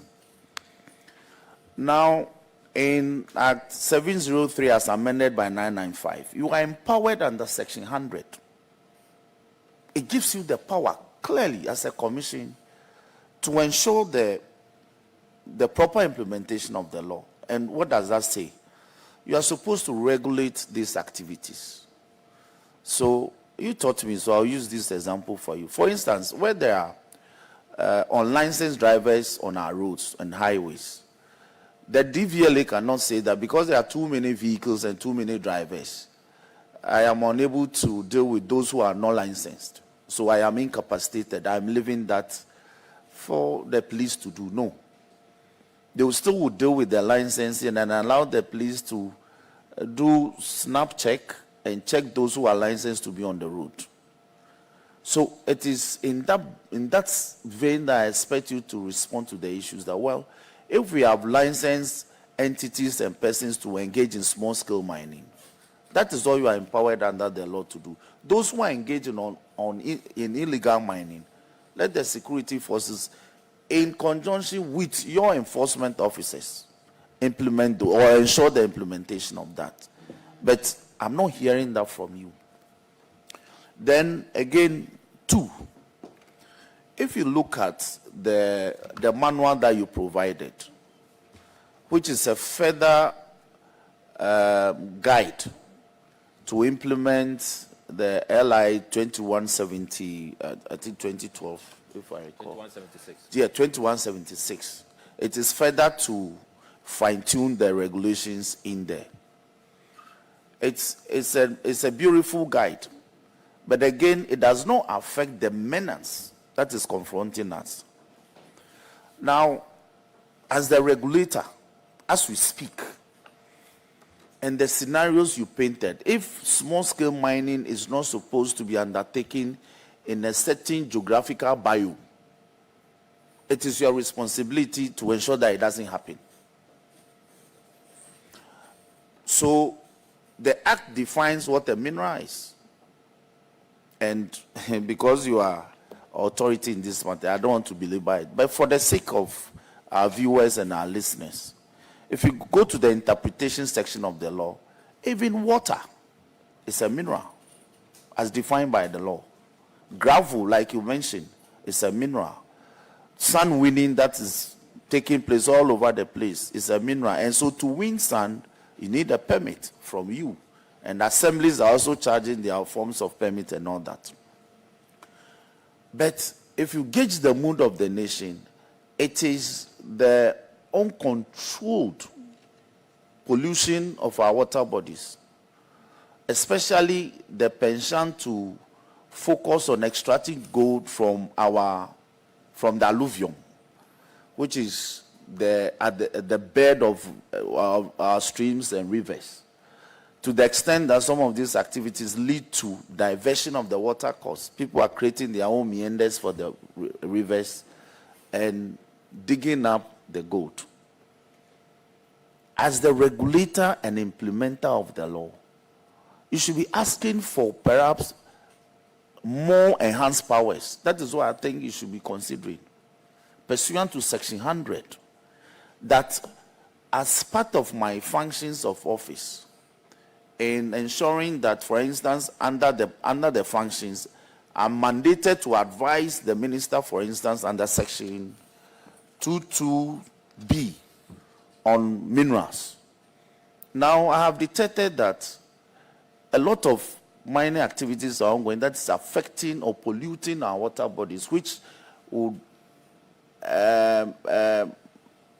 ultimately affect the quality of the water that we drink and affect the welfare of the people. So I need enhanced powers. Enhanced powers. You know the immigration people, they used not to bear arms.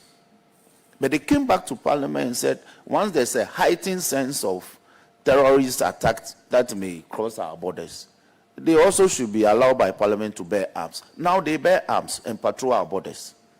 So I think that you should also be asking for enhanced power and say that, look, to be able to deal with these menace, I don't have to be relying on arm-bearing security forces to be able to do this, because I'm being disappointed. If I issue a license that a mining operation should take place in a cadastral plan A, and you go in situ, you go on the ground, and they are not doing it, that they moved away because, like you said, those who have introduced these petty technologies, they go on the ground, they do PP, and they see that the oil-bearing gold is rather not here, but it is more in another location. They move there, and they do it there. You should be able to bring them back. That the license based upon which the cadastral plan was issued is not to cover zone A, but it is to cover zone B. If you want to change your plan, you must come back. So it is those powers that I want you to think of and ask for, so that you can be a more effective regulator. And you also will be surprised that the level of degradation and denudation of the environment is not really by the illegal miners alone.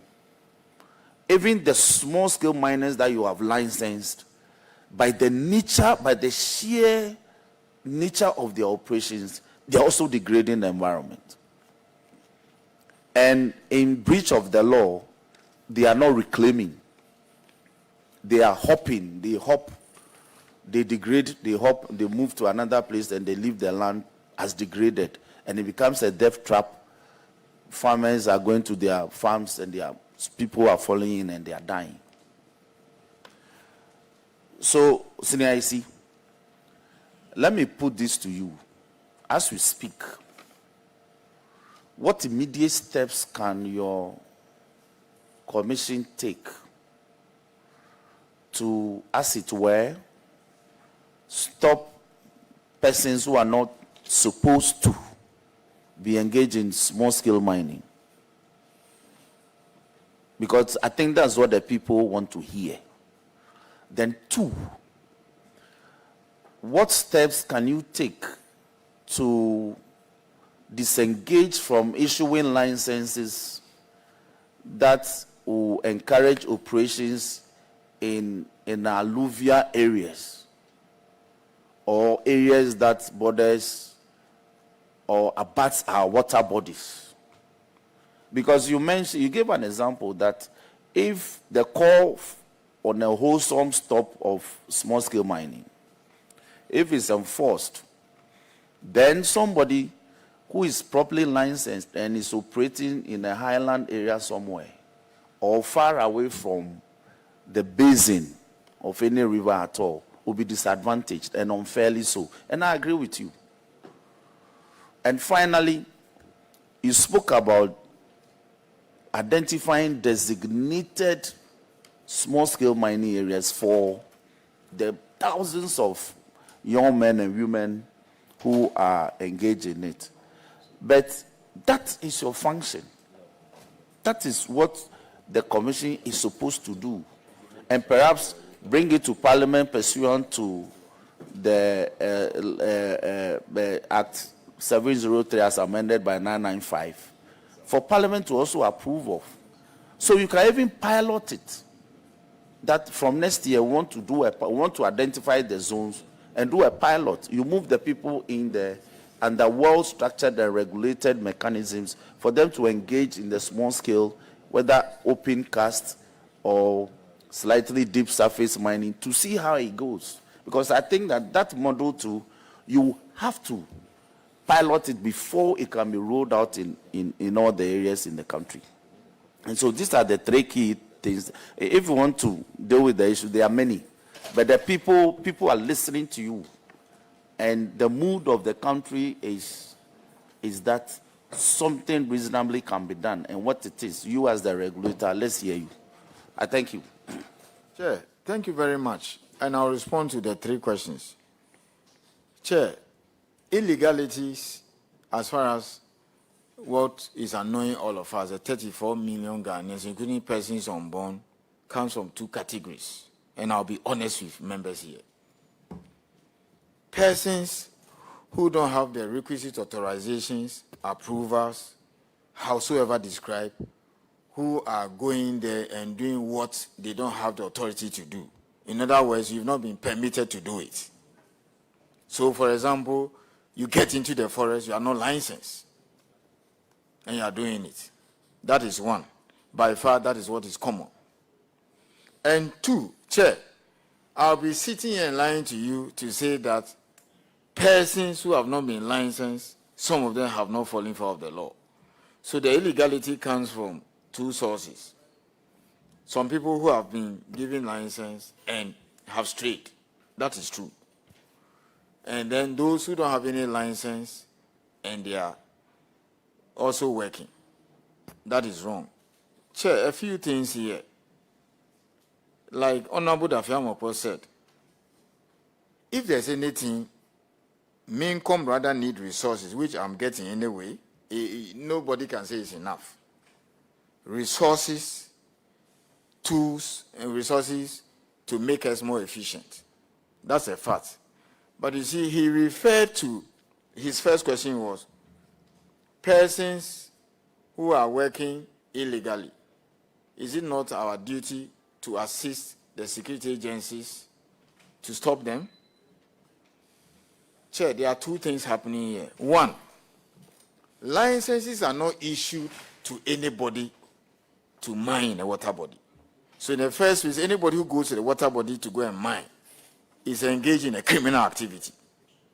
We need to be clear about that. He's engaged in a criminal activity. If we have to give any special permit for anybody to do anything in a water body, it's what we do for VRA. That from time to time they come for this special permit to dredge the estuary to allow these water snails that host the behavior parasite to go away. We do that, and that's a proper thing. Outside that, there's no way we'll tell you, we'll give you a license to go and mine a mineral in a water body. We don't do that. So anybody who gets into the water body is involved in illegality. Now, Chair, through the Chair, Honorable Dafiamepo, so when somebody gets up and enters the brim, and typically they go in the night, you know, like 11, 10 there, and then by 4 a.m. they file out. They go into the night. Once the Minerals Commission makes it known to the appropriate security agencies that this person, you know, people are working here at night and all those things, our job ends there. So I struggle a little bit when we are, again, I use a Konongo example. So the district officer of Minerals Commission goes around. That is his job. Go around and monitor operations. Ensure that persons that have been licensed follow the law. Some do breach, and it's his duty to exert the appropriate punishment. Okay? And then he chance upon an activity or an area where people are mining. There are two things he will do. Like the Konongo one that is by the roadside. He reported to the district assembly and said that I have found this activity. It is close to the road. We have not licensed it. So you are bringing it to your attention to take action. So Honorable Dafiamikwa, like you said, that is the role of the commission. He's informed the district assembly. So what the district assembly is supposed to do is to organize appropriate security, go and stop that activity. As head of DISEC. You understand? As head of DISEC. If we have to like seek for more powers, like you are saying, to bear arms and all those things, then government police will have to change, and that will be too much for us. I mean, look at the number of water bodies in this country. And respectfully, forestry people bear arms. So how are people entering the forest to do what they are doing where they don't have a license? It is different if people have not got all the license, they've entered the forest. So I will not ask government, give us powers to go and bear arms and all those things. And then one more example, we have reported severally that behind Inyam police station, people are doing stuff there which we have not permitted. So how come that the police is not taking action? To assist CEO, CEO, you see, I've been privileged to serve on the Public Accounts Committee. And so the auditor, as part of his annual audit, sometimes flag some of these issues, so they come before us. You'll be surprised to hear that the Forestry Commission is also complaining that when they confront these persons and entities deep within their forest cover, they are able to exhibit licenses, supposedly emanating from your commission, permitting them to engage in the activity. So what do they do? So I'm just trying to bring these matters to your attention that whilst you seek to rely on the Forestry Commission and other service, security services to help you enforce and be more effective in the performance of your functions under the law, there appears to be a lacuna. That is why I think that if you ask for enhanced powers, then all of you could be operating in a coordinated manner to dealing with the matter, so that when a prospective Galamsey is found at dead of night, like you indicated, in a certain, let's say close to a riverbed, with an excavator and all those machinery about to operate, then it cannot be saying that you granted him the license, because the forestry officer is unable to determine whether the license granted the cadastral map covers the area where he's been located immediately or not. It takes a bit of days. By the time they come back, the degradation has been done and the cost is lost. I'm very happy you, Honorable Dafemeko, asked this question. Let me explain the forestry thing. Then I'll go back to the other one so that I can close the chapter on your first question and deal with the other two. Chair, for anybody to work lawfully in a forest reserve, to explore and mine, these are the approvals a person is required. You need a mineral right, a license. You have to have that. You need a forestry entry permit. That is given by the Forestry Commission. Forestry, you must give you an entry permit. That you must have a forestry entry permit. Then you have to have EPA permit. You have to go through a certain rigor. They work with the Forestry Commission on that. Then apart from that, and in any case, EPA sits on our licensing committee. EPA and Lands Commission sits on that. So you need a license properly so-called. You might have obtained your forestry permit. You must have EPA permit. Then apart from that, you need an arrangement with Forestry Commission and say that if I destroy the size of this respectful meeting room, maybe I'm going to replant 3-4 times. That's the kind of thing Newmont has in Achim. That's the kind of thing Chirano has. That's the kind of thing Ghana WASSCE in 1941 has. So I am not passing the buck, and that's not my nature. Yes, so I'm coming to answer your question. So if somebody shows up with a license in the forest, maybe the one Honorable Suhini and maybe Honorable Okujetu constantly raise about, and Forestry Commission says that, listen carefully, respectfully, Forestry Commission says that he is having Minas Commission license, then respectfully, that Forestry Commission officer is failing us. Because for him to allow that activity, it means that they should have given him a forestry entry permit. And forestry entry permit is not even enough. When the person must have had EPA. So did he show him EPA? Did he show him forestry entry permit from his own boss? And in any case, has he showed him that formal arrangement to replant and all those things? So if the Forestry Commission says that, oh, he's holding a license signed by the Minister and the Commission of Ministers Commission, so we are helpless, he has failed us. Because his entry permit must even allow that activity in the first phase. The person must show, so even if somebody has a license showing that, oh, I'm holding this license 16 kilometers square, that allows me to explore mine, draw forest river, or any forest reserve in Ghana. Okay? For the person to work lawfully, all the other permits must have been granted. And even if it is a mining lease, he should even be ratified, like Newmont and Co. So if all the approval, even if the 10 approvals are required, he has 9, he has not got 1.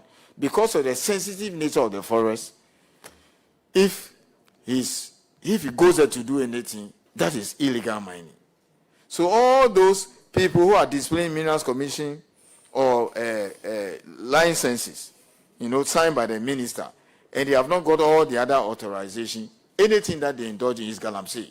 So that forestry officer who tells you that, he has flagged a license, and that's why we allow him, or that is enjoying, then it means he has not done his work well. Where is his own forestry permit? Where is the EPA one? And if it's a lease, where is the ratification? You see? So all those people who are showing licenses that they have the right to mine the forest, their right is not completed because all the other authorizations have not been granted yet.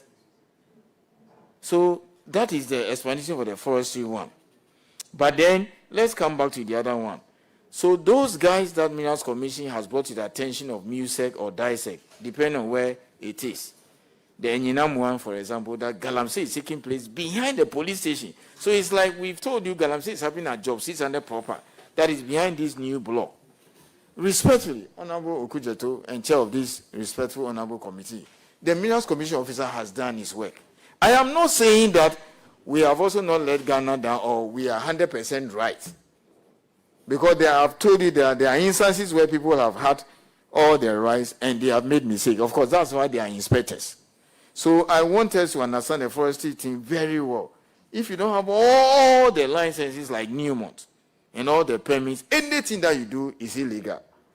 So you saw our position and our press releases on when Honorable Suhini and co came out about some people having licenses and going into the forest. We came out and said, look, you need X, Y, Z in addition to what the ministers are. If you don't have that, it is Galamsey or illegal money simpliciter. And I think that clears the air. So somebody should be answering, how come that company, for example, holds a lease properly so-called, which is just one step, and he has not got forestry entry permit, or even if he has forestry entry permit, he has not got EPA, he has not got the offset and other arrangements, and he has entered. That's one aspect of the GhanaWeb conundrum. The other aspect is where people don't have anything and they invade. That is not for me to answer, respectfully, it's for the Forestry Commission to answer. But we, together, we go to the Newmont site, because we also need permission to enter Forest Reserve. We can't enter Forest Reserve unless you get permission from the Forestry Commission. But we are allowed, by virtue of the arrangement, to enter Newmont Achim, to enter Ghana Bauxite, to enter Chirano, to make sure that they are following the law. Occasionally, there may be slips here and there. It's up to us to correct them. Some warning, some fine, some we have to shut down and co. So the forestry thing, that's how it works. Anybody who has not got all the permits, which I've explained, is engaged in illegal mining. I don't know how else we can deal with that. So that gentleman who perhaps said that, the person has flagged Minerals Commission for his mining license, and that's why they are lying, or that's why that ticket took place. Respectfully, let me say in Chi, just like if you go to a small-scale license site and there are infractions, you can hold us responsible that we've not been compliant and making sure that they follow the law. That is it. Yeah, Honorable Chiwete. Thank you, Honorable Chair. Chief, in issuing the licenses, we have the EPA, then you have the forestry entry permission, and then the forestry will come in. And so, if the person has to go there, which of you issue your license last? Do you inspect EPA, the entry license, before you issue yours as the final license, or you issue your license for the operator or for the miner to go and get the other documents? Chair, typically, what happens is that you must have a forestry entry permit. Or if the person comes straight to the Minerals Commission, let me put it this way, the entire Ghana is in our cadastre. The moment you show me a map with coordinates right now and we plot it into our system, I can tell you on top of my head that this is a forest reserve. It's a wildlife area, etc. And we do three things. Some areas are no-go areas. For example, Kojai, that's a nature reserve. we'll tell you no-go area. You can't do anything there. Shy Hills, you can't do anything, we'll tell you. If forestry people will allow you, that's their problem, but they will not even allow you. Number 2, we'll ask you, we will write to the Forestry Commission and say, this person has put in an application to explore or mine for gold or this mineral in this area. We have noticed that it falls within this forest reserve. So we are bringing it to our attention for the necessary authorization or approval. So Forestry Commission will write to us and say that they have no objection in we considering the application. If they say that, then that's okay. We will process. He will get a license, like the ones you normally refer to our website. When he finishes, and normally the entry permit, I don't know, I think some are for 1 year renewal, some are 2 years. They have their style and doing it. So when you finish, you go back to Forestry Commission. You need to sit with them and have all those arrangements and say, okay, now that you can enter, we need to sit with you and see what will happen if you start mining, where you can mine, where you cannot mine, and all those things. You need to do that. It's just like us. We also do that. When you're not in a forest reserve and you apply for a mining license, let's say the size of this room, granted that this area is 20 square kilometers, you still have to come back to us after everything, and we have to do what we call a mining area. So you realize that if you go to some of the mining areas, some of the communities are still farming and working in some areas. Yes, we'll declare, so your lease is this table, but where me and Madam Jage are sitting is your mining area. We'll approve it for you. And then you have to do a count of all the miners and all that, because we don't understand how come that if you be here for the first 5 years, you have to encumber the whole place. So allow them to farm, let them do their own thing. When you are coming to get there, you give them notice, they move, you compensate them. That's how the system works. You understand? Then you go to the full rigors of EPA. And then where it has to be for extraction, you come to this August House for ratification. So like Honorable Sweeney has been saying, and the issues he has been raising, I tend to agree with him on many of the things. If you don't have all these approvals, and you find any illegality, if you find any person doing anything there, please, respectfully, it is illegal mining. And normally 2 things happen. It could happen that some of those people there are the people involved. And then there are also record, Chair, that there have been instances where somebody has obtained a lease, he's going through the other processes to acquire the other rights for him to be compliant and even start anything, where some people have entered. So there have been instances, a lot of them, where people who are not connected to that company, because if you find illegality here, it is very easy to say that Martin Mining Enterprise is the one that has a license, so he's the one involved. There are instances where some of them have been doing that. And there are instances too where the people who are involved there are not the people who did that. Somebody else invaded because perhaps he thought there is gold there. So even in the forestry thing, there are 2 things happening there. Where he has not obtained all his rights and he entered. That's Galamsey or illegal mining. Or where he's waiting to get all his rights, some people entered that are not traced to him. I mean, there are reports like that, and forestry too has come out. So it is very easy to blame, let's say, Martinez Mining Company because in the Cadesa, he has a license, but he was not responsible. And there have been instances to where people have also entered that are linked to that company. So that is what happens. So anybody, let me repeat, Honorable Okujeto, Chair of this committee, anybody who has not got all these rights, even if you have forestry entry permit, you have your offset arrangement, you have your mining area, you have the license, it has been ratified, you don't have EPA. If you do anything, it's illegal mining. We need to understand all these things carefully. So that is my answer to the other one. And then, Honorable Dafiamoko, the other one that you said, the designated areas have been there since Professor Kilakpa, 1986. And that is where our problem started from. He said it together with Kofi Ansah. These 5 regions in Ghana that have barely 500,000 people, now going forward since 1989, give money to geological survey and do geological investigation, or else we'll wake up to the problem that we are seeing now. Nobody paid the heat. From 5 regions, now we are starting with 13 regions. And then the other aspect is that it's technology that has changing everything. Now, gold price is also accounting for the recent surge. Why gold price are the highest in record history. So, Chair, Diomwe Tugunu, let me say that in Chi. Areas where even people have done Galamsey 2-3 years ago, they have gone back, they are now washing. Because last year the price was like 1,000, 8,000, now I'm talking about 2.6. It's heading to 2.7. So even people are even going back to abandoned areas. And then he said something, perhaps I gave an example, maybe he didn't get beat. We have started something barely 2-3 years now.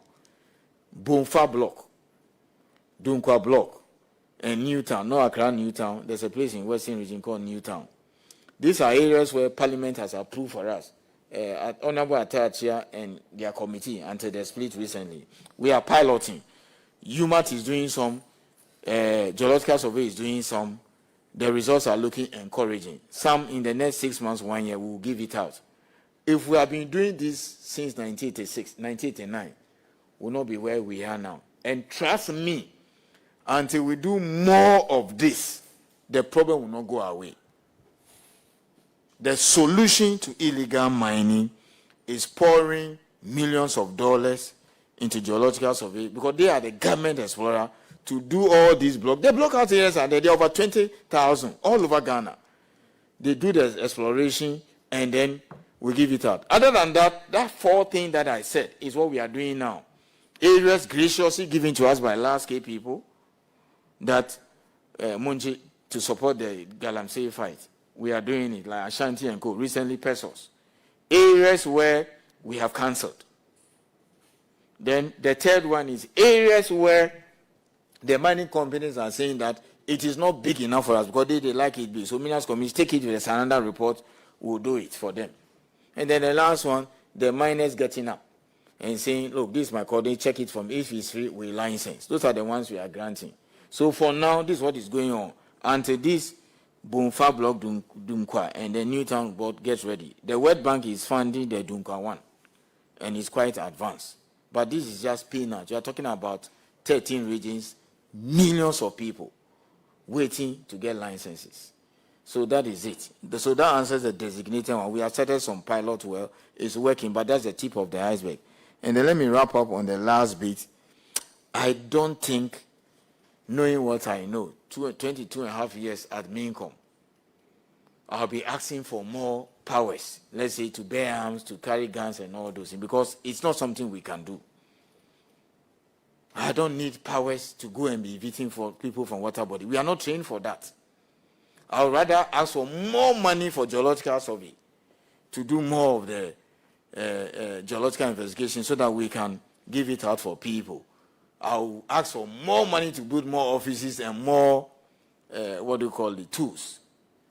Okay, to even hire more people. We're hiring anyway, but not to bear arms. Because do I need arms to go and evict Galamsey people behind a police station? An area Mincom did not recommend. Police station. I don't need arms to go into private building. That is somebody else's job.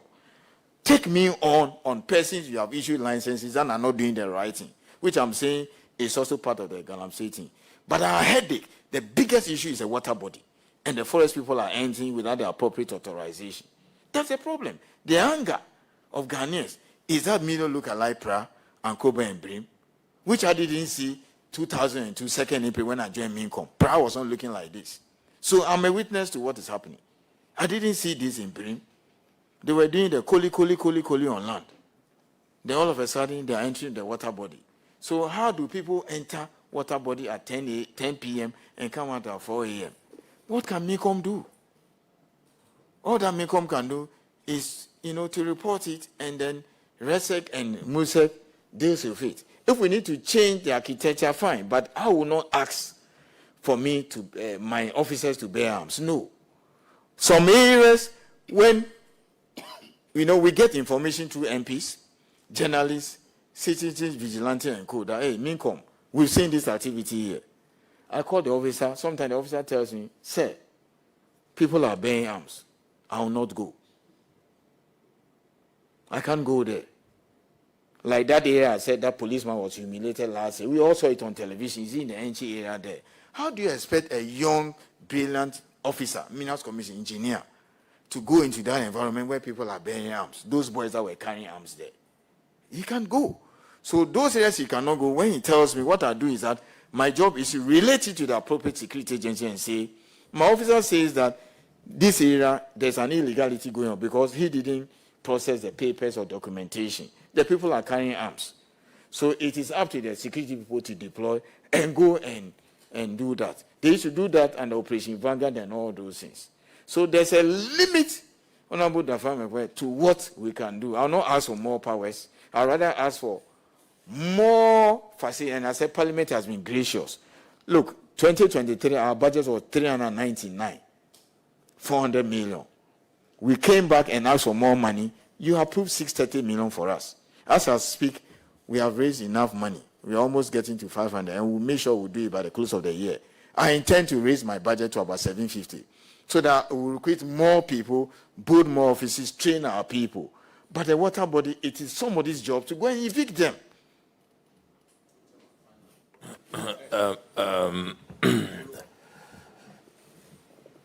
Don't you therefore concede that if this House keeps approving more resources for you, and yet the security agencies who must do their job don't do their job, we are not getting value for money? We perhaps should even stop these approvals of more money for you. Don't you think that there's a fundamental issue we need to address, the missing link, the security agencies not doing their work? Let's call them out. Let's ensure that they do their work before perhaps we come back to giving you more resources for more offices, more staff, if at the end of the day it will amount to nothing, and people who have to enforce, those who bear arms, who must really protect the territorial integrity of our country, preserve our river bodies, are not doing their work. Then what is really the point in always, and you are right, according to our records here, you have about 630 million CD approval for this fiscal year, and it is up from previous years. But are we getting value for money if the security services are not doing their work? Sure. On the first part, I agree with you.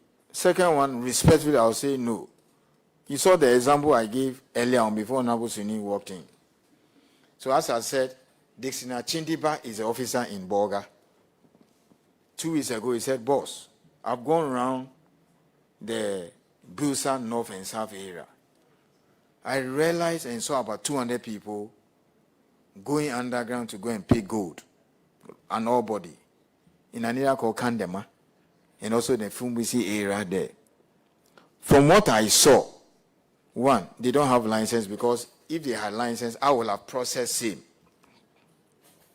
I am strongly recommending we formalize them so that they do it proper, because the environment and everything that I saw is okay. It's underground, it's okay. So can we arrange to send them gold catcher? Can we quickly let them start putting out some structures so that they start working? You see? So the kind of situation you find in Fumbisi and Kandema, I would say life must go on. I need those approvals and those resources to assist those who are doing it properly and formalize them, and let's support them. I would strongly advise that. But when we stop, so because I've also been hearing people say, now the argument has moved from let's ban it all together, which we've been able to explain, but of course, people are still entitled to their views respectively, to saying that let's stop issuing licenses. Honorable Suini, Honorable BT Baba, and then Honorable Roxin Dafiamepo, we are in Mali school together. Apart from getting a place for them to work, which means I'll rate 9/10, the other 1/10, as cost of his legal money, where I can put about 7 points, is the issue of delay in granting licenses. When my minister took office in 2001, the first thing he told me was that, Martin, the delay in issuing licenses, it is what is creating the problem. So, cut the delays. What did we do? We went online. So what hitherto will take a year to now, even a week or two. They upload, we do the inspection, and then they got on fees. When you don't give them the license, what they will do is that they'll go and do it illegally. So somebody finds a place. He does his search. The place is free. Sir, hear me out. It is different if we want to go on the route of enforcement and monitoring, which I'm prepared to consider and say perhaps it's not 100% perfect. I will not lie and sit and say, even those that have license, everything is perfect. I'm lying to you. I'm looking to your face and lying to you. I will not say that because it's not 100% correct. If you hold my hand and say, look, Martin, the Committee of Assurance, we are taking you through all the license areas, you realize that no, it's not all of them that are doing things properly. That's why there's monitoring and this. That's not what I'm talking about. If you ask me, is it okay there? What else do you need? What can Parliament do? I'll tell you what I think. I've said some of the things already. But to say we shouldn't grant licenses, there will be a problem. Now, I'll tell you what they even do. So, somebody picks up a coordinate. He checks in the mining cadastre. He does his checks and everything. He lodges his application. Even in the course of processing, he starts work. The officer goes to stop him and said, no, because typically what you're allowed to do is that once the officer does the inspection and then forwards him for further processing, the law allows you to erect your camp and your structures and wait for license supposedly. So when you get it, you work.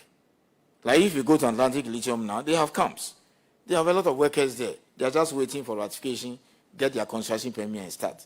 But now, or the tumpe, then they start work. You ask them why, so boss, those who want to be overly law-abiding, erect their camps and have 1 or 2 people there. You tell that boss. My district officers tell me, say, boss, you're training illegal for nobody overrunning the place. You see these Chinese and some of the people, they come brazenly, come and chop his hand. Some of them, right now, you go to my office, people are there and say, boss, people are chopping my land. Whilst I'm waiting for license, I don't want to be involved in Galamsey. I've taken the pain to go through the process, and now people are chopping my land. There are some Chinese people that are chopping my land. Some people are chopping I don't know where they come from. Some of them are even chiefs and co. So I can sympathize that guy. So that guy will tell you that, look, I want to do the right thing, so get me my license. Some other people will say, look, Akwesi Jones came to cry and said he's waiting for his license because of the delay. Once I go for dinner, Sasi, maybe they made the tumpe mastati. All these are real issues. So I become a bit uncomfortable when people say, oh, stop issuing the licenses. Chair, if you don't issue the license, the reverse will be the case. Compliance and enforcement, we can talk about it. Am I not properly equipped? Am I on top of issue? Am I having issues? We can discuss it.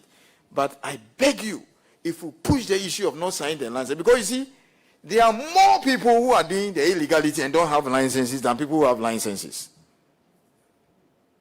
There are more people. There are several thousands who are working there unlawfully. But unlawful means that they don't have the appropriate authorizations than people who have licenses. So those who have taken the trouble to come from Tamale, Adidomo, Peki, Rara, wherever, and say, look, I want to follow the law. If you stop those ones, it means that those thousands will also join that several thousands that are doing it. So there's a little bit of care and caution here. Not issuing the licenses. Okay, I have a figure, some data I brought here. I'll share it with Honorable Giagi. Sorry, Madam Giagi, to look at it. On the number of small-scale licenses that have been issued.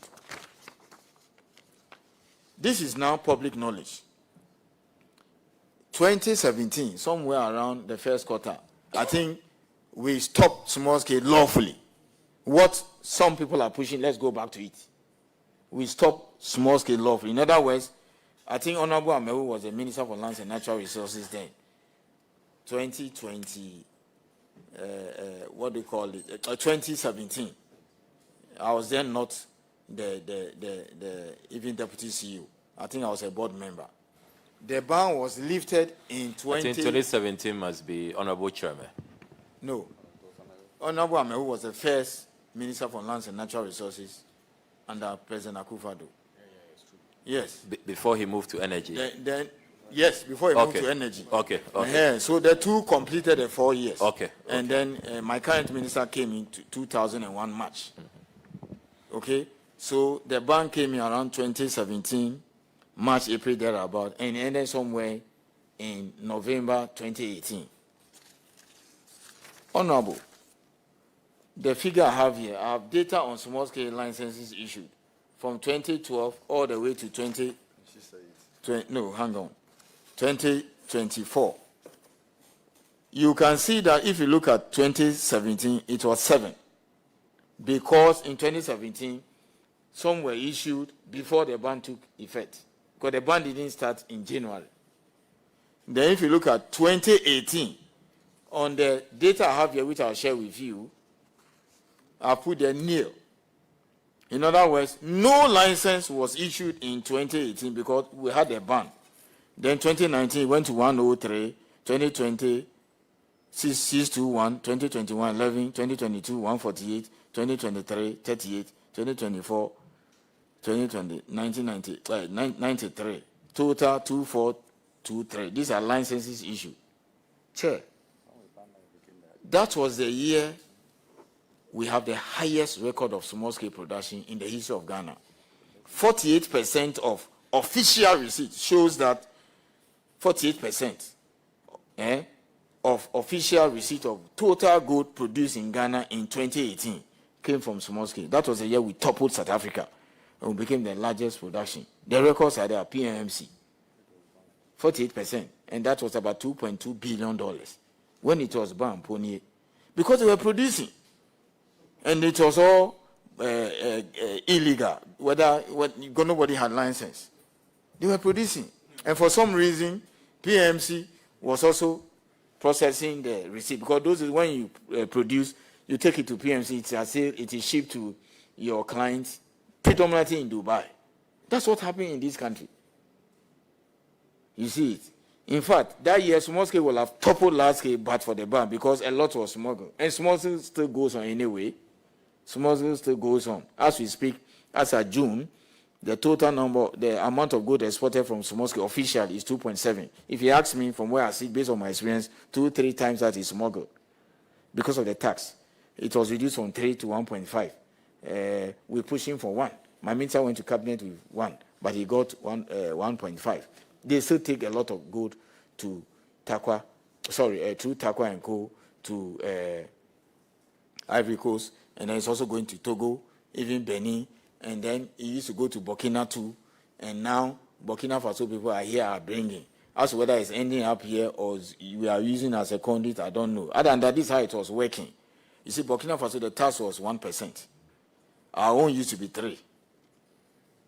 Then, let me just do ordinary street Ghanaian economics, which you all understand. So he takes the gold, especially our brothers up north, Upper East, Upper West, Savannah. And there's a lot of gold there. Or even gold is not bauxite. He can put it in his pocket. A kilo is now what? Getting to 100,000 or whatever. He puts it in his pocket.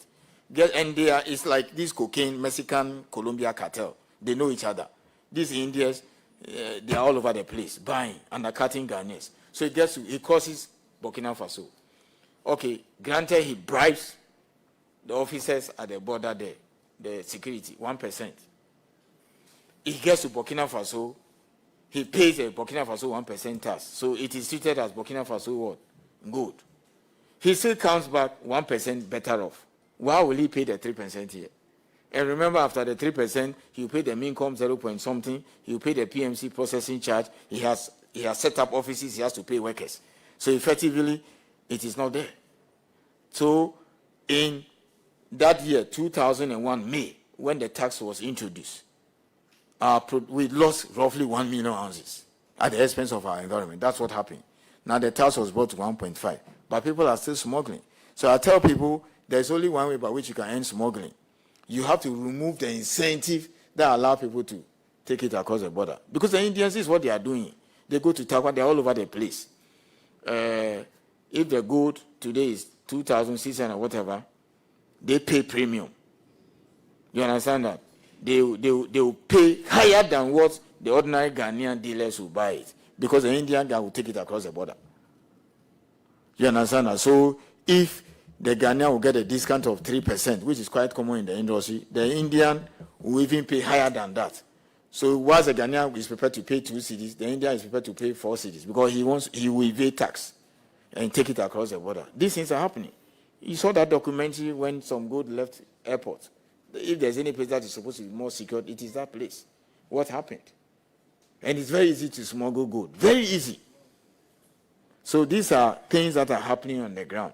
So income, enhancing our powers, maybe more tools, if anything. As I said, they've increased our budget by 230 million Ghana cedis, from 400 last year to 630. We will raise it.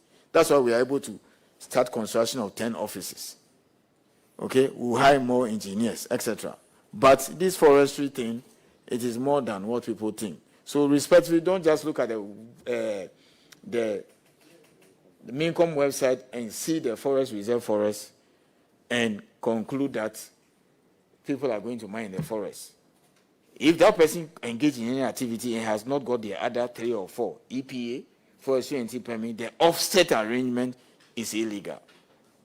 So that answers in brief the 3 questions that Honorable Dafia Mepo puts to me. Thank you very much, Chair.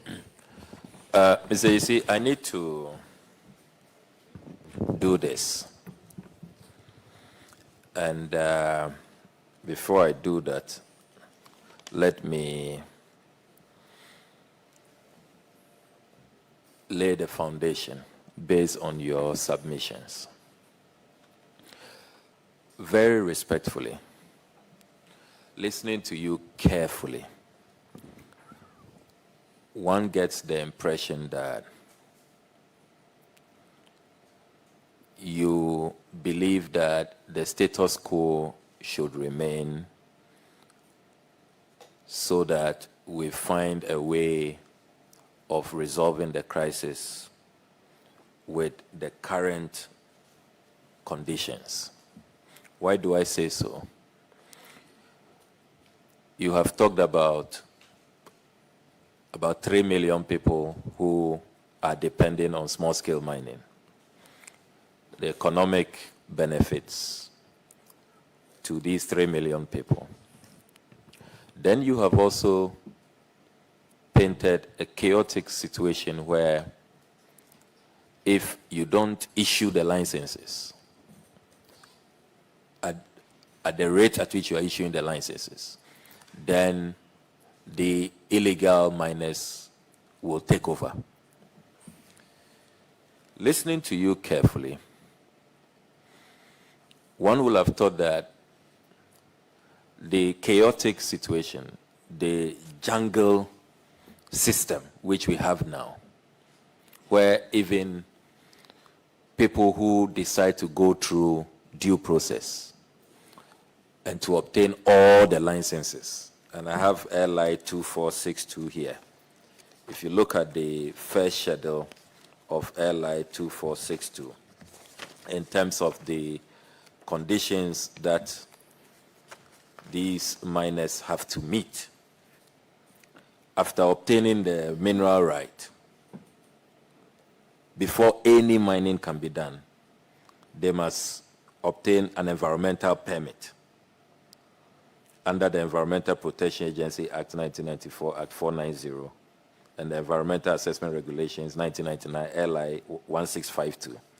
They must also obtain a water use permit from the Water Resources Commission under the Water Resources Commission Act 1996, Act 522, and Water Use Regulations 2001, LI 1692.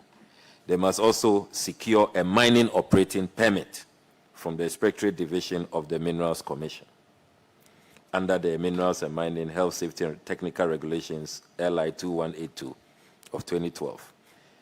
Then they must also secure a forestry entry permit from the Forestry Commission under the Minerals and Mining Act, 2006, Act 703, the Forestry Commission Act 1999, Act 571. You are telling this committee that even before they meet these regulations, there are many instances where the illegal miners encroach, take over their concession, And so sometimes, seeing what is happening, they cannot wait. And so you say that sometimes you have sympathy for them for not waiting and also jumping into the fray and engaging in an illegality. Is this not the reason why we should just stop everything? And as organized labor, the coalition against the mining crisis, the Catholic Bishop Conference, the Apostolic Fathers, all the young people of our country who have been demonstrating over the last few weeks, civil society organizations, what everybody is saying is that we are in a crisis. So it cannot be business as usual. Something ought to be done. You have talked about our fellow citizens who are mining in the north and other parts where they don't have river bodies, saying that it doesn't concern them. Why should they be affected? We all know that it affects all of us. We know that it will affect them. I have the Hansard here, the Minister for Water and Sanitation.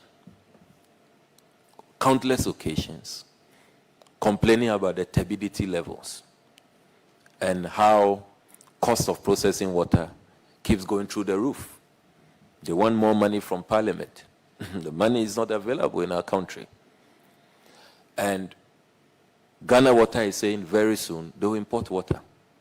Can these fellow citizens who are mining elsewhere afford this imported water? And then the health hazards. So because of the financial benefits for some 3 million people, the over 30 million should suffer. So, Mr. Isi, we want to situate this discussion within the context of the crisis we face now. And it cannot be a business as usual discussion.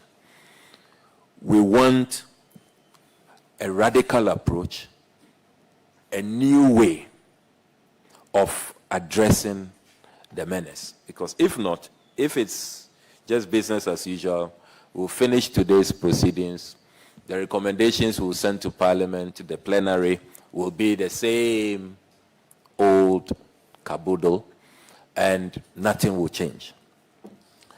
I talked about what we want to do. Over the weekend, we have been visiting our river bodies just this weekend, and we brought samples here. This is the Volta River, which is the cleanest, which is how really all our river bodies should look like. We have here the Subin River. And we say, you see, the Subin River. Yes, in the Kumasi area, in the Ashanti region. We have River Ofin. I'm sure viewers will think that we are preparing to take Milo or coffee. This is the Birim River. This is the Ewene River. And we also went to the Pule River. And we couldn't find hope anywhere. There was no succor, no solace. Everywhere we went to, this is Manfi. When we went to Pra, also terrible. The Oda River, no hope. And Cobra was even worse. Then River Ofin. And this is the Huni River. So, Mr. You see, this is what we are dealing with. It's only the Volta River that gave us a little hope. Even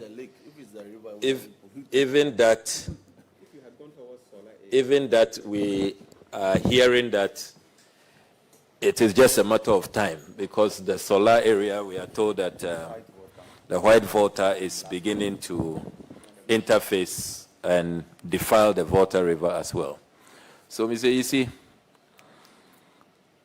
the Ghanaian people seeing this don't expect their leaders, all of us inclusive, all of us. This one is not, we don't have to, we all have to take collective responsibility, because as Parliament, we are also approving these policies, these resource allocations, these institutions who come to report to us and justify why a certain allocation was properly utilized. We've been doing all these anti-Galamsey operations for years, which this House has approved, running into billions.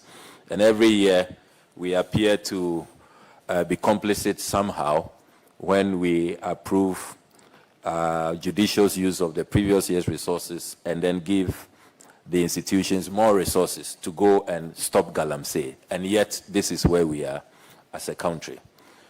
So, Mr. Isi, we want you to really proffer new solutions. How can we stop this? How can we get all our rivers? And they are all gone. All our rivers are gone, except the Volta River, which we are told is just a matter of time. So this is the context. This is the crisis we face. And it affects all of us, whether where you are mining is not close to a river or not, whether you are not engaged in mining at all, like most of us here. We will drink water. We will buy food. Today we'll be having a lunch break. I don't know the restaurant that Madame Jiage ordered our lunch from, what kind of water they used. We don't know where the water came from. We will have our lunch break with fish that we don't know which of the rivers they came from. And we will be consuming all of these chemicals. The cyanide, the mercury is going into our system. The doctors are warning that we are surely candidates for cancer. And now we are also told that dialysis patients are at an all-time high. The renal unit at Kolebu is under pressure. You know, we can't even take care of the bills and subsidize the patients. So, Mr. Isi, this is the crisis we face. And this committee, we don't want to, you know, hear the same business as usual, with all due respect. We trust your expertise, your competence, but this is the crisis we are dealing with. We are faced with an existential threat, and we want to hear you. If the Ghanaian people seeing this, and they conclude that leadership has failed them, particularly the Minerals Commission has failed them, what will be your response? And what is the new paradigm, respectfully, that you are proposing as the way forward, as the chief regulator of the mining space? Chair, thank you very much. Chair, I'll raise 4 fundamental issues, and I want members to listen carefully and then look at it from a different angle. Chair, let me repeat. Until we put money in geological investigations and adopt a more aggressive approach in investigating all these several thousands of blocks that Minerals Commission has designated as blockade areas, with the view to investigating them and then defining all bodies so that we give it out to the small-scale miners, then we should forget about the issue, because the problem will not go away. So if you ask me, one radical approach, one aggressive approach is that what we've not done well, or what we have joked with for the last 30 years, is what we have to do now. That we have to take money, give it to geological survey. I said some pilots are being done, Bonfa Block, Dunko, and Newtown, but it's just a drop in the ocean. Looking at the 13 regions we have to. Let me say, you see, do you have an idea how much we will need for that geological survey? Even if you ask me, anything around $10 million, you know, and the money you have to be given every year. We can even start with $5 million. See the equivalent of $5 million. $10 million, even if you use 16, that's how much? 160 million. Did I get it right? Yeah, even 100 million to geological survey. Because they have the equipment. They've gotten a new rig now. They have the equipment. And they are not the only people who can do it, apart from geological survey, which is the government and explorer. And because of the sheer numbers involved, we are no longer talking about 5 regions. We are talking about 13. Even my own OT, we are beginning to see gold now. I was home just this weekend to celebrate the Yam Festival because I'm the chief of Rara. We don't have a primary chief, so as continue, you are in charge. And people are saying, well, Nana, there's gold all over this place. My grandfather used to tell me, and my late father. And So Nana, my first point, radical. Yes, we'll come to your point. Just for our record, you keep talking about the 13 regions. We need to know for our record, what are the 3 regions that are out? Greater Accra. Even though some mining takes place, because quarries are considered mining. And then the 2 regions where I come from, Volta and Odoti. Okay. Yes, I'm talking about gold, because that's a fundamental issue. So these are the only 3 regions. Other than that, the others is all over the place. Okay. Yes, and the radical solution is to embark on aggressive geological investigation. Don't just rely on geological survey. There are several Ghanaian geologists who are registered to provide exploration services with Minerals Commission. Westfield, they are all over the place. Geomining, you know, they are all over the place. So we can just give some of the money to geological survey, some to geomine, and all these private people to do it. Trust me, if you release a lot of money now, in the next 6 months, you start seeing areas that we can be licensing. Because what is causing the haphazard digging? Trial your error. You dig everywhere. So for me, that's number 1. We have to start it now aggressively. I'm saying government has released some funds through us for Bonfa, Dunkwa, and Newtown. Newtown as in Western region. These are being done by Geological Survey and UMAT. So the solution now is to release money aggressively to private people, exploration companies, the universities, and Geological Survey. They go out there, and all the areas we've designated already, I already know, they start exploring. 6 months, you start seeing results. Chairman, just forgive me, I didn't intend to come in at this point, but with your permission.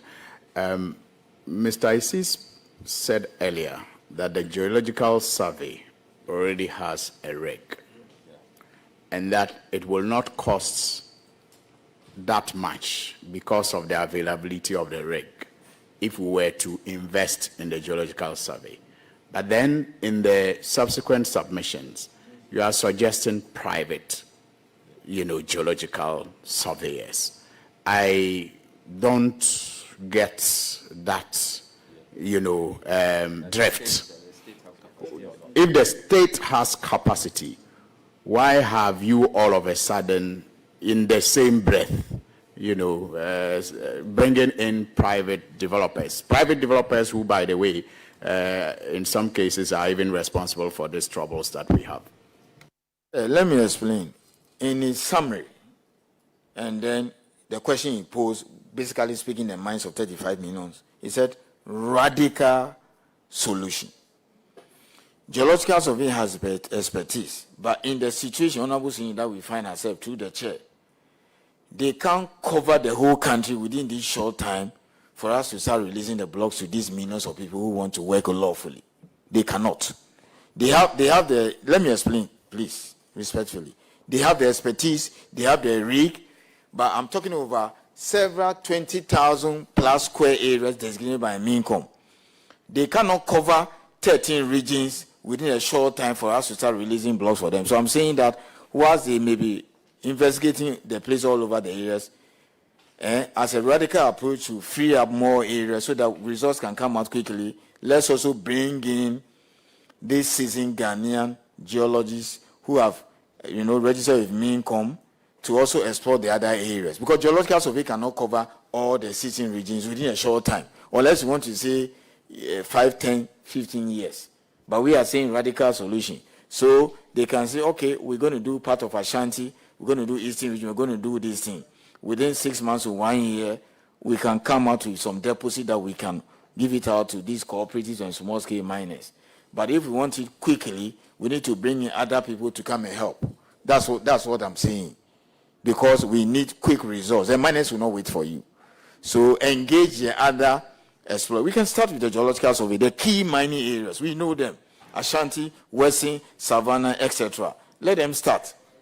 You see, the alternative will also to hire more geologists for geological survey and give them more resources so that they can cover more areas. But time is of essence if the definition of radicalism is anything to go by. So identify very good, and our geologists are world class, not just Africa. Geoman, Westfield, all these Ghanaians, all the large-scale companies, the exploration is being done by Ghanaians. Mineral Exploration Service and Area Reserve for Ghana. There are several of them.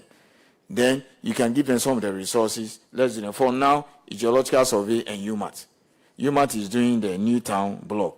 The Boomfire and Dunkwa money is coming from World Bank and some small from Minkom. It's not enough. So I'm just talking about timing. Or else geological survey will take a long time and the numbers will keep going up. And you heard me a short while ago in my introductory remarks, what is even driving the craze further is a high price. To the extent that what have been dumped, what we call tailings and waste 2-3 years ago, they are even going back to them.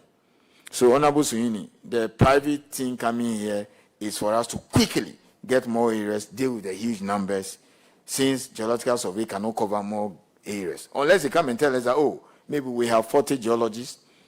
If we want to cover the whole Ghana, then let's recruit 100 more geologists, which we can get because of our expertise. Then in that case, they say, okay, if we get 200 geologists, we can do the work ourselves. Can you do that with 1 or 2 rigs? I doubt.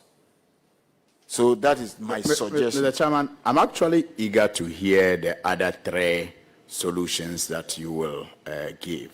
But I keep noticing some contradictions that I will want you to clarify before you give us the other 3. And I plead that you do that, in very, very, as briefly as possible. I plead that you do that.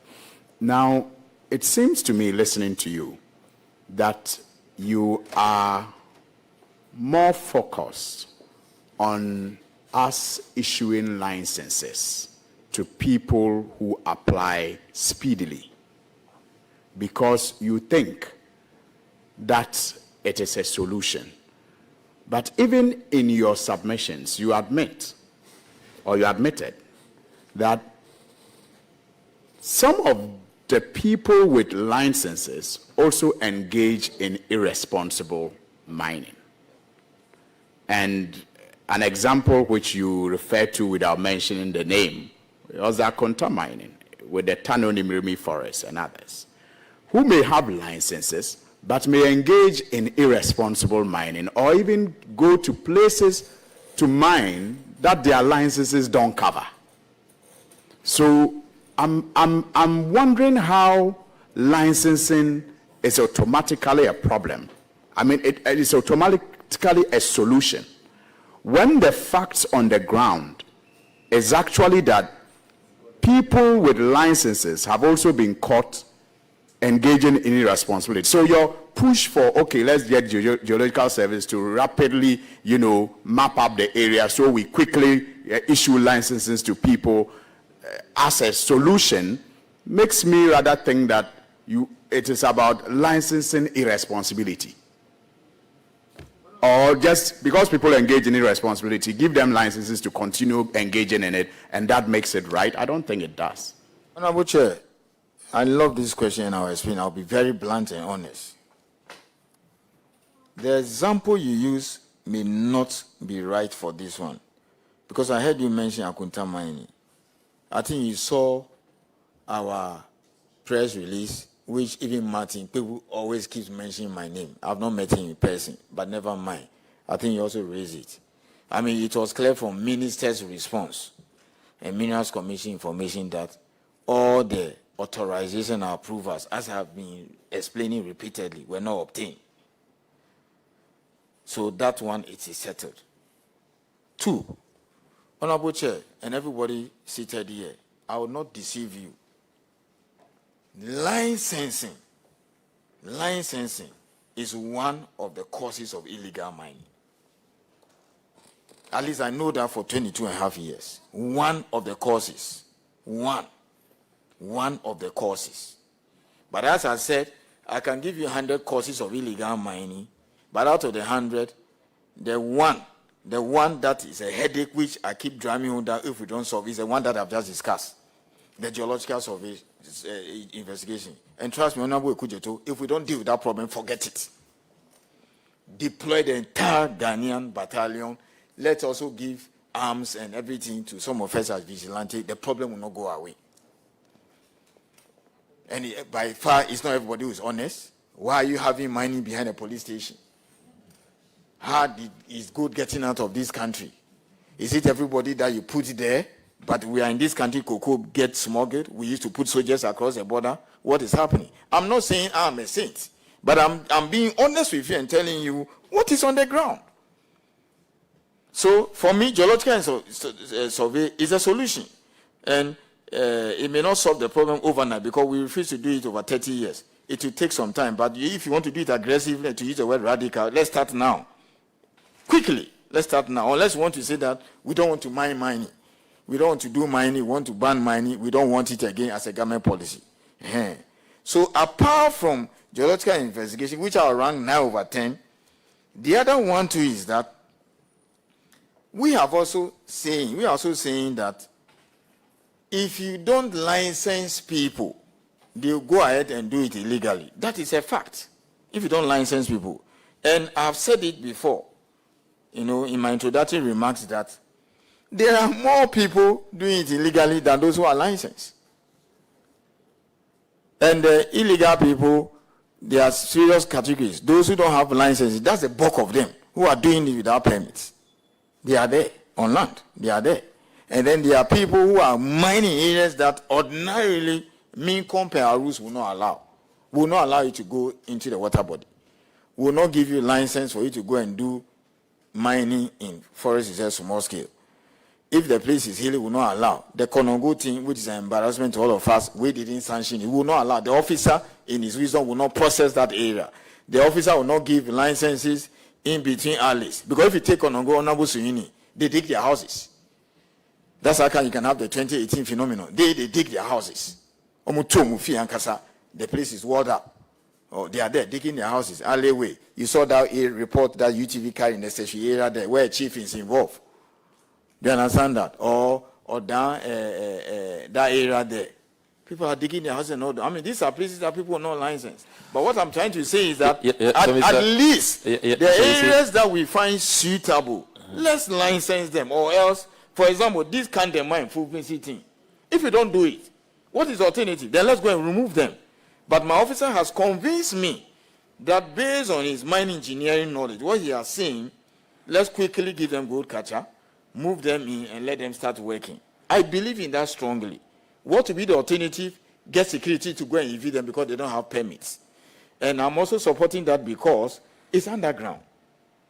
That's the kind of thing we are pushing for. So those areas that are not ecologically very sensitive, quickly help them to do it properly. Assist them and formalize it for them. But this water body thing, there are no apologies. Yeah, so Mr. Isi, how do you explain a situation where from the evidence, looking at the data you have presented and from your own Ghana mining repository, you did indicate a while ago that in 2022, when you went round, this was not how our river bodies were looking. Oh, 2002. Yeah, so just for clarity. 2002. That's 22 and a half years ago when I was then an assistant legal officer at Minerals Commission. I didn't see this. That's what I mean. Not 2 years ago, no. Okay, so 2002. Yes. This did not start overnight. 2002. That's 22 years. You know, I got a job at Minas Commission 2nd April 2002. Yes, that time we didn't see this kind of thing. In the so-called 5 regions when small scale started, barely 100,000 people. Good. That's what I meant. Thank you very much. So this really helps me with the question I want to ask. By 2002, according to your mining repository, there were less than 100 licenses that had been issued. Now we have a situation where we seem to have a very efficient and generous licensing regime where you are doing it, you say that in weeks when they apply, you are not allowing delays at all. And we see from the data that more and more licenses are being approved. Indeed, from your repository, we see start dates for mining. You have given the green light for as recent as 3rd October, just last week, 3rd October this year. So the question is, how is it that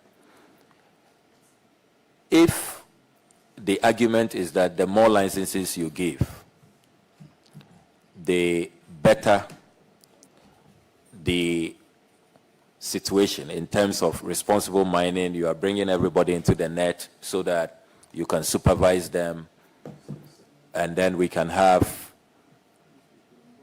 a safe environment. How is it that it is the opposite, the contrary, which is occurring, where the more licenses you are issuing, the more the degradation, the more the environmental destruction, the more devastation, the more, illegalities we see all over the place? I mean, how is it that the theory, which is, I'm sure, the textbook theory, is not applying in this case, where you are issuing more licenses, all right, but it is not improving the crisis. The crisis is getting worse by the day. How do you explain that? Yeah. Let me explain it this way. You see, there are more people who are mining or undertaking what we will call illegal mining, per definition I gave you, than those who are lawfully, permitted to do it. What is driving that? There are no areas for them to work. I want that settled. And the numbers.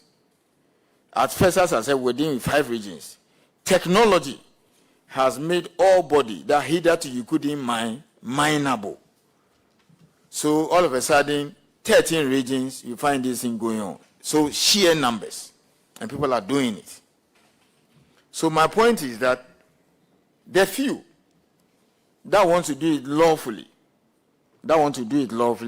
if you don't license them, they join the ranks of the several thousands that are doing it unlawfully. That's number one. Number two, there are some areas where, come what may, there's no way a Minas Commission district officer will permit you to do it. No Minas Commission officer will allow you to work in between houses, will allow the Konongo kind of thing. No Minas Commission officer will give you permit to go and mine directly and mount those chamfer or floating devices in Brima and Cobra. But for some people, they prefer to go to the Prime and Cobra. So my argument is that even for those who want to do it lawfully, where the rules permit, if you don't even allow them to do it, they will join the ranks of those people. That is my argument. Number two, Honorable Chair, there are some areas that we have found that they started doing it. And per the inspection or survey by the officer realized that, they didn't have the appropriate authorization or permit. But for some reason, if it looks at the area and what they are doing, we can allow them to do it lawfully. So quickly, what do? You formalize them and fast track the license for them. So for example, I would prefer that the Kandema and then the Fumbisi team will move quickly, give them the license, give them the gold catcher, they are doing it underground, and let them do it lawfully and license them. What would be the alternative if, let's say, we don't allow them? The alternative is to go and tell them that they are illegal people, stop it, or we'll get you arrested. They may move, or you go there, go and arrest a few people, or they'll come at night. Other than that, then you have to police the place 24 hours. Non-income is a security agency able to police that deep down village there. Are you getting my point? So, I want to bring more of the Kandema and the Fubisi type of thing into the realm of legality. And also those areas that are good to go, we license them. Or else, the Kandema, Fubisi, and these areas that we are licensed, if you don't do it, they will dread the several other millions of thousands to continue to do it illegally. Well, in areas that will not be in the position to police. Just a little interjection, very useful, so that we don't forget about this important point. This your Fumbusi Kandema doctrine. Mm-hmm. Have you looked at the flip side? Can't it also lead to more lawlessness, where illegal operators will say that we too, we are going to start, do whatever we want to do, besiege an area once we see that we can mine gold here. And then when the Minerals Commission discovers us, they should regularize us. Won't it lead to more lawlessness, Chair, more impunity? Chair, that is our fear. No, Chair, respectively, no. It's not all areas that we can license. In fact, if you submit a cadastral map right now, we check it in the system, and it's free. When it says a place is free, it simply means that it's not incumbent. It means that potentially a license will be granted over the place. If the district officer goes to the ground and he doesn't find the place suitable, it's in a close to the water body, it's in a hilly area there. If there's a problem, the town gets flooded, etc., he will not approve it. So there have been instances where several licenses have been rejected, where the place is free, but we have not granted it. Such people, they go and do it illegally. You see, so the Kandema thing is one out of several cases where you should rather help them get formalization. So it's not a license for lawlessness, no. There are so many places we will not allow, we've been rejecting. It's too close to the water body, it is, Ramsar side is this. But this area, I would think that we should do it for them, because you see, currently they are using mercury, but we're going to give them gold catcher. So you have discouraged the use of mercury. He's going to recover more. He's going underground. We even help them sink boreholes like we did for Bongo. This is what we are talking about when we say formalization, which doesn't end today. That's what I'm talking about. So Honorable Okujeto is not a license to say, let's go in there, and then like the way people are jumping on the last, practically almost every last case company has a complaint about people jumping on their concessions. Yes, and some of us are not in support of licensing for them because it is just wrong, or else before I realize we will become a disincentive for investment. You know, every prospecting license, people will mass on it and they say, we are Minerals Commission, don't worry. No, that's not what I'm suggesting. CEO, let me put it this way. Your mandate under the law is very clear. And I'll harp on it that you need enhancement in order to assert your powers. Now, the problem we have is that you have confirmed that any degradation or denuded activity leading to prospecting for gold in a water basin is not licensed by you. If I got it right, it's not licensed by you. We will not give respect to the chair. We will not issue a license for anybody to go into the plan and mount that thing. Exactly. And where even a lawful activity needs to divert water, you have to go to water resources. If you go to water resources, for example, Newmont or even a small scale person, they will ask you to present your license, present your EPA or whatever. Then they will come and do an assessment before they will ask you to divert water. So even there's a process to follow. Correct. And Anybody who does otherwise, Galamsey. And that diversion is for a brief period, then the water is returned to its natural channel. You see, the law says that you need a water permit to impound, divert, or use water. So, Water Resources Commission are supposed to use their judgment and say, will not allow you to divert this water, or sink a borehole, or pass here, do it this way. They follow their own rules to do that. Okay. And then they will give you certain conditions and say, maybe contain it, you are supposed to do S, Y, Z. That also comes with their own rules. That's the point I'm making, that even where they grant that, it will be based upon some conditionalities. Now, what has shocked the conscience of the nation? It's not really about the licensed small-scale activities. It's about activities surrounding our water bodies. Sometimes in the channel of the water, excavation of the alluvium, and leading to serious pollution, and in some cases, pollution that may not be remedied for a very long time. So, as Parliament and as a state institution, I think we should be looking at what you can do under your mandate under the law. What you are capable of doing to remedying that in the interim before we look for a long-term solution. Because if you say that my mandate under the law is ABCD and I'm able to carry it out, so other state institutions should be able to come in and do what they have to do, then I have a problem. Because you are not merely a state entity, you are a regulator. So for any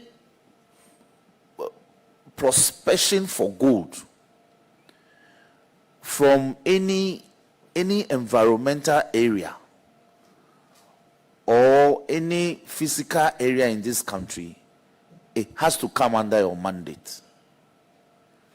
So those that do not come under your mandate, which you haven't licensed, even though it comes under your mandate, but you haven't licensed, the law also permits you to stop it. That's the point I'm making. So let me again use the analogy.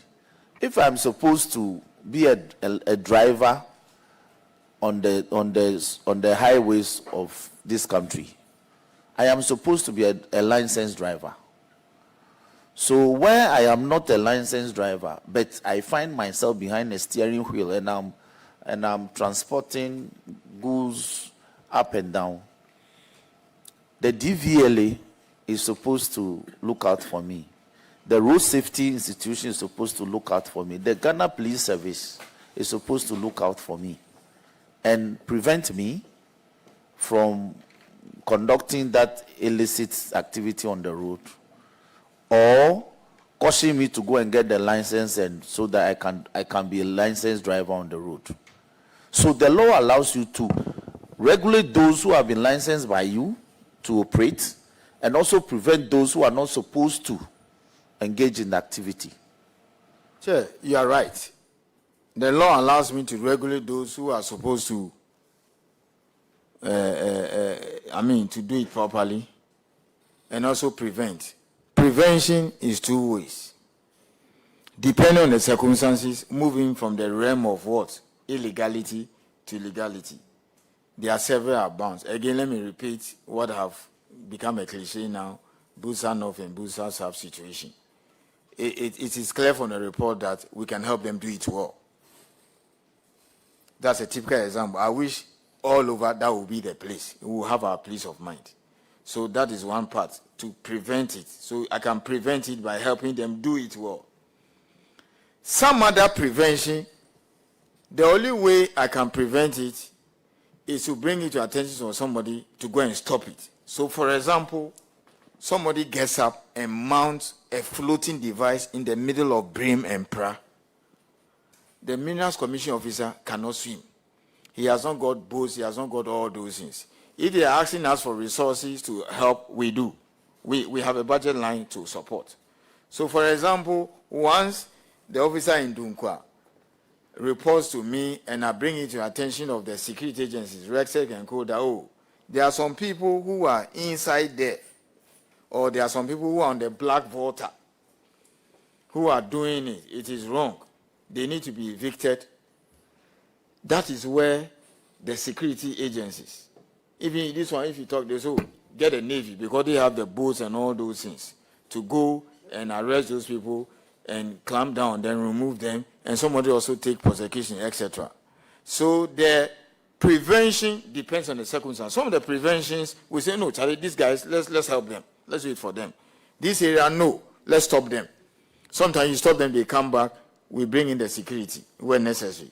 Some of the prevention, somebody else will go and evict it, because I don't have what it takes, with respect to Honorable Dafia Mepo, to go deep inside the Pra or black water, unless the Navy. Even in certain instances, Musec and Co., they have to use the Navy to go, because if you look at the black water, it goes to a lot of dense jungle. So as to the prevention, it depends on the circumstances. It depends on the circumstances. That is what I think. Let me thank you. CEO, we have had Operation Galamsey being a multi-security service operation, huge budget. I can give you the figures. We have had the 64-member interministerial committee, huge budget. And then we have had one other policy initiative, I forgot it, about 3 or 4 different initiatives. All these have failed because the menace is rather on the ascendancy. And so as the regulator, I think my point right from the beginning has been, will you consider thinking, because you see, you are looking at your functions as fashioned out in 1993. In fact, from 1986, as amended by PNDC law, I think 154, as amended by Act 450, 1993. No, it repealed by Act 450, 1993.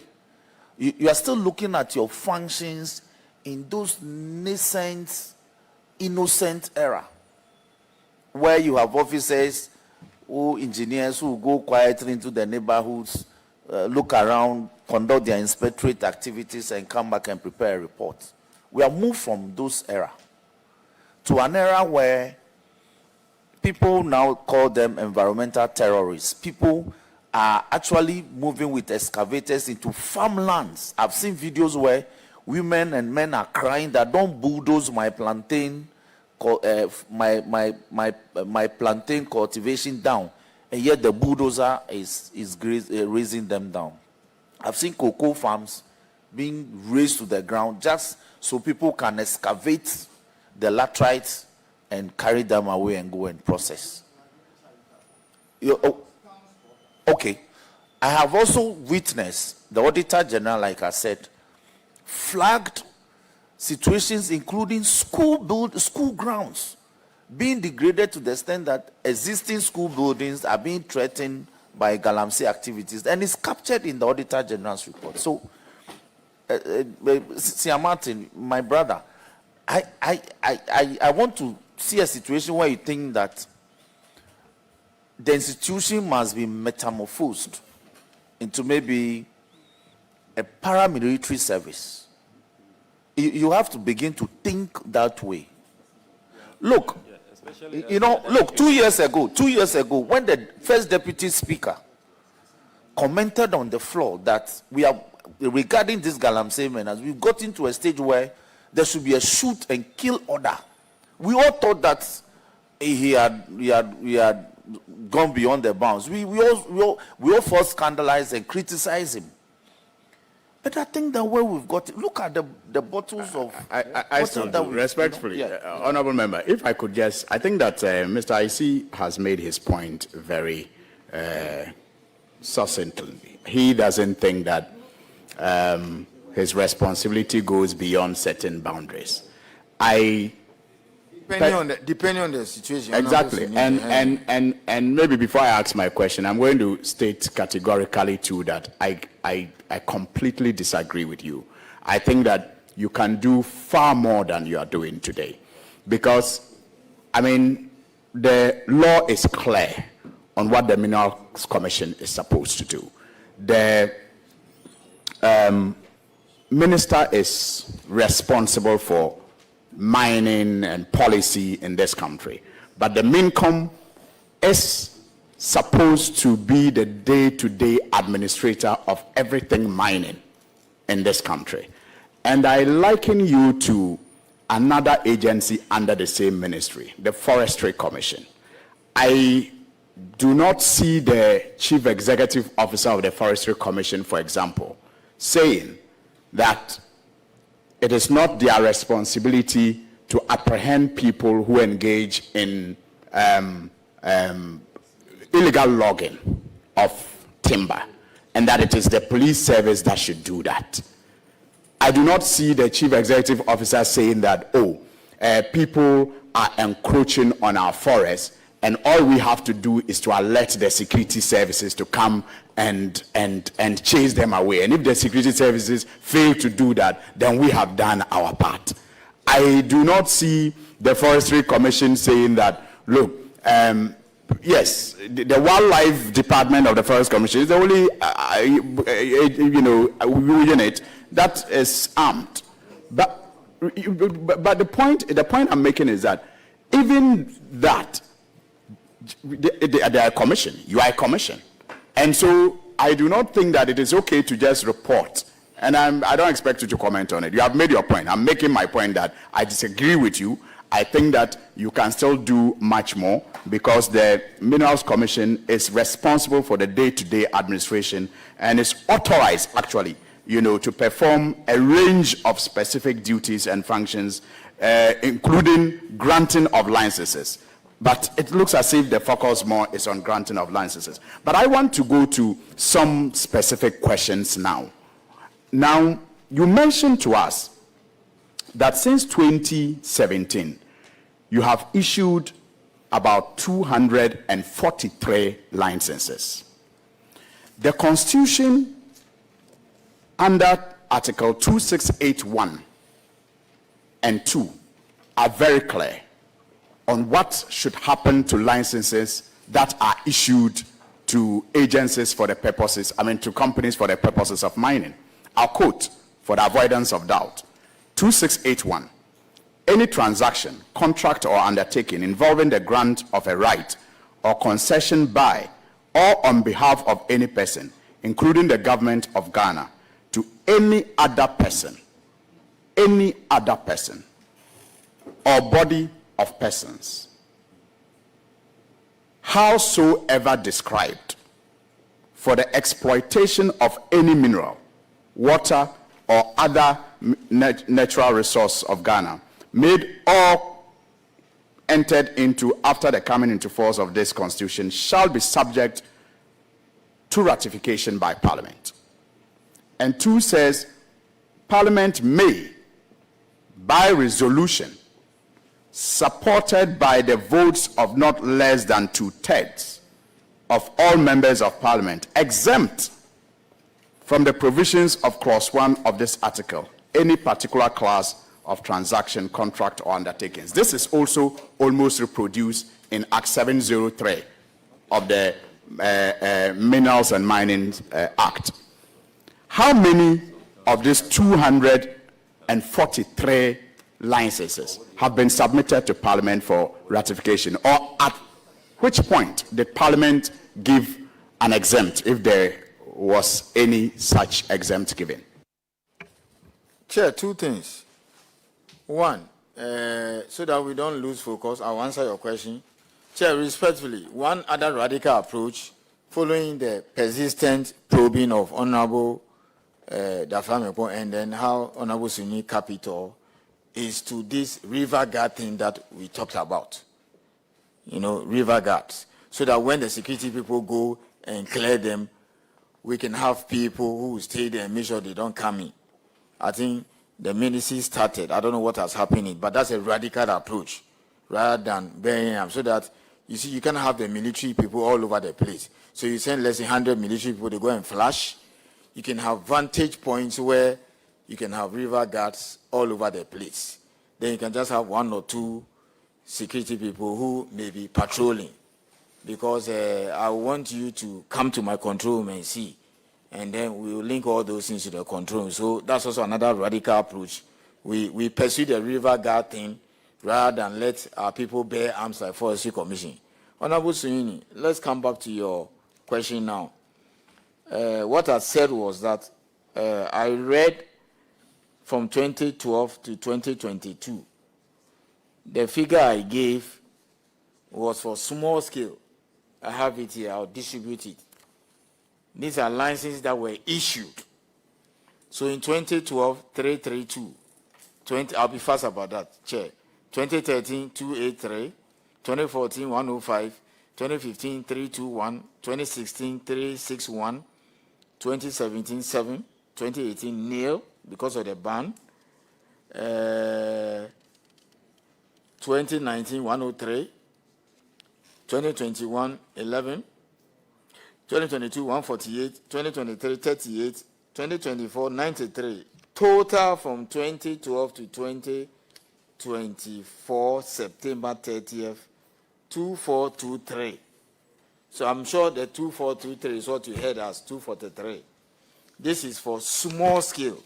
Respectfully, Chair, I'll give them to my sister Giagi to circulate. Okay, Mr. Isi, we'll need you to clarify this. I have a printout from your website, the Ghana Mining Repository, and the figures you are mentioning, what you have just tabled before us, do not align with what is on the website.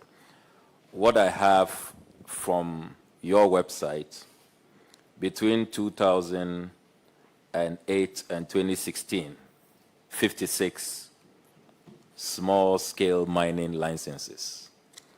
Then between 2017 to September 2024, I have 1,503. I have the printouts here. So can you please explain the discrepancy? What you are telling us today is different from what we have been working with from your open source data from your website. Sure, thank you very much. When I asked my mineral title office, that's the same question I posed to them, because I saw that thing, 2,800% here. So I gave it to all my people, assembled them, and I said, have you seen this from social media?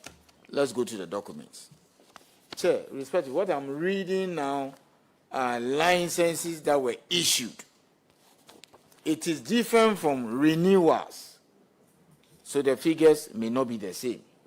So, for example, when I say, let's say 2012, 332 licenses were issued, or let's say 2022, 148 licenses were issued, it doesn't include renewals. I want you to understand clearly, so perhaps that may be creating the problem. Because you may have a license that may be, small scale for 5 years. So let's say somebody might have obtained his license in 2017. If it's 2017, he may, let's say, be among the 7 that was issued in 2017. Do you understand that? If it's due for renewal, he might renew it, when it's about to, expire. So renewals are not the same as issuance. So what we can do to clarify the confusion is to now go further and state clearly, in a particular year, what was issued as fresh license. That's what I have here. What was renewal, what expired and the people didn't come back. It will solve your problem. So this does not respectively include renewals.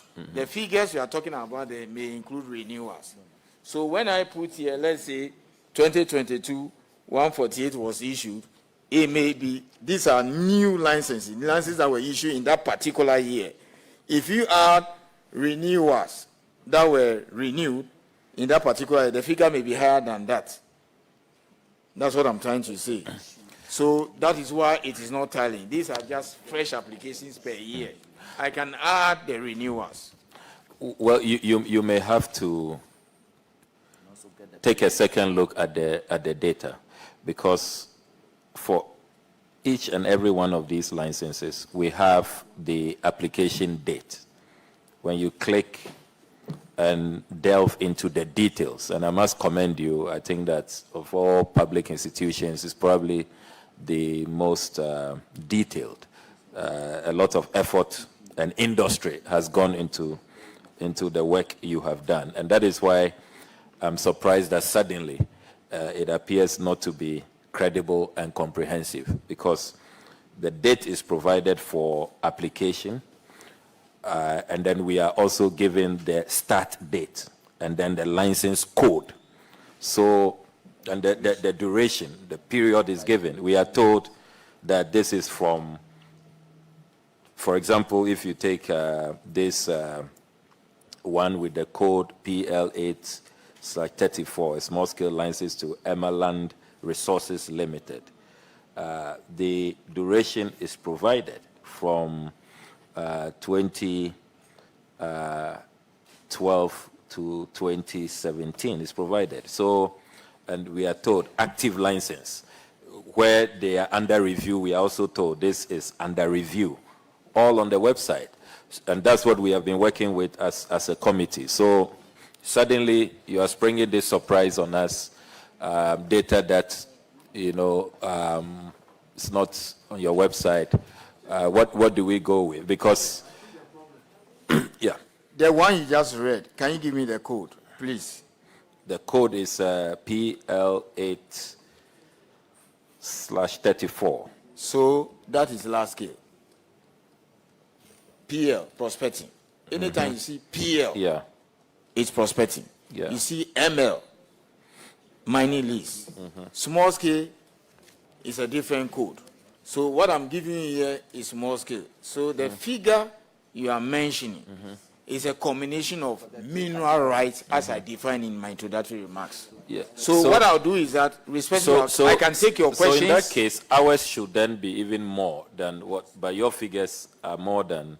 No, because, Chair, this. I'm not rebutting or what, I'm just trying to clarify. So, for example, you mentioned Immaland. Immaland is not a small scale, because I can tell on top of my head the way we code the system. Anything you find PL, prospecting license. That's it. Yeah. Prospecting license. Yeah. So perhaps what you are showing me, and I don't mind taking it, is a total of all mineral rights. That will include mining license, exploration. When you see RL, reconnaissance, you see PL, prospecting, ML, mining lease, and then the small scale too. So that is why you are seeing those huge figures, including renewals. So I don't mind taking your questions. So after a year, you can specifically list your questions for me. We'll prepare and hand over the documents to you. So are you doing some work on the website to reconcile all of this? Every second we are updating. That's why sometimes when people say we have deleted something, I say that's not the case. Every day we are updating. Every day. Because once the licenses come through, you have to update. Sometimes even people will call you and say, oh, my name is not on the website because my client has checked. They said your name is not there, so I can't buy gold from you. Every second, once they come to, we are updating. People are expiring, so we are deleting, we are adding, we are adjusting. So I always advise, if you find any data, just cross-check with us. If there are mistakes, we will admit. So why are you still issuing licenses as at now? Chair. Because on your website last week we saw new start dates, 3rd October 2024. One will have thought that in the midst of this crisis, at least you will hold on for a while. There will be a stalemate so that we can figure out, you know, see our way clear out of this hazy, messy, you know, catastrophic situation. But you are still issuing licenses. Why? Chair, let me explain. I think I listened to your Metro and then other people. Yeah. As we speak, the issue is not about issuing licenses. If that's a new argument, fine, we can have that debate. Whether or not should we pause, we can do that. The issue is about illegal mining. people working in the water body, people going to the forest, etc. I have not received any instructions from government or minister to say, can you hold on? So respectively, as I sit here, and as we speak, my officers are online processing applications for small scale that have been received over the period, maybe today, last week, last year, because sometimes when applications come in, you have to check to see whether or not he meets all the criteria. So processing applications are going on. If I got the directive from government that, we are declaring a moratorium on processing of applications, I'll comply. Maybe your question is, in the midst of all this, will you recommend to government to stop processing? If you ask me, rather than tell you, let me go and think about it and come, Chair, again, respectfully, if you stop, you complicate the issues. Compliance and ensuring that things are being monitored properly so that they follow the rules, I'm prepared to open myself for scrutiny. We can discuss that. But if you ask me personally, when you stop the application, so for somebody who has gone to take some money, he's gone through the process, the officer has done the inspection, he has uploaded it online, forwarded it to Mincom, and he's at the minister, or he's about to stop it. And then he gets an advisor, government says, or Minas Commission now has stopped processing for a while. 3 things will happen. They'll start making noise and say, so me that I want to do it properly, you are stopping me? Wow. I'll go and do it illegal. I'm just thinking out loud. We are stopping everybody. Just a second. We want to stop everybody. Just a second. That's number 1. Number 2, you say, okay, fine. Before I realize he finds himself somewhere. Some others will say, okay, we are law. So many things can happen. Someone will say, me, I'm law abiding, so I'll take it and wait. When they come back like they did in 2018, we'll go back. All kinds of things can happen. And I thought that would complicate matters and make it very difficult. And then maybe one more thing. Chair, respectfully, I don't know whether you have been to Takwa or maybe Tinga or Dakrupe. Well, the last time I was there was in 2020. Yes. So the 5,000 people at RMG sites that have a license, that have all those things, and they are working. They keep telling me that, Mr. Isi, I then person will go me Juma for something I'm not responsible for. I always struggle to answer that. I am going underground. I have taken the trouble to come for licenses because there are other people at Kandema and Fumbisi who are doing it illegally. But I have taken the pains to come and do it. I've invested money. Now, for somebody who has gone into the water body or also doing it at Adanyo has not got a license, and let's say the state or the republic, because we are all agents of the state, has not been able to stop it, and we find ourselves in this mess.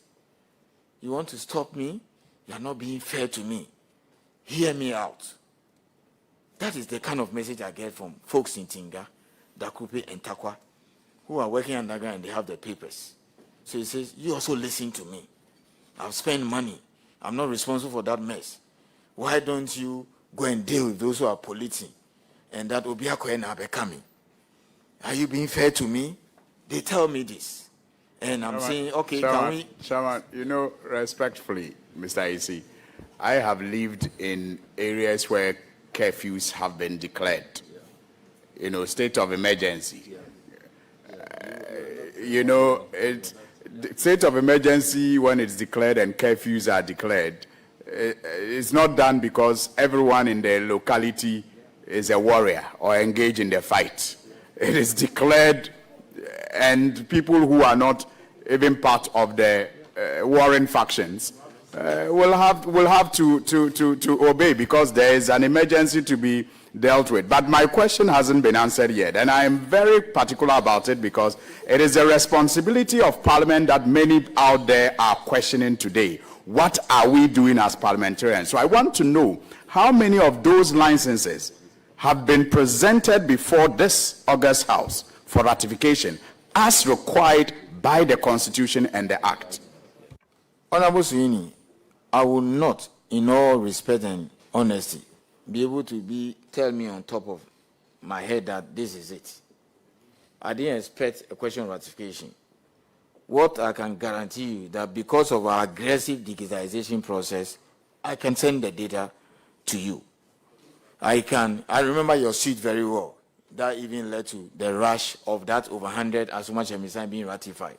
Exactly, So, and those ones involve large mining skills. My case in court was with the large, in fact, I asked for all mining leases to be brought before Parliament, and the government rushed with those leases for ratification, but did not even include small-scale licenses. But this, provision of Article 2681 says that whichsoever or howsoever you describe, a grant should come before Parliament for ratification, and that is why I'm very interested in how many. And if you are saying you can, through digitalization, send us the data, I will want a firm assurance from you.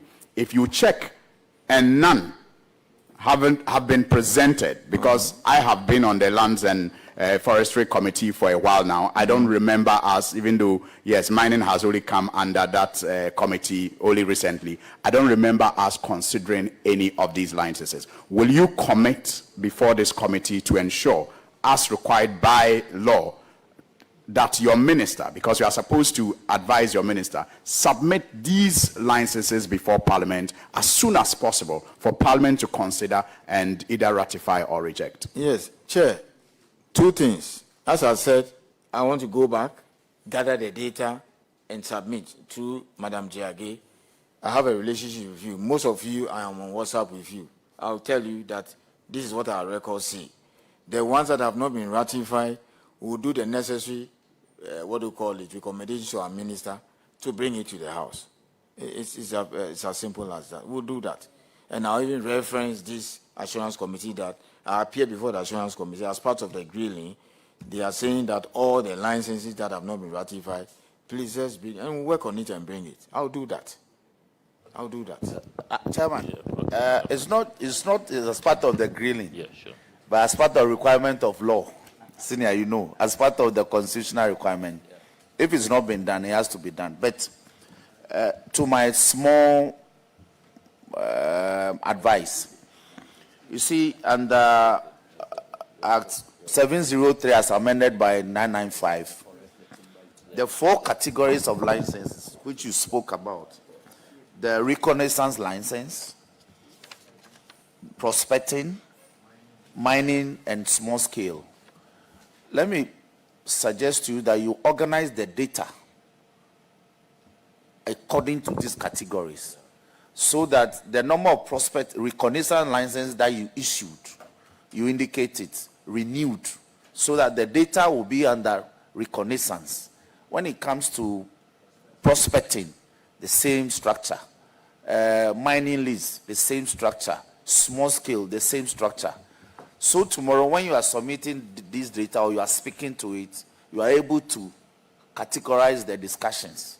So we don't have the bundling the data together to create a certain confusion. Atina, if you appreciate what I'm saying. Yeah. Because we use code, it's quite easy for us. But you see, the users of your system is not you, the technical people. So I'll quickly go back to my developers, quickly, and see if people can, they should be able to do it. The law actually structures it that way. So and then when you click, you can go into small scale. And in that manner in which Honorable Ness in the film report desire, we'll do it that way.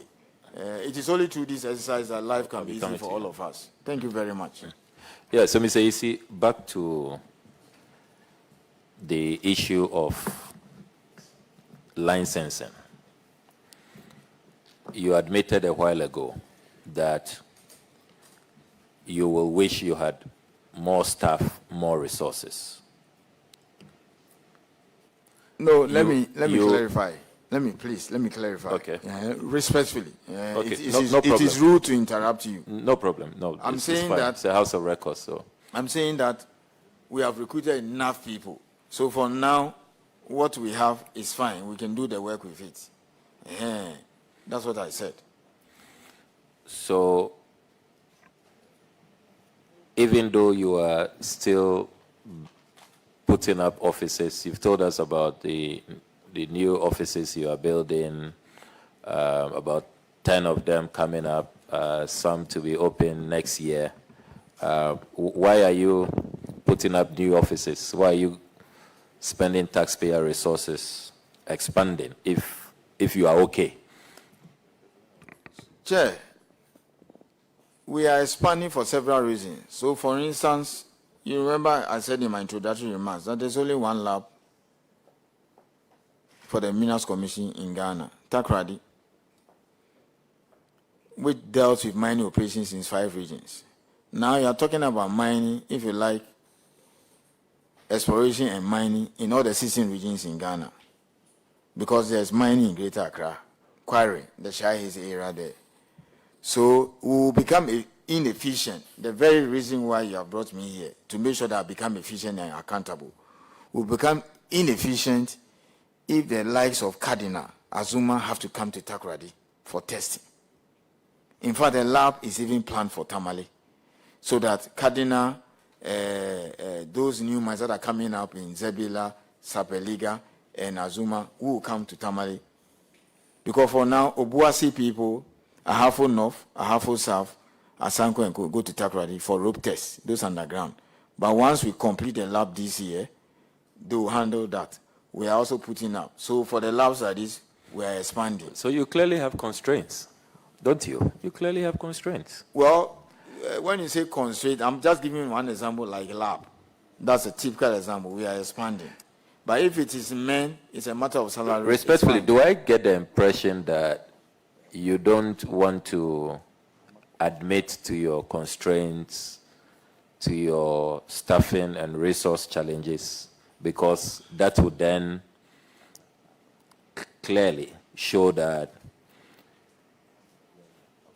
you are responsible for where we are, or that is a major contributing factor to the crisis that we face. And so that's why you are, with all due respect, cleverly trying to, but you forget that November is fast approaching. You will appear before this house, and you may be asking for approvals for some of these projects. And this record may hamper your progress in terms of expansion. Chair, and additional staffing. So let's be clear, because you appear to be contradicting yourself. Chair, I'll be honest. You say you are okay, and yet in another breath, you are speaking to challenges. You say that you even be asking for 750 from the 640 that we approved for you, and all of that. So it's not very clear to us for our records. Chair, I'll be honest with you. If I'm going to ask for more money, it's to do other things. I wanted to separate staffing from other things. So you are saying that as it is now, you don't have any challenges with staffing, with logistics, with office accommodation. Chair, let me explain. Is that what you are telling us for clarity? Yes, Chair. Whilst I'm even leaving, when I was leaving the office to come to this place, I even asked my HR people to give me the full details. Unfortunately, I couldn't get it, to see the number of inspectors we have hired to put them on the ground. It's not about the number of inspectors, because my minister has been on my neck to hire more people, which we have done. It's not about inspectors. Going into the water body has nothing to do with inspectors. So staffing step we are fine, because you see, I even read something on X. Okay, you let me put my question this way. Maybe that will help all of us. Do you take responsibility for the state of our country? And when I say the state of our country, it includes the state of our river bodies, the state of our forests, the destruction caused by Galamsey, the impact on public health, the impact on our water production, the babies being born with deformities, and all of those concomitant effects. Do you take responsibility? No. I'm prepared to take responsibility for where we have gone wrong as far as our mandate is concerned. You are the chief regulator. Yes. So if you will not take responsibility, who should we place responsibility on? Honorable Okujoto, and Chair, respectfully, I'll keep repeating myself with some of the examples. And I want you to understand it clearly with me.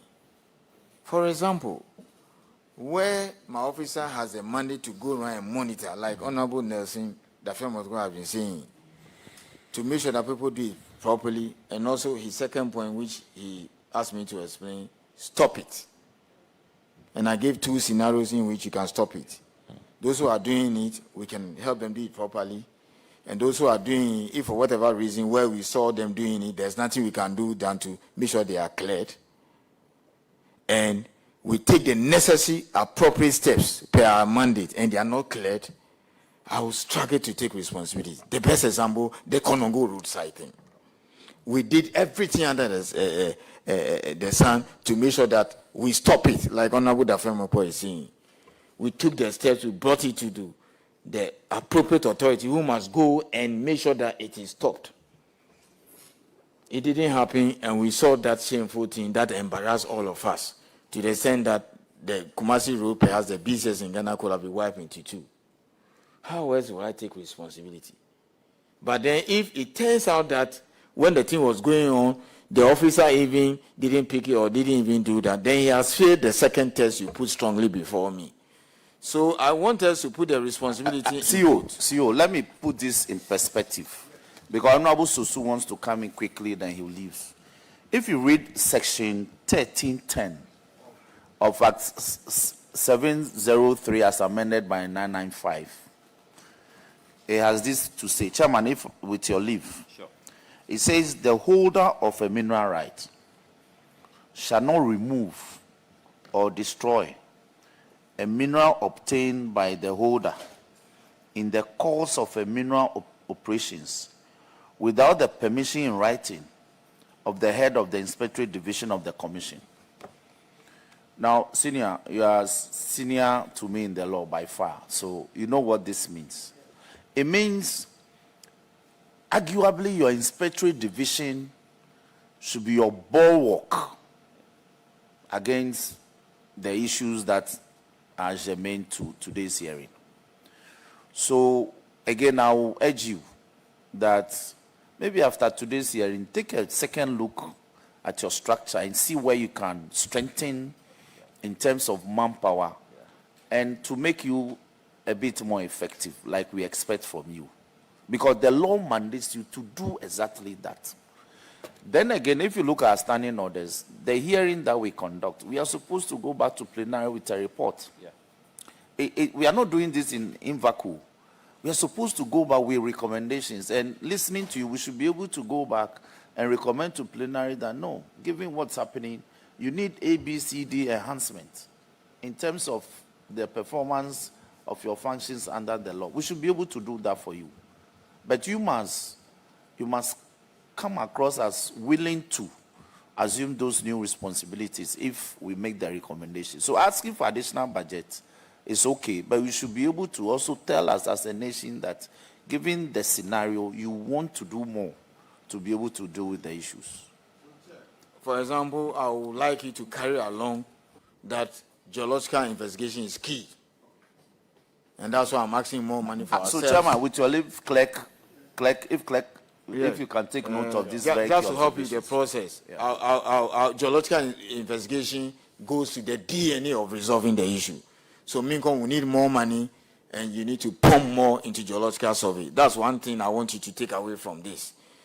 Number 2, I also want you to take away from the fact that in looking at the issue, we should also be clear that if you want to empower more Minkom, maybe we should push thoroughly through this river gas thing or mine wardens. Let's call them that way. Because sometimes when you mention gas, it evokes security issues. Then now even the military will come, oh, are they supposed to carry gun? Then they also will come with their own issue and say maybe we are opposed. No, that kind of thing. So for example, these two strong things, I want you to carry it along. River wardens that will police after the soups have been done, so that the soldiers don't keep going back and we waste money. And also, for me, what is the everything, this geological investigation where we need to resource Mincom and Geological Survey to do. For the hiring and bringing more men, you keep increasing the budget for us, and we've hired a lot of people. Earlier you said 4, but we only have 3. That's the geological investigations, licensing. You've just talked about the river wardens. Are you abandoning the 4th? Because earlier you said you were going to give us 4 recommendations. But so far we have 3. Yes, the new, I think some of them are already in the domain, which made rounds recently. The geological investigation in the pilot, we started. It's the same thing. This issue of not taking them to this main court. You saw the history behind the fast track thing. Just to speed up cases, they were sitting every day. Okay, so specialized courts. Yeah, specialized court, which already, without waiting for the conclusion of the fine detail, because I have to go to a certain process, you saw already the statement issued by the Attorney General when he opened some conference recently that, look, I've directed the Chief Justice to do XYZ. Whilst we wait to go through what it takes to have specialized courts in the mining areas. That is also strongly something I also want to talk about. And then one other thing is that we will need to step well, up. before you get there, I'm sure it was probably a slip. The Attorney General cannot direct the Chief Justice. Yes, that's the way the journalists carry the story. But we don't have to fall in that trap. Yes. You know, Just as one of the 3 arms of government, we are careful about protecting our independence. Okay, that's fine. Just like some people will say that ban Galamsey, something that is also banned. And then I've listed one point here: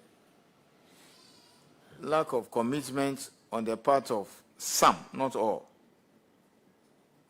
MMDCs, assembly members, chiefs in the fight against Galamsey. Chair, just 2 seconds. I see 2 categories of chiefs, and I'm being real from the situation on the ground. Chiefs who will do anything, and you dare not. There's an old soldier who's a chief in some part of Western region.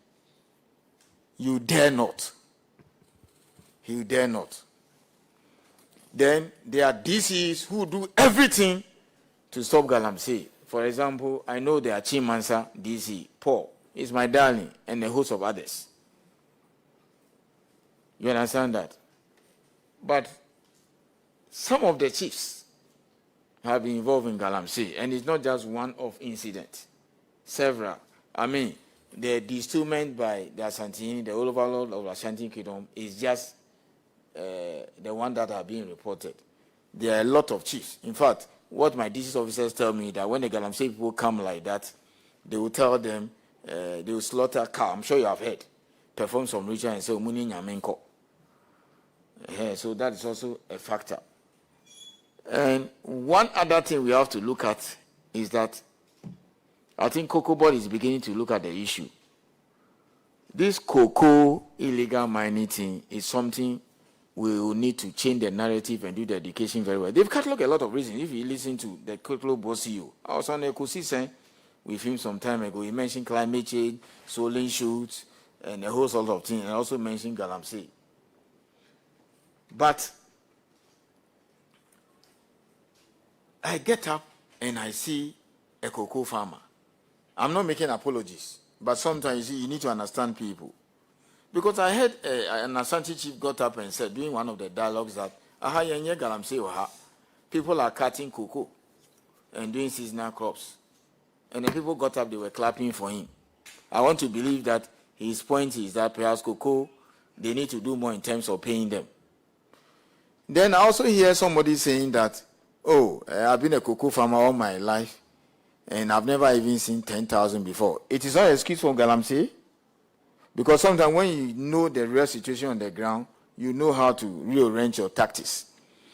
And I thought you saw all that video, that old man who was saying that the cocoa is mine, me who 10,000, whatever me good with 10,000, I'll give it out to him and all those things. So it means that there must be some kind of education to reorient people's mentality and ideas and all those things. So it is not, so once we are working on geological investigation and all those things, in the short to medium term too, a lot of public education is also required in some of these cocoa growing areas. Or else these things will keep happening. So by far, these are some of the 4 issues that I've been talking about. To repeat geological investigation, we need to revisit this river wardens in no guards, and then also the other 2 that I mentioned. With this, I think we can go far. But as I said, I'll put premium on geological investigation. Thank you, Chairman. All right, thank you very much. Very quickly, you mentioned MMDCs. Yeah, not all, certainly. But in the work we are doing, we have observed, quite startling, that some of these MCs and DCs are incorporating companies, coming to you for license, and you are granting them the license with alacrity, and they themselves are busy mining. Of course, they will argue that they are engaged in legal mining.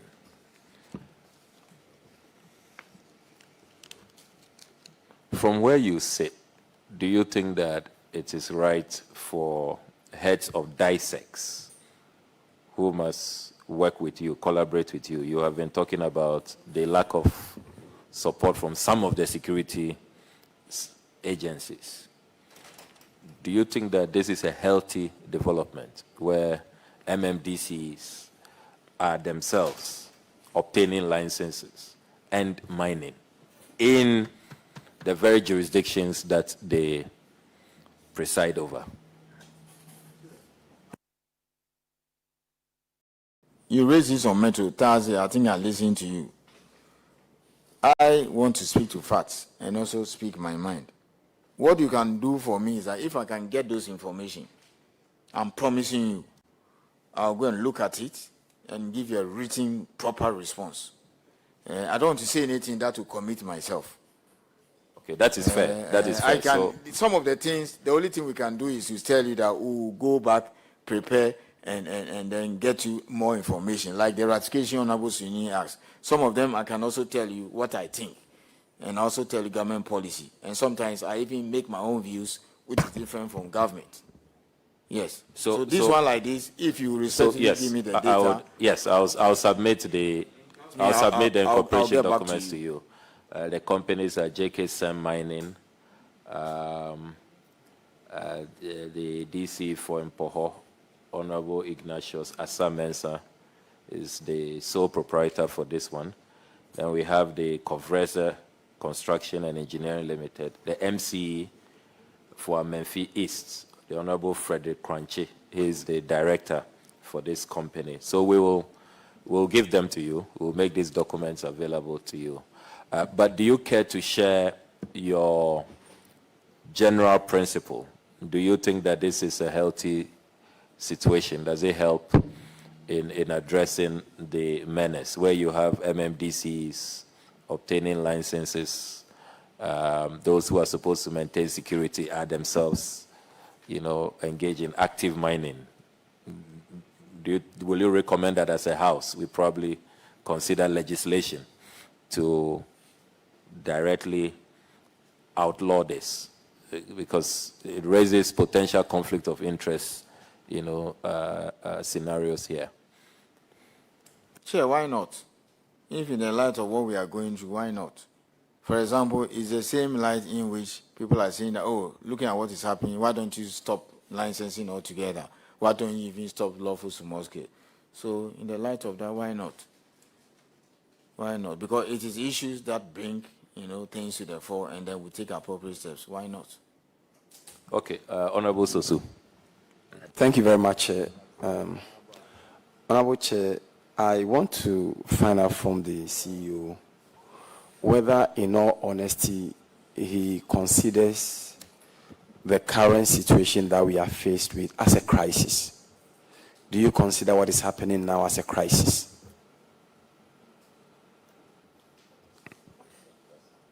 Chair, why not? Because look at our water bodies.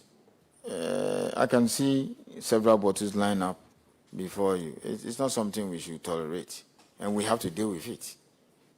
And Honorable Chair, if you consider this as a crisis, it is said that extraordinary times require extraordinary actions. People watching us now all believe that ban Galamsey now. In other words, ban small-scale mining now. It doesn't matter what all these beautiful proposals may mean today, because people want to see action. Would you consider recommending to your sector minister that as a matter of urgency, we must stop issuing small-scale mining licenses, at least for now, until the situation comes under control? Chair, again, in the course of his questioning, you heard him say, ban Galamsey now. See, that's where the problem comes from. But I understand his question. Very well. So, within that context, small-scale mining now, yes. Additionally, he said whether we should ban small-scale. In other words, we should not allow anybody to even do it lawfully. Chair, if you ask me, I will say no, because that will not solve the problem. So it will make it worse. No, so if that will not solve the problem, particularly in the middle of crisis, you know, there are action points when crisis erupts. We have a situation where our compatriots, today I'm just from court, people are being held in court because they are out there saying that illegal mining is destroying our water bodies, even some legal minings. And so the whole issue is that in the middle of crisis, you need to take one step back in order to reconsider the situation so you can move forward. So if you say it won't solve the problem now, what will solve the problem now? Because we need the immediate action before we have the medium-term solutions, then we can have the long-term solutions. Because I see a lot of these geological survey issues and all that as both medium to long-term solutions. But as we speak today, what Ghanaians are looking out for. On Friday, the Catholic Bishops' Conference are going on demonstration. Why? Because of issues like this. People are still on remand. Why? Because of issues like this. So every sector that deals with mining would have to be seen taking some drastic step. So what would you consider to be your first drastic step to stopping this issue? As I said, going to the water body is just a criminal activity. It's not allowed. This is go and just take them out. And then those 4 things are cataloged. And then Honorable Susu, remember you said crisis situation require emergency situation. But I'm also mindful of even the Supreme Court decision in Apiaje Etia. Even in the current state of emergencies, it doesn't give the state a carte blanche to just wipe out anything. So how do I come in with this? I'm also saying that, yes, it is a crisis. You need to deal with the situation. But also, some people out there, not just 1 or 2 people, several thousands, if not millions, are also saying that we are also not connected to this. So why don't you leave us out and deal with what is creating the problem? But so that is why I personally would not recommend. And in any case, government has come out. That is not to say that perhaps the government may not change in position. The government has made it clear that they are not going to ban lawful small-scale mining. If you ask me, do I support that?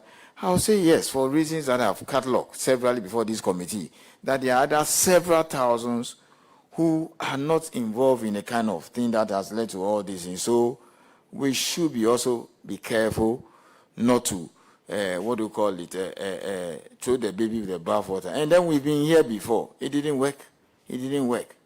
So I will not support it, that we should stop small-scale mining lawfully. Lawfully. I will not support it. Yeah, that's my personal position. Honorable Chair, I hear the CEO saying that government position is that it is not ready to ban small-scale mining. Lawful small-scale mining, let me put it that way. And yet the nominee says one of the drastic ways, yeah, the CEO, yeah, yet the CEO says, let's just get into the water and remove the people as a matter of urgency. Who is responsible for that? It is a government. With this conclusion, don't you see the government be complicit with the fight against this illegal mining? That is the reason why we are having this crisis right now. Honorable Chair, I don't think so. I cannot sit here and say government is complicit. No.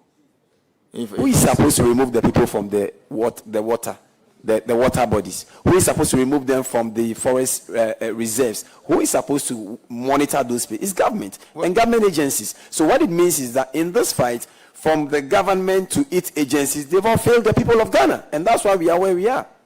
Honorable Sosu, Chair, like I said, I don't deal with forestry matters. I'm not passing the bucks. Let forestry commissions you come and answer. Is it a case that is not, because you put me through the test? Martin, is your 400 enough? Why not 600? I've told you my position and some of the things that I want us to do. So respectfully, let you can come and tell the committee, assurance committee, because I know EPA is also coming here. Is it a case that maybe if they have 200 men, they need 600? He need more resources. If I sit here and speak for forestry, that would be wrong. So as he cannot speak for Mincom too. Do you understand that? I cannot speak for.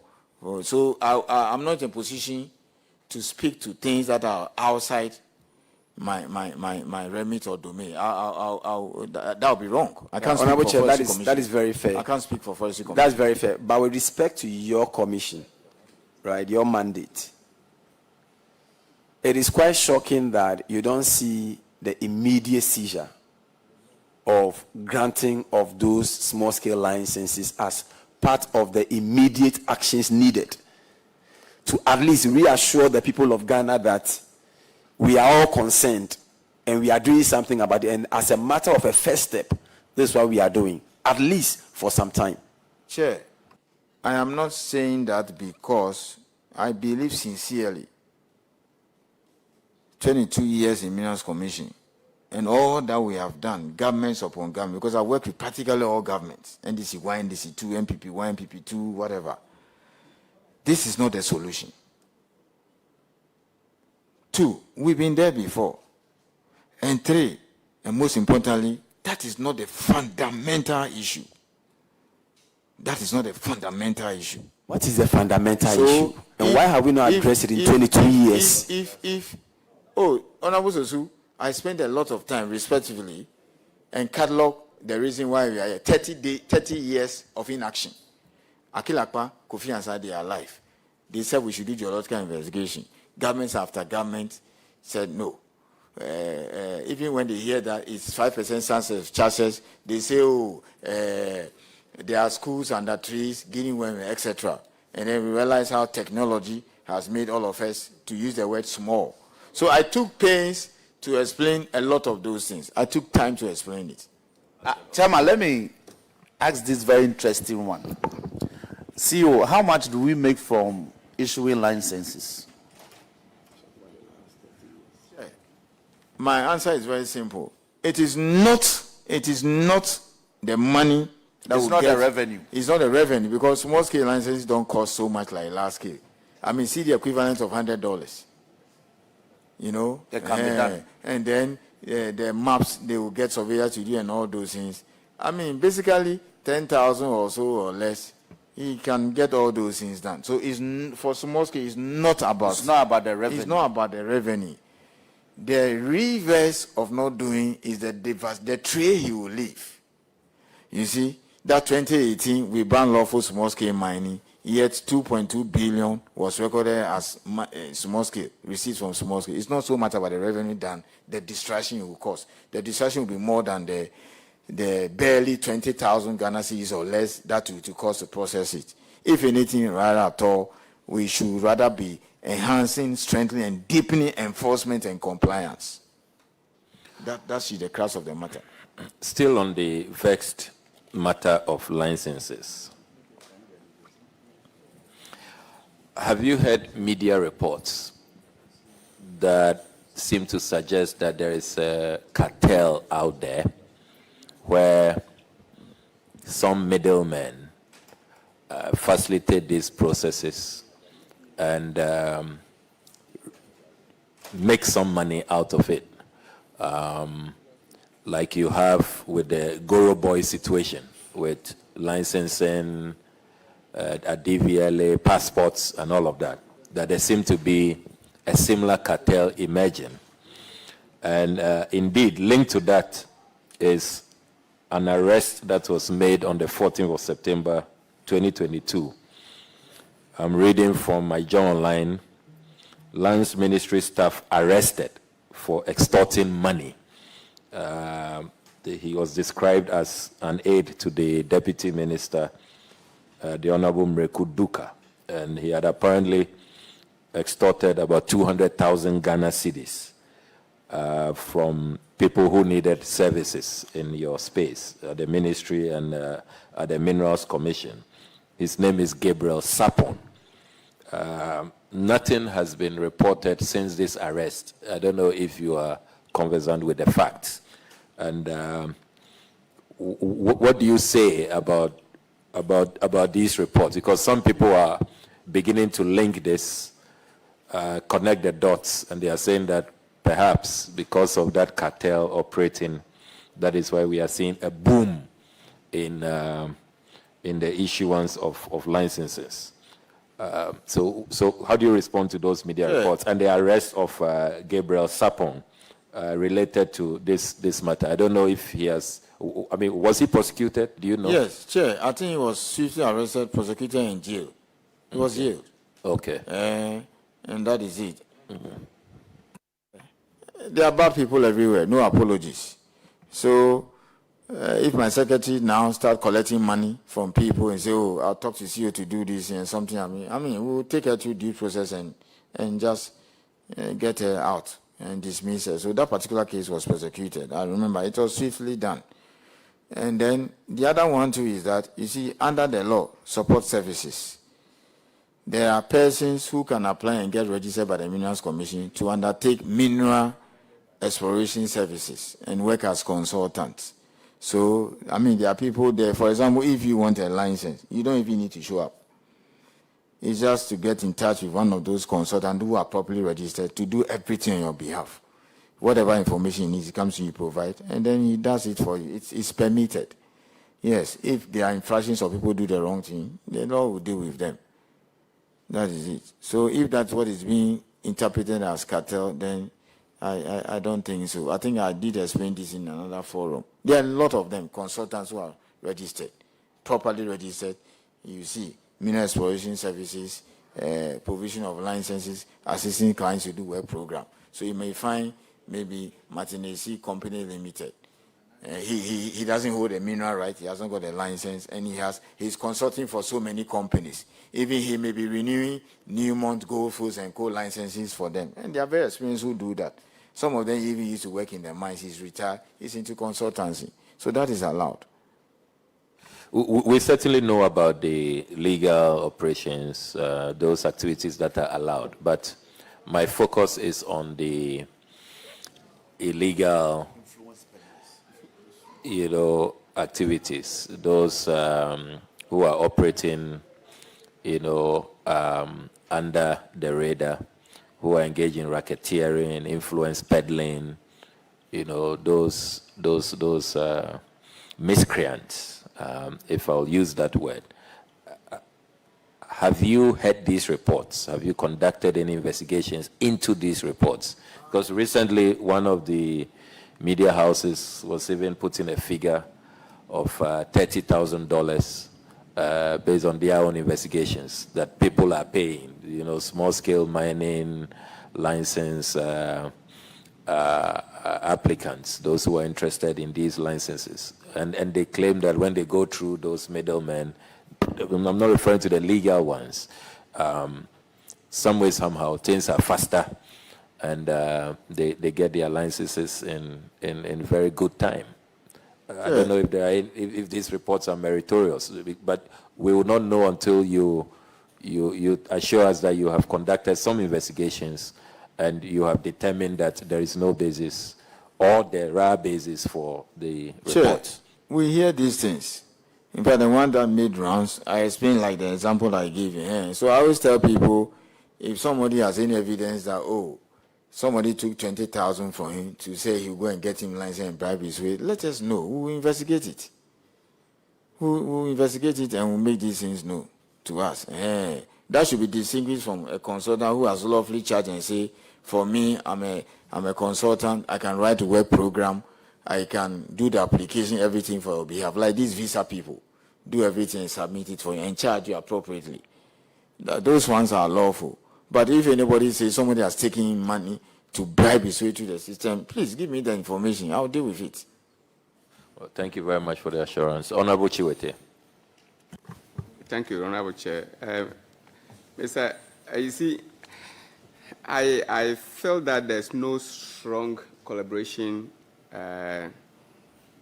between you and the Forestry Commission and even EPA. With the Forestry Commission, for instance, there are instances we have officers from the Commission complaining that people have licenses working in the forest reserves. And so it tells you that there's no collaboration. You are not able to tell whether they have the permit to enter into those forests before issuing the licenses. So I wish you people could collaborate more so that maybe you should be the last person to give your license so that when the applicants come, you should first inspect whether, well, you have to know where they are going to operate. And so you should find out whether they have the EPA, they have the permission to enter those forests before you issue the licenses. An example is this Akwanta Mines, for instance. I'm told he has licenses to operate, but he was doing an illegal operation at where he was found. And so this leads me to my question. So people like that, people who have legal documents to mine, when they are found doing illegality, what happens? What does the Commission do to people like that? Sure. I think I clarified this. You see, when certain words are used, it creates a very dangerous situation. In the first place, collaboration perfect. EPA sits on our licenses committee. So I work with them very well. Ali Sando, who is the head of mining, perfect gentleman. Sechi, we have fantastic relationship. I have a fantastic relationship with the forestry people. Two things. You said license to operate. It is wrong. I don't know whether you stood out quietly or you came back or when I was explaining. If anybody says by mere holding of a license signed by the minister on the recommendation of the Minerals Commission, he has a license to operate in a forest itself, he's lying. So that language, for example, is not appropriate. It's wrong.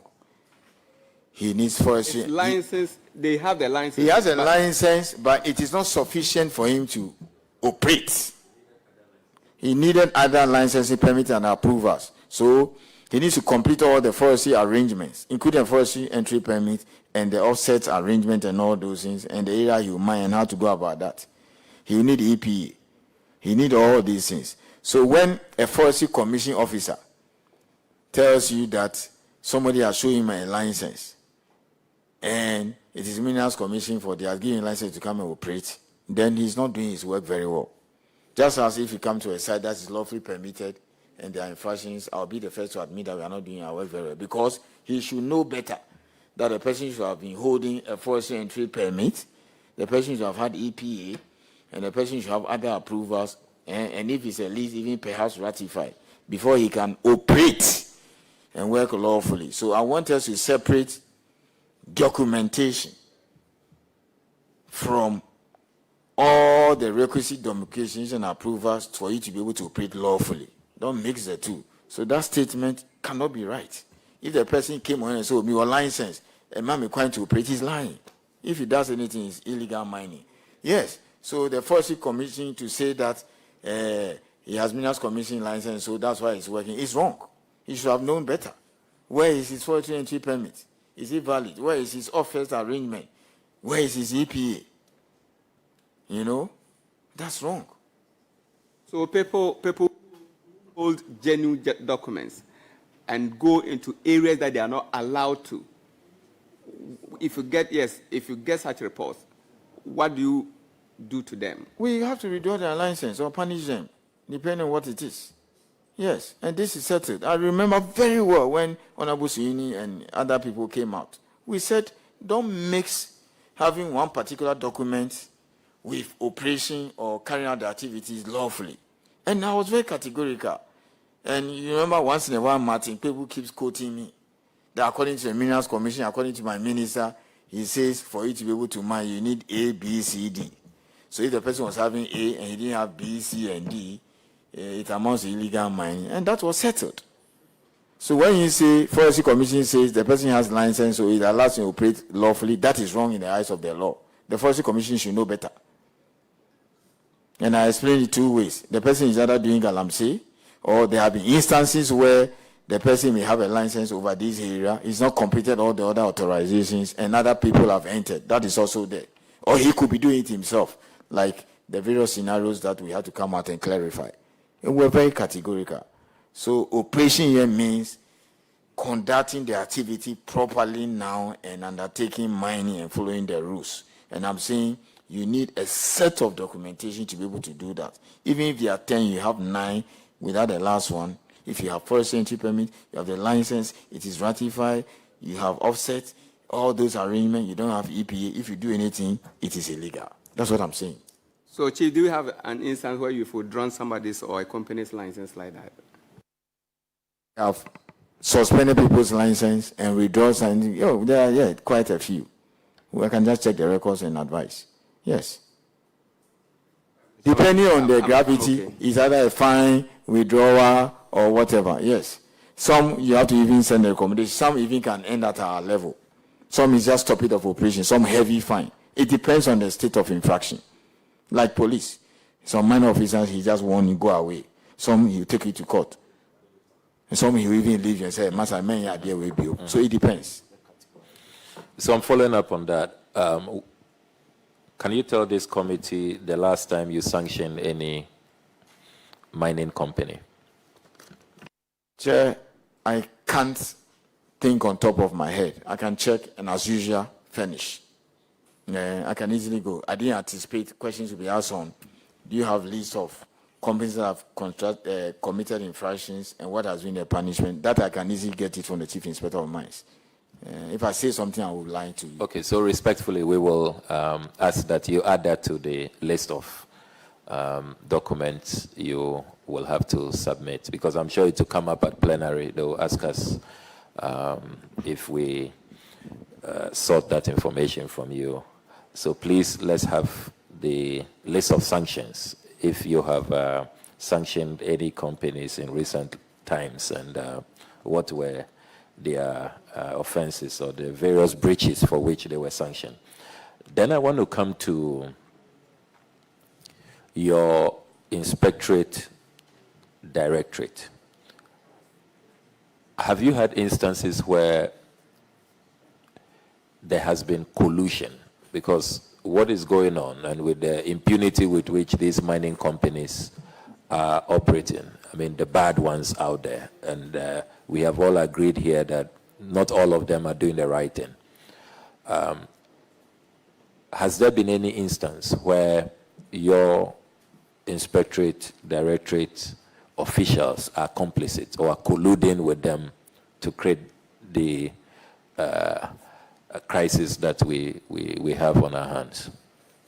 Sure, none that I know of, because I will have signed a dismissal letter or suspension or commission an investigation as per the conditions of service as applied in the public service. I don't remember. People have been dismissed for other things that have nothing to do with Galamsey, like forgery of documents or something of that nature. But then, have there been infractions by companies, large scale or whatever, for which sanctions have been exacted, right from maybe fines to heavy fines, cancellation of license entities? Yes, there are some. Okay, like recently we had to withdraw the license of the Prestia mine for non-performance. All those things are there. That I can go to the records, categorize them from minor fines to heavy fines to cancellation, etc., and present it. I want to come to the Akonta mining scandal of October 2022, actually September and October 2022. I have a copy of the statement you issued at the time, 3rd October 2022. Just for the sake of time, read the last paragraph. You said... The one signed by me or minister? The one signed by you. Okay. Even though you made reference to the minister's one. So the last paragraph, quote, "And for the avoidance of any doubt, Akonta Mining Limited has no mining lease, mineral right, and or permit to undertake any mining operations in the Tano Nimre Forest Reserve, and steps are currently being undertaken to enforce the minister's directive issued on 30th September 2022. That was your last public statement on the matter. Can you inform this committee the steps that you took in line with the minister's directive, as you indicated in your press statement of 3rd October 2022? Chair, there are two fallouts there. The minister's directive was on the licensing, for which I commented on, and that is the letter respective we are holding. The other one is to authorize the institution to take steps to, sort out the matter, which is Forestry Commission, not Minerals Commission. First, because it was in the forest area, it is Forestry Commission that must go and take steps and make sure that nobody enters or they demobilize. So they will be the best person to answer that. But on my side, no further action has been taken to say, let's issue additional documentation for them to proceed further. In fact, the minister was categorical. He's not going to do anything. So, Chair, I will want you to direct that question to Forestry Commission, that what did they do following this? If it was outside the forest area, I would have answered. There was an aspect also to do with criminal investigations. The OSP at the time waded in and said that they will investigate. As a house, we haven't had any updates from the OSP. We don't know if you are in a better position. Do you know what has happened? I have not had anything. Neither have I been called to serve as like a witness or testify or, look, come and explain this bit of the law to us. Nobody has reached out to us yet. So again, maybe, I don't know whether it will be out of place if your office can write to OSP and say, look, what has happened to this? Still on Akonta Mining, have you followed the continuous reports by that outstanding mining journalist, Erastus Asaridonko, former journalist of the year? And this house would like to commend him highly for his patriotic journalism. In a latest report he filed, he stated, quote, "Akonta Mining Limited has breached Section 99(6) of the Minerals and Mining Act 2006 at 703 as amended. It states that where a person mines with any method in or along the banks of a natural water body or the territorial sea of Ghana, he or she is liable upon conviction to a fine of 600,000 Ghana cedis to 1.2 million Ghana cedis, or a term of imprisonment of 15 to 25 years or both. The Minerals Commission is responsible for regulating Akonta mining operations in Samraboy, but it appears to be turning a blind eye to the clear breaches of Akonta Mining Limited," unquote. Are you conversant with this report? Has it been brought to your attention? The alleged breaches of the law by Akonta Mining in their Samraboy concession. Chair, I think this dovetails or falls squarely from the earlier question you asked. You remember what you read? My letter that made reference to the minister's letter. As far as I'm concerned, I don't think they have all the appropriate authorization or approvals. And I don't think we took any steps following the report. So I'll plead with you. Let Forestry Commission come and answer. Because the only way Minerals Commission can enter a forest and monitor and regulate anything, I'm not dodging the question, I'm not doing backpassing, is if they have all the approvals and they are working. So for example, if this was about Newmont or Chirano or Awaso, and then I can answer that bid that falls within our mandate. But if you are saying, or if the report is saying Samra Boy, and I believe it falls within the forest area and they are doing anything, the Forestry Commission should be able to come and answer. Because it has not reached a stage where I will have to also, Mincom will also have to come in and then also exercise some regulatory function, because I don't think they have all the approvals. So Forestry Commission should come and answer. Do you interface with Forestry Commission? Do you work together? Do you have any collaboration? Big time. We have serious collaboration. I'm in touch with Alote. I work closely with Mr. Brown, who is a boss of Forestry Services Commission. Both of us report to the same minister. So we have collaboration when it comes to all these activities. But I'm not able to speak to things within their domain. In fact, sometimes I get pictures and videos and things, or even maybe a comment made by you or any other person, then I'll just put it on WhatsApp and say, Mr. Alote, this has come to my attention, deal with it. So there have been instances where some of the things he has done or certain things, actions he has taken, it has been brought to my attention. You know, he also draws some attention to us. Martin, when this area is not a forest reserve, so you deal with it or something. I do so for EPA. So we have collaboration with them. In fact, under the World Bank project, we are supposed to integrate our cadastre, EPA, Lands Commission, Geological Survey, and have, the same, seamless integration, which we are working on. We have completed their bid, so we are even waiting to log in EP so that they can access our system directly. There's an extent to which we've gone far in our collaboration. So the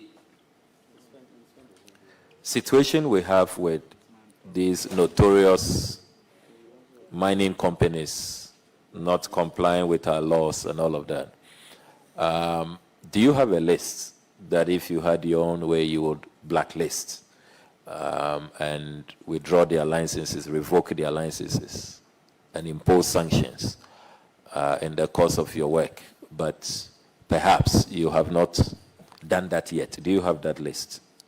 Oh yes, as you said in your earlier question, when there are infractions, depending on the nature of the infractions, it could range from warning, don't do it again, it depends, or a fine, minor, major, or to even shutting down, or even, as I said, withdrawing licenses altogether. The best example I can give you is a termination of the license of Bogoso Prestia Mine for non-performance, lack of capacity, and then not be able to perform.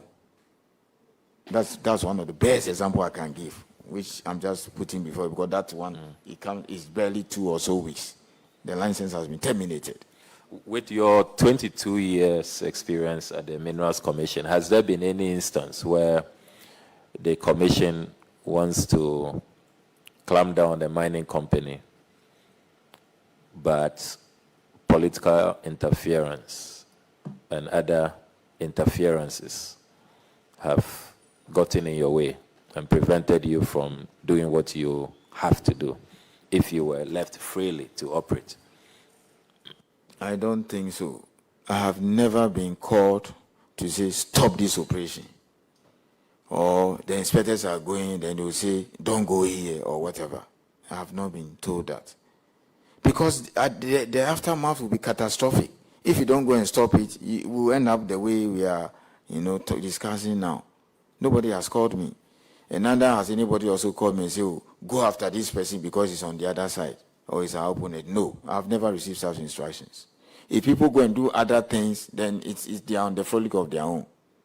Nobody has called me, for example, and I'll be very blunt to say, oh, we suspect these are appendages or their links, let's say, NDC or some other party, so frustrate them or destroy their licenses. I've never received such instructions. No. do you think that we need external support to help us win the war against illegal mining? No. Parliament should approve more money for geological survey. Support our idea of river wardens, etc. It's just a budgetary issue. Let's resource geological survey. And as I said, fortunately, it tells me that, and I've just realized that these are media, because perhaps I'm not boasting, but I'm the most visible CEO on the media space. I am on Metro Thursday, in the afternoon at Sempa, Monday at Dome. In fact, but for this program, I will have been on Adome. I'm on GTV Wednesdays. And we do a lot of public education, and people are beginning to understand mining a lot. Fortunately, it tells you that after listening and reading all the manifestos of the political parties, they have been listening to what I've been doing with Obi, Randy, or Temataki. I see the ND manifesto saying we'll resource geological survey. I see the vice president say I'll make $10 million available. It tells you that all the political parties, at least the major ones, have come to accept the point we have been making all along, that we need to resource geological survey to do more exploration. And the day I saw all these things, I was very happy. I was at the program when the vice president announced that. And then I saw the NDC manufacturers saying that we resource geological survey. Why are they all saying this? It means they understand the fundamental issues. So I'm quite happy that even, because never have I ever seen this in any party manifesto all my life. It means that the noise we are making or the discussion has gone down well, at least. And I'm happy with that. Well, it does appear that on the specific response to whether we need external funding, for the first time you may be disagreeing with your sector minister. Because external funding, external assistance. To do what exactly, respectfully?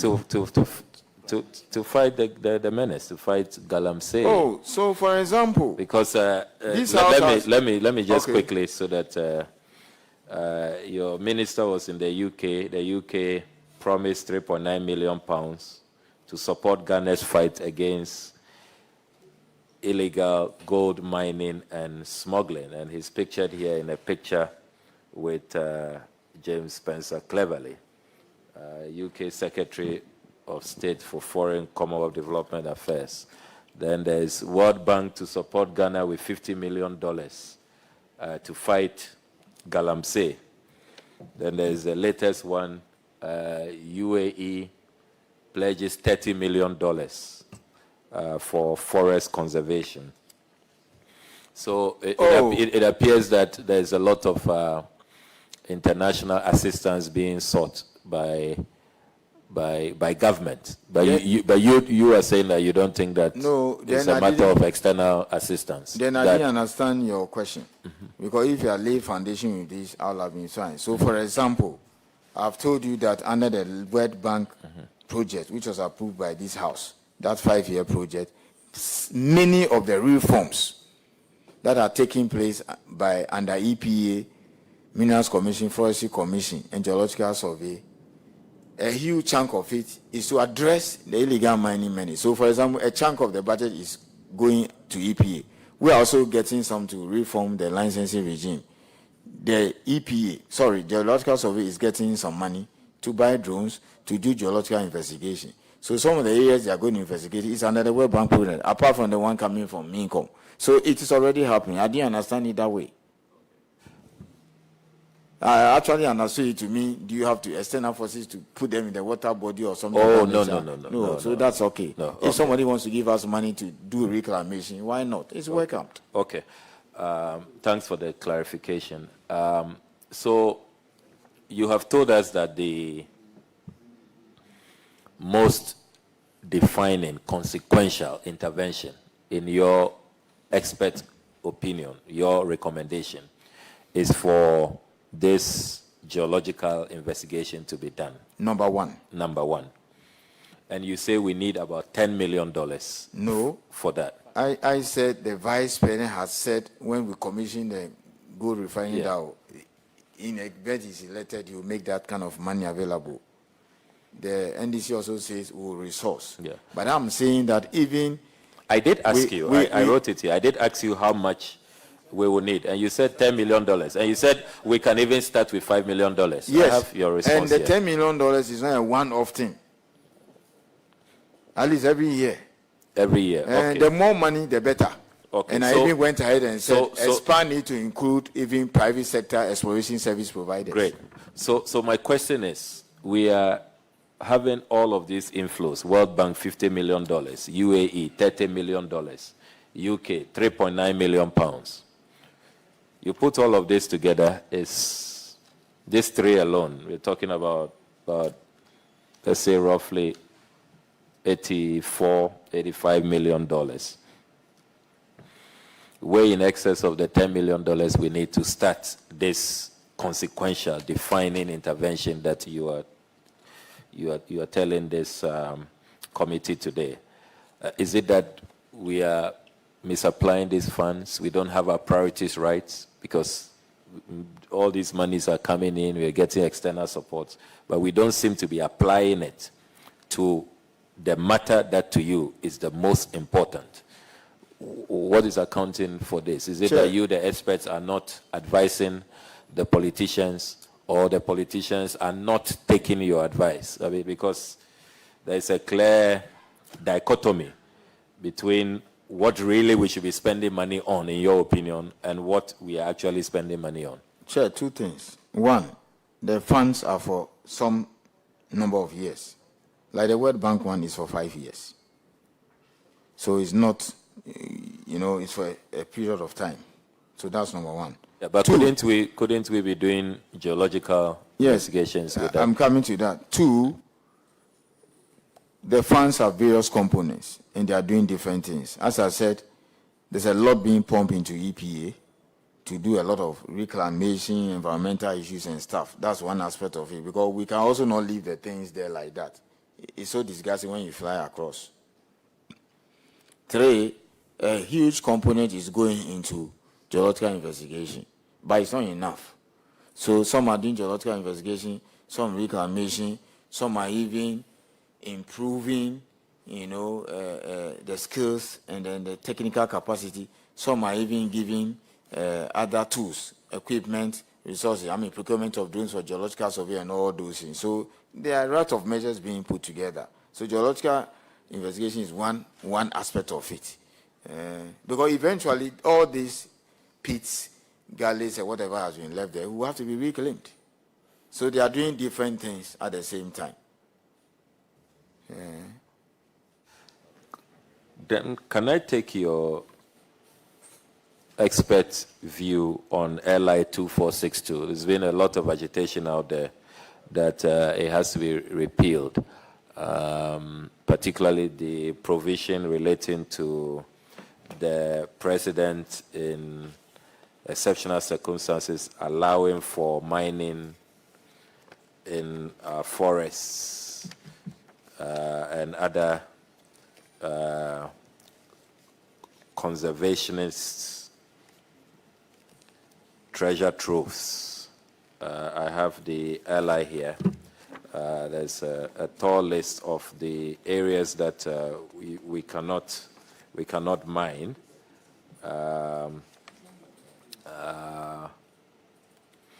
You are conversant with that already. The prohibited areas, I can go through the list. A globally significant biodiversity area, a protected provenance area, an institutional research plot, a hill sanctuary, a high conservation value area, a seed orchard, swamp sanctuary, plantation sites, and cultural sites. However, there is a proviso that despite paragraph A of sub-regulation 1, the president may, subject to article 268 of the Constitution, give approval in writing to a mining company to undertake mining activity in a globally significant biodiversity area in the national interest. This has generated considerable controversy. What's your view on this? Do you think that Parliament and the executive should have a second look at this in line with what environmental activists are saying? Sure. I have my personal views. And I think myself and Honorable Sweeney have discussed this briefly. And one of his discussions in Metro, when he was going out, I was coming in, especially if it's Thursday, our paths cross.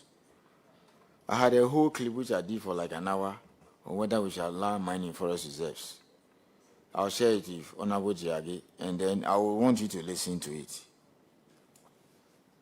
If it is the position of Ghanaians that, look, get rid of this thing, so be it. We will respect it. But if you ask me personally, I think that sometimes when there are issues, we don't deal with it dispassionately. If I sit here and tell you there are no illegalities, I'm lying to you, and I'll be a fool. So look at this man, he's doing politics with his job. No. What we have not done as a nation is that the bitter truth is that our forests have a lot of minerals. Several. I mean, gold is just the tip of the iceberg. If I tell you the kind of things in Mole, you'll be shocked. The geology has been there. Coltan, nickel, the so-called green minerals or technology minerals. My personal view, no government, is for us to look for money and give it a geological survey and do a proper mapping of what exactly is there, what do you have?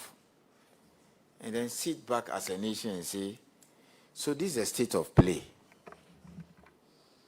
And then make the right decisions. Okay, we're not going to allow mining at all in forest reserve. Case closed, we sign off, it's okay.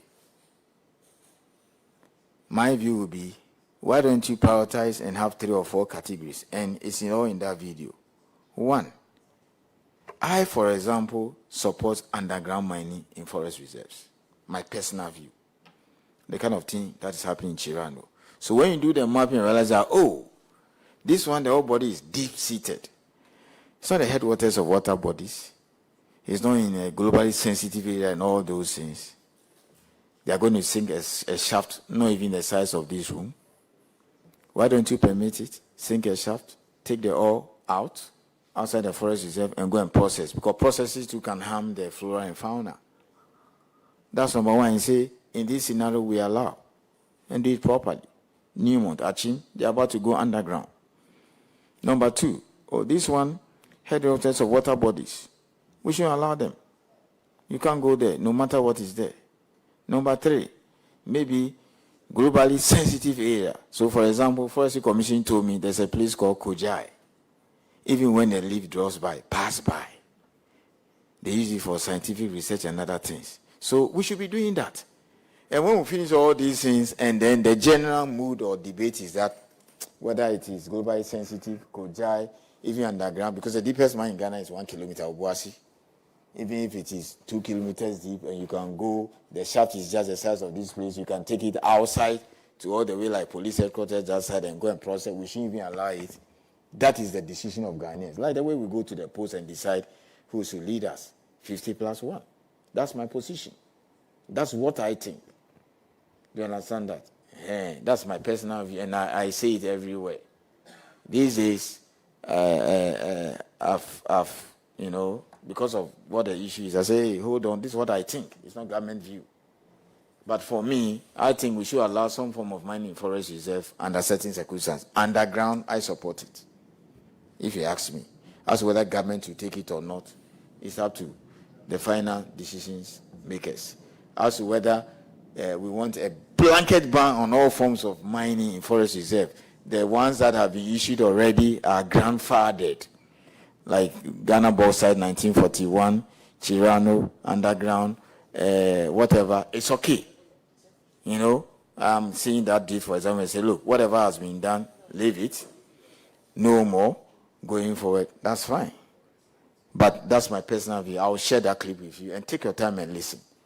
There is some, I'm making sense in a way. But as I said at the concluding part on Metro TV, if people, it's like this abortion debate. You see me raising it there. There are some people, no matter what, even if the child is raped, but who they don't know who the person is, they will say no, he should give birth because of religious belief. Even though our law allows abortion under circumstances, I even use that to explain it. that somebody comes to your house, ransack your family, you don't know the person, your 17-year-old daughter is raped, months down the line, she's pregnant. And then you say, I'm a Catholic. No, she should give birth. Some other says the law allows it, let us abort. So I can understand. So if the whole Ghana says, no, don't do anything in the forest, so be it. But that's my personal view, and I'm happy you asked me of my personal technical opinion. I'll leave it here. All right, Honorable Sohini, and then we'll come to Honorable Roxanne. We want to try and wrap up by 4:15 latest.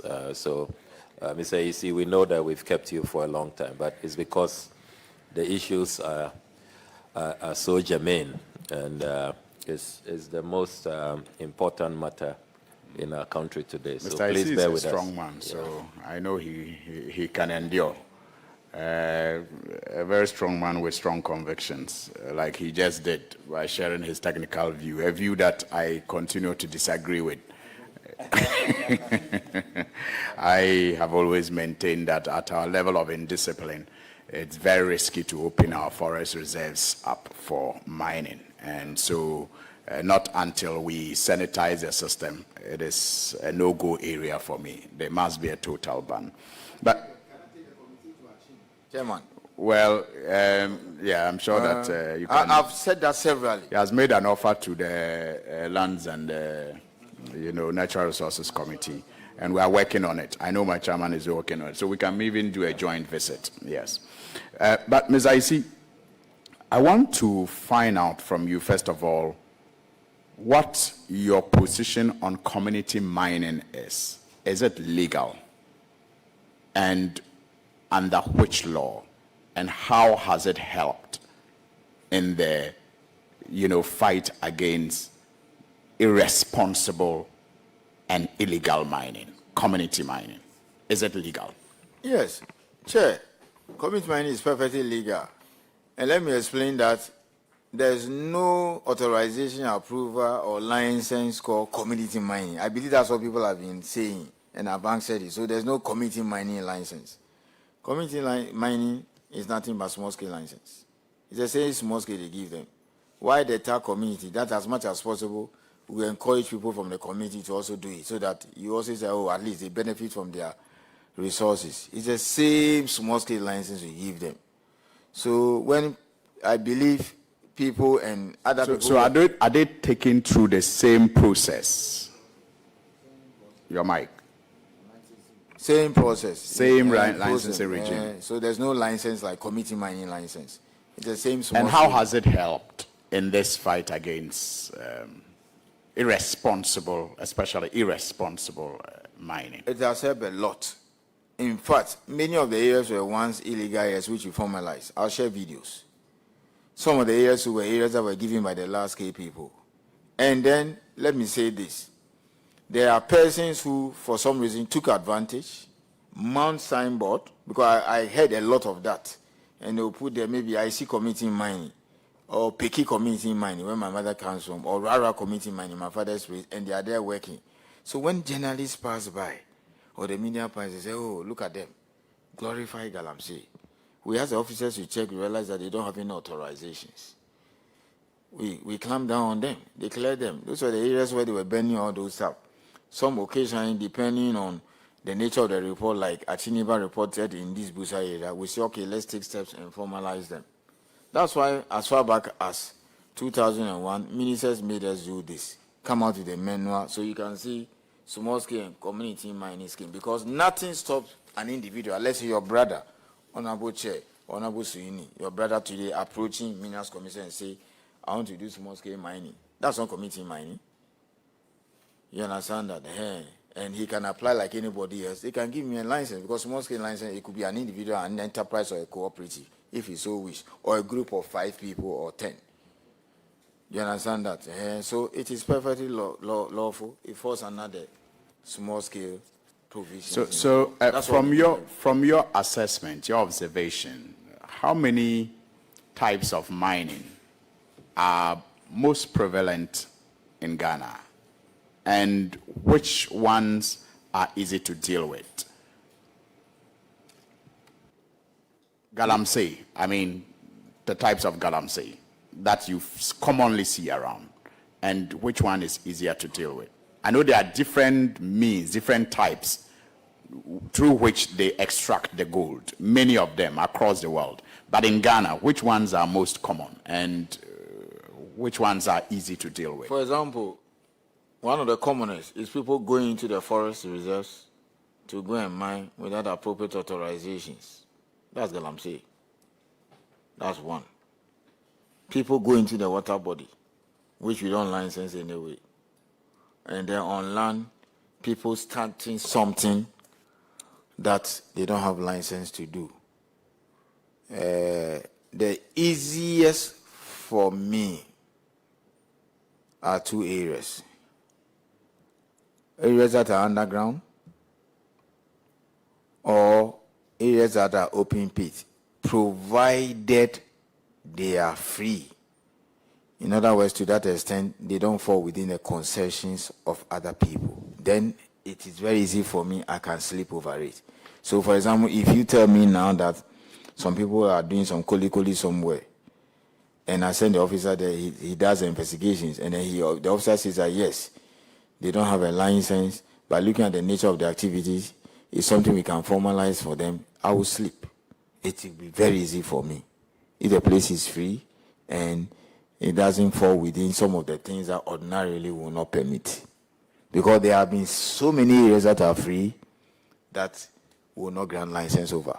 Because of the nature of the topography, it is close to a settlement, it's in a Ramsar site, or he has just basically invaded other people's property. Has the commission assessed alluvial mining, the mill house and the chamfine, to find out which one most affect the environment? Fine is just a brand. That thing they mount in the water body. The less intrusive in the underground. But alluvia, you see, alluvia does not necessarily mean water body. That's what most people don't know. The moment you say alluvia, no, people think that, oh, it's by the water body. They're going to divert the water body, or just by the monks. No. You can go into an area where there's no water body, and then you see, because it's weathered material, okay, A-level jog, weathered material, alluvial on top, then the hard rock. So, some time ago, when I heard people defining alluvia to me is by the water body, it is wrong. There are so many areas. So you see that if you go to some areas, to use Ghanaian English, the miners have chopped the alluvia and it's left with the hard rock because they want to move quickly to other areas, or the hard rock will require more funding because then you have to deploy machines, you have to break up the rosin, so that comes in explosives, etc. So alluvia, respect to Honorable Suyini, maybe if all of us didn't know today, has nothing to do with water body per se. You can go to an area, there's no water body. It's just that weathered material over the years, look like alluvia. And then deep beneath it is just a hard rock. So you see hard rock and alluvia. Sometimes you see it like the under of a soup. We call it colluvia. So alluvia does not necessarily mean water body or by the water body. Far from it. That impression is out there. So when you are issuing licenses, do you take into consideration which type is used for the extraction? Yes, detailed report. In fact, I'll share the nature of such report samples with you. When the officer I'll share a typical, I'll put it on a platform, about 3 or 4 different areas. So you see the way they do the report. The officer goes there. Once you lodge application line, he goes there. And then they go there as a team. They do the survey. He will describe the nature of the topography, vegetation, whether there are crops there, the nature of the ore body, is it underground, or whether it is even surface. And if it's surface, does it involve alluvia and colluvia? They describe all those things extensively. And then you now say that, save the following will permit it, or because of XYZ will not permit it, or it is close to the water body. So if it's 25 acres, you should take out 10. And keep the 15. All those things go into it. I'll share typical reports of how the survey is done. Now, last but one, what will it take, based on your assessment, to reclaim lands and water bodies that have been destroyed by Galamsey in the last couple of years? Because it falls within the Commission's ambit. It will take a lot of funding to do that. Some areas have been reclaimed. Funding for what? So, Honorable Senior, for example, those gullies and pits you see around, you cannot just ordinarily cover them. They have to do testing of the soil, because you can just go and cover chemicals or heavy metals. And you think you have leveled the place, people will plant all kinds of things, and years down the line, people are eating. There are some reclamation that have been, done. But you require money to reclaim all these areas. So again, it has to be some projects to be able to reclaim all those things. Some areas have been done already. There are about some 5-6 areas that have been reclaimed. And I want to take some of the committee to some of these reclaimed areas. Fortunately, we have before and after videos and pictures. There are a lot that have been done. But if you ask me what percentage has been reclaimed, I don't think we even have 10%, because it will cost billions to do this reclamation. And this is the end result of all these things that we've seen over the years. That's why I keep saying that if you don't license them, things will go awry. But and that's where I still disagree with you. That's it will right. cost billions to reclaim, and you think that we should still license for people, some of them, to still engage in irresponsible mining, even though they have license, and yet we are not thinking of how to even stop it, so we can see if we can raise the billions to do the reclamation, and then the reclamation of the destroyed land and water bodies. Honorable Chair, through the chair, because there's a chair presiding. For example, respectively, do you have issues of, let's say, we licensing underground operations for small scale? Underground. Is that a question to me? Yeah, because I'm trying to pick your thoughts. It's a discussion we're having. You're asking me questions. If you license with the assurance that the company is going to engage in responsible mining, because you told us that license does not automatically make the miner responsible. Yes, so I'm putting that question respectfully as an answer, not out of like spite or whatever, to just say that, okay, it's a way of me trying to say that it shouldn't be a blanket ban, that you can actually ring fence some areas and say, for these ones, life must go on. Okay, so you are for a selective ban, but not a blanket ban. Not selective ban. Not selective ban. I mean, let me be honest with you. Nobody will allow you to go into the water body. Nobody will give you a license to go into the water body. What is just happening is criminal. It has to be dealt with. You understand that? But if I will not favor a blanket ban and say, because of what has happened, everybody jawe juma. But if an area in your constituency, which is not deep-seated, it's not underground, it's open pit, I believe Tamale North or Central, Tamale North, you come to and say, Martin, there is this 100 acres here. An acre license is 25 acres maximum, so that will give you 4 licenses. It's open pit. Can we go ahead? When we do the inspections available, I think that 100 or 200 people should be able to work. Our job is to make sure that the right thing is done. So I'll not say selective ban, but I'm saying don't let us ban it outright. Okay, finally, because we know where the problem is. We know the problem. Go into the forest without the right permits. Go into the water body.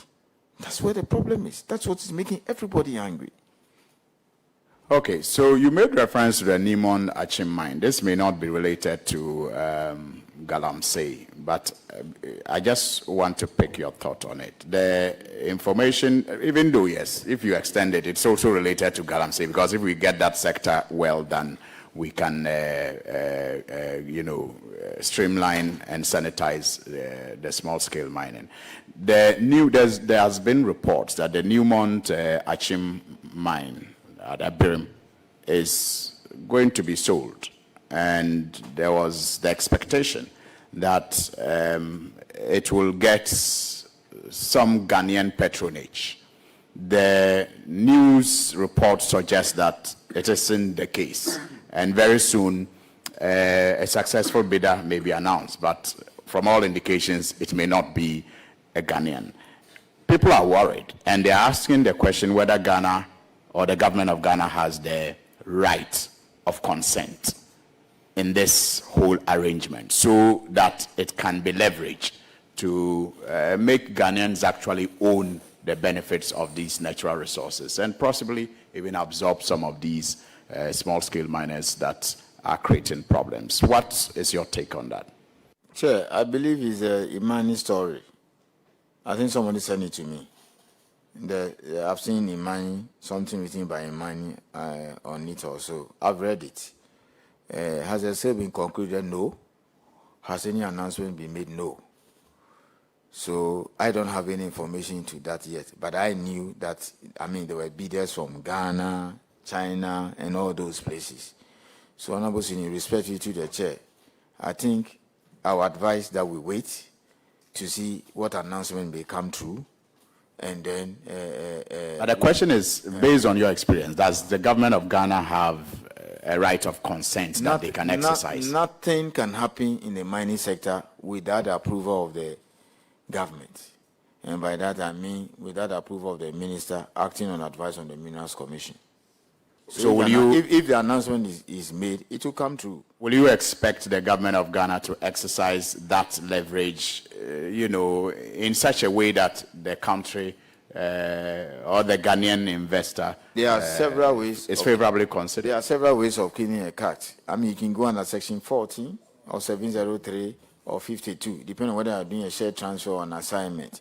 So, and I think Minister has made it public. I think he made it public that they are expecting some level of local content or local participation, and it can take various forms. The MIV angle, some shareholding by Ghanaians, enhanced state interest, etc. So granted that even another company gets it other than Ghana, I don't know yet, you still have to come back and sit together and say, well, we want some level of local participation, and these are the ground rules. That's why I would prefer that we wait and see. Because it could even be a company that may not necessarily be a Ghanaian, and then the government says, okay, we want local participation, so these are the rules. And then we have to sit with government and do negotiations. So I think it may be premature. Thank you, Mr. Chairman. For the Imani write-up. And even granted that that's the case, it's not over yet. And that's not the case. So let's wait for the minister. Thank you. Yeah, we are almost done. Honorable Roxanne, you have, Chairman, thank you very much. Only 2 questions.